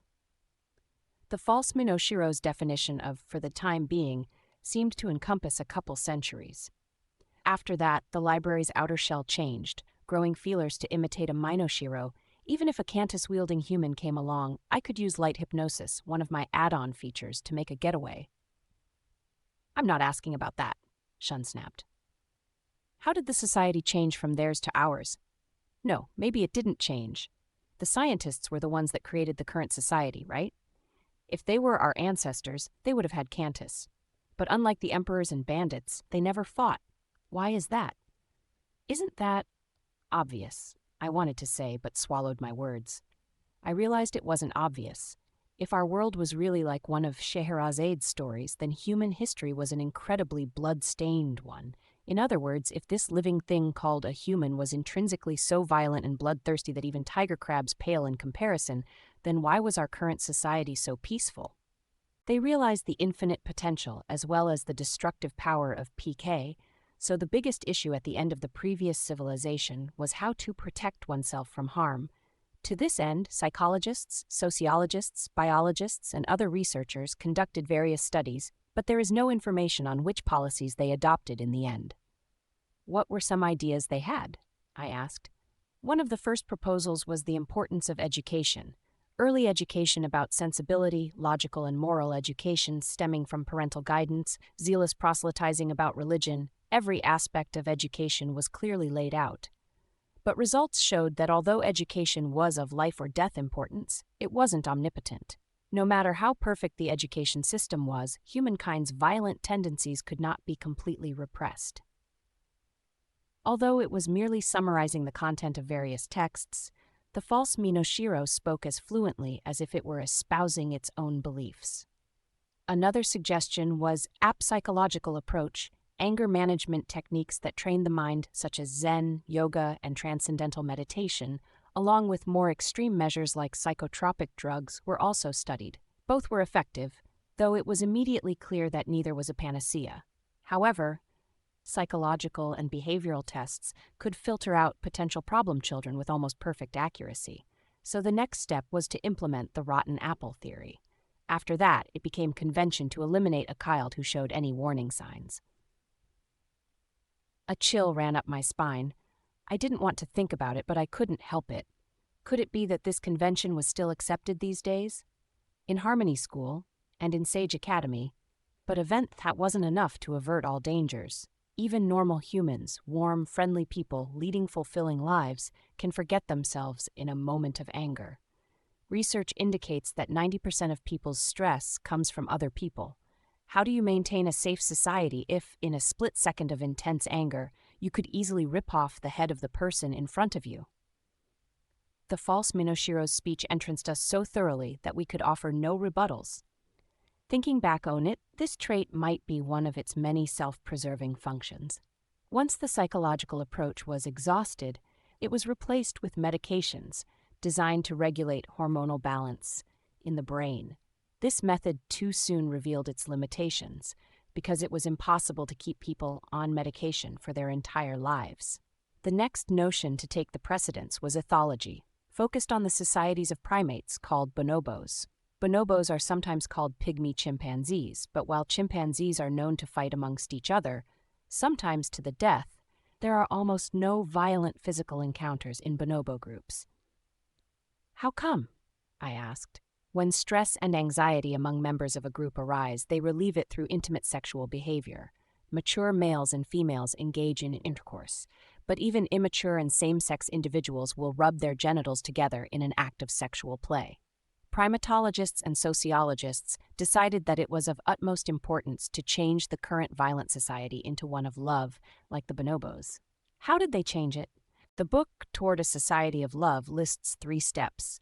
The first was to have frequent physical contact like hand-holding, hugging, and cheek kissing. The second step was to encourage such contact between the opposite as well as the same sex from childhood to puberty.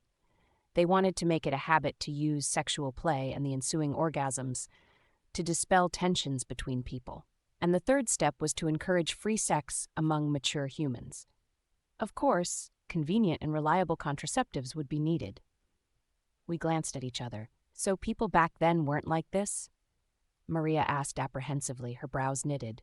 I have no data regarding the current state of society, so it is difficult to draw a comparison, but in the ancient civilization, there were numerous levels of taboo regarding physical contact.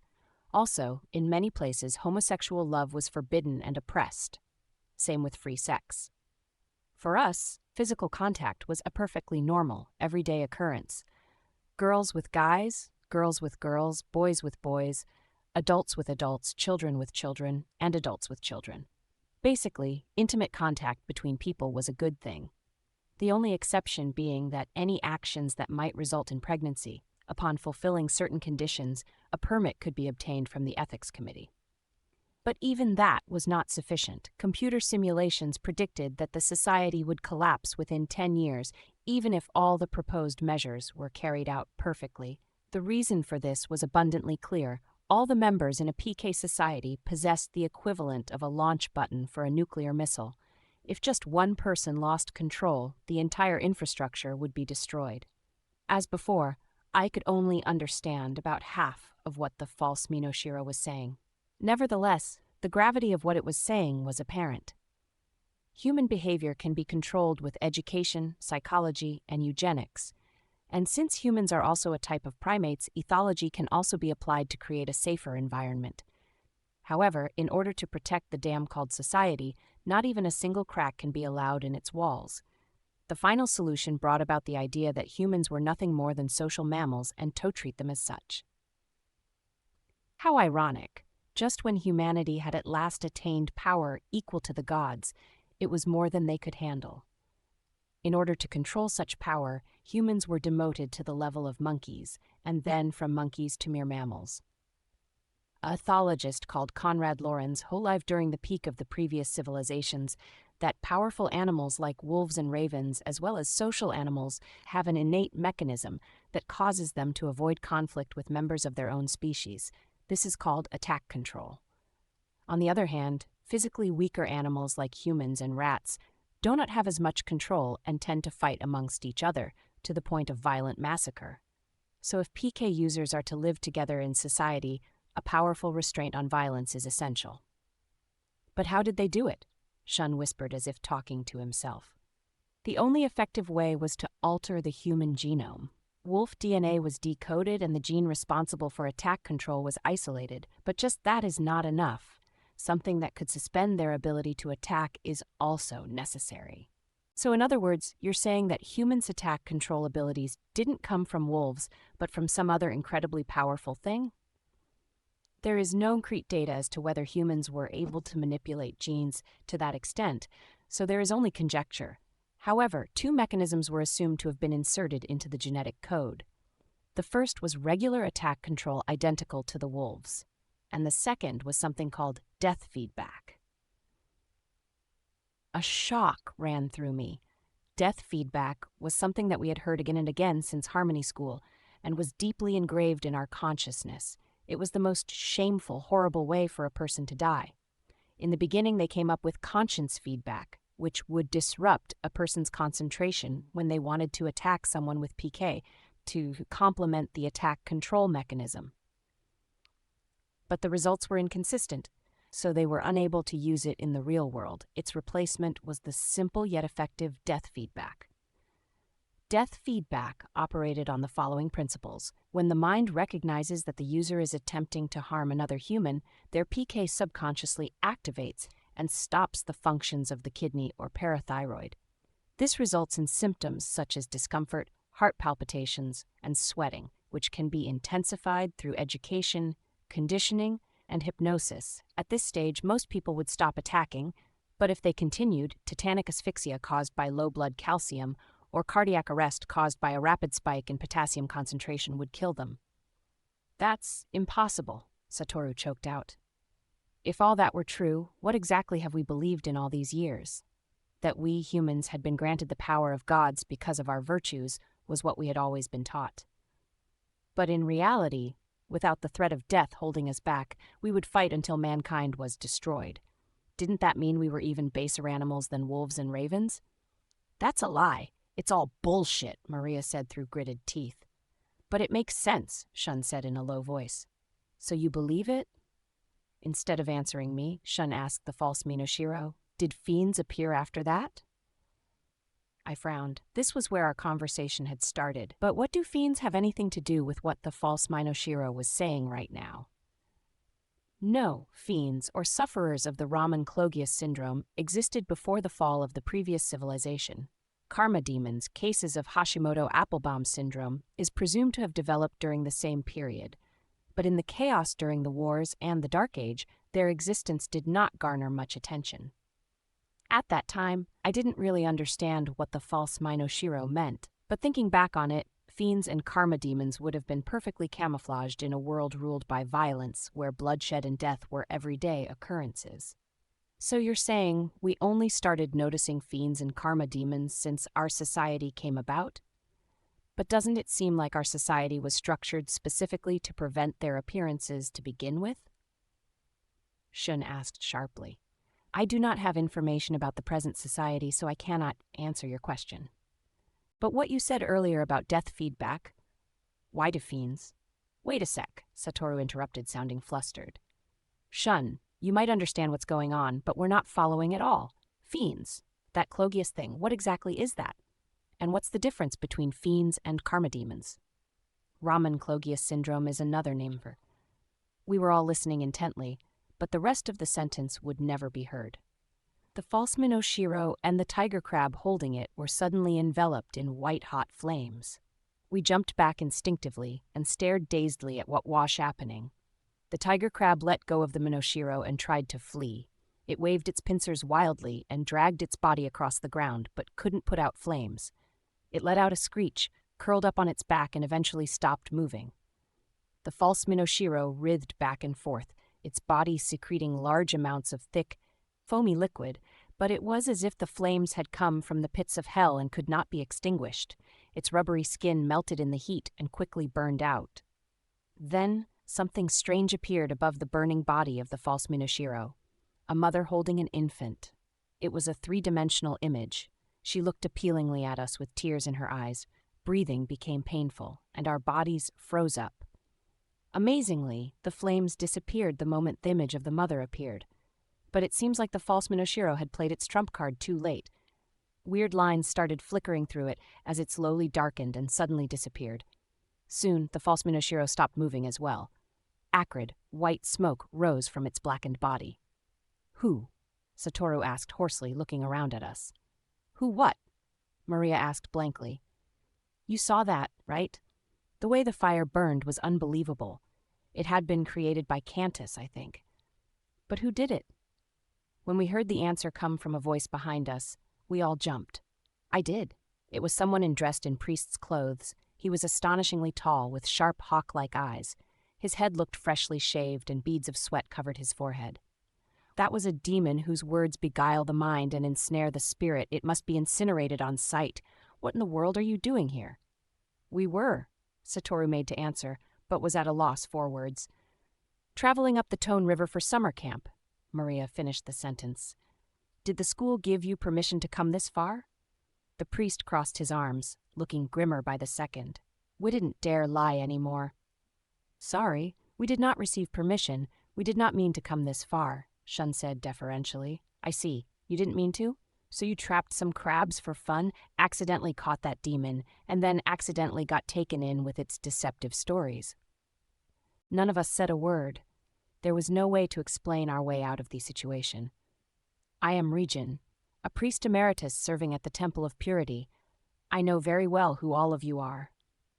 The priest emeritus held the highest position of the educational division at the temple. I suddenly remembered he had been standing beside head priest Mushin as the second-in-command at the initiation ceremony.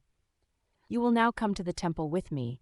You will not be allowed to return to town until head priest Mushin has been informed of this. Please wait a moment. Before we go, I have just one question. Shun pointed at the false Minoshiro's remains. Was everything it said a lie? Our hearts pounded painfully in our chests as we listened. He shouldn't have asked, I thought. Just as I expected, Regin looked at us with a strange glitter in his eyes. Do you believe it? I don't know. It's very different from the knowledge we've learned in school, but there was a consistency to what it said. Shun's words exposed what we were all feeling, but in situations like this, honesty may not be the best policy. You have broken the rules coming to a place you do not belong. Furthermore, you have been swayed by the words of Adaman. That alone is a grave sin, but the real problem is much greater. Regin's voice was so cold it froze our blood. You have violated the very foundations of the Code of Ethics, the last of the 10 precepts. Do not desecrate the 3 jewels. You have fallen for the words of a demon and questioned the teachings of Buddha. Therefore, I must seal your cantus immediately. Regin reached into his robes and brought out a sheaf of papers, 2 folded half-sheets that formed a human shape. He put 5 in front of us. The head and trunk of the figure were covered in strange symbols that looked like Sanskrit. I remembered the ceremony at the Temple of Purity when head priest Mushin had temporarily sealed my cantus. No, I thought. I don't want to lose my cantus. I don't want to relive that feeling of helplessness I had before I graduated from Harmony School, but we weren't in a position to disobey. Now I will seal you cantus inside these emblems, Regin announced.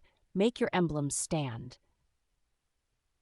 I uprighted the figure in front of me. Suddenly, tears were spilling out of my eyes and down my cheeks. Shun Aonuma, Maria Akizuki, Satoru Asahina, Mamoru Ito, Saki Watanabe. Regin's voice echoed through the surrounding trees. Your cantus have been sealed here. A multitude of needles like crimson wasps flew from his hand and impaled the figures through the head, torso, and limbs. May your mind heal, let your desires be burned away, and the ashes return to the vast, wild earth. Regin chanted in a loud voice as the emblems burned up in a burst of flames. That was all fake. It was nothing more than a simple hypnotic suggestion. It shouldn't have rendered me unable to use my cantus. It only worked before because I was still young and hadn't made my cantus my own. Now, my cantus belongs wholly to me. No one can take it away. I desperately tried to convince myself of that, but Regin wasn't finished with the sealing ritual yet. Remember, you gave up your cantus in front of Buddha at the Temple of Purity. Through Buddha's compassion, you received a pure mantra from head priest Mushin, summoned a new spirit, and were granted your cantus once again. Regin's voice took on an ominous note. Boot you, who have strayed from the Buddha's path, your spirits have fled and your mantras vanished. Take this to heart. You will never remember your mantra again. He was using a hook embedded in our subconscious, like during the initiation ceremony. In order to give a new suggestion, all he had to do was call up that hook, then control our minds in any way he liked. At the time, though, it worked like magic. The mantra that we usually had engraved in our hearts disappeared without a trace. I looked around at my friends, trying to find a ray of hope, but everyone bore the same expression. Satoru was shaking his head, face twisted like he was about to cry. Now then, let's go. Regin gave us a contemptuous look. Don't drag your feet. We must reach the temple by sundown.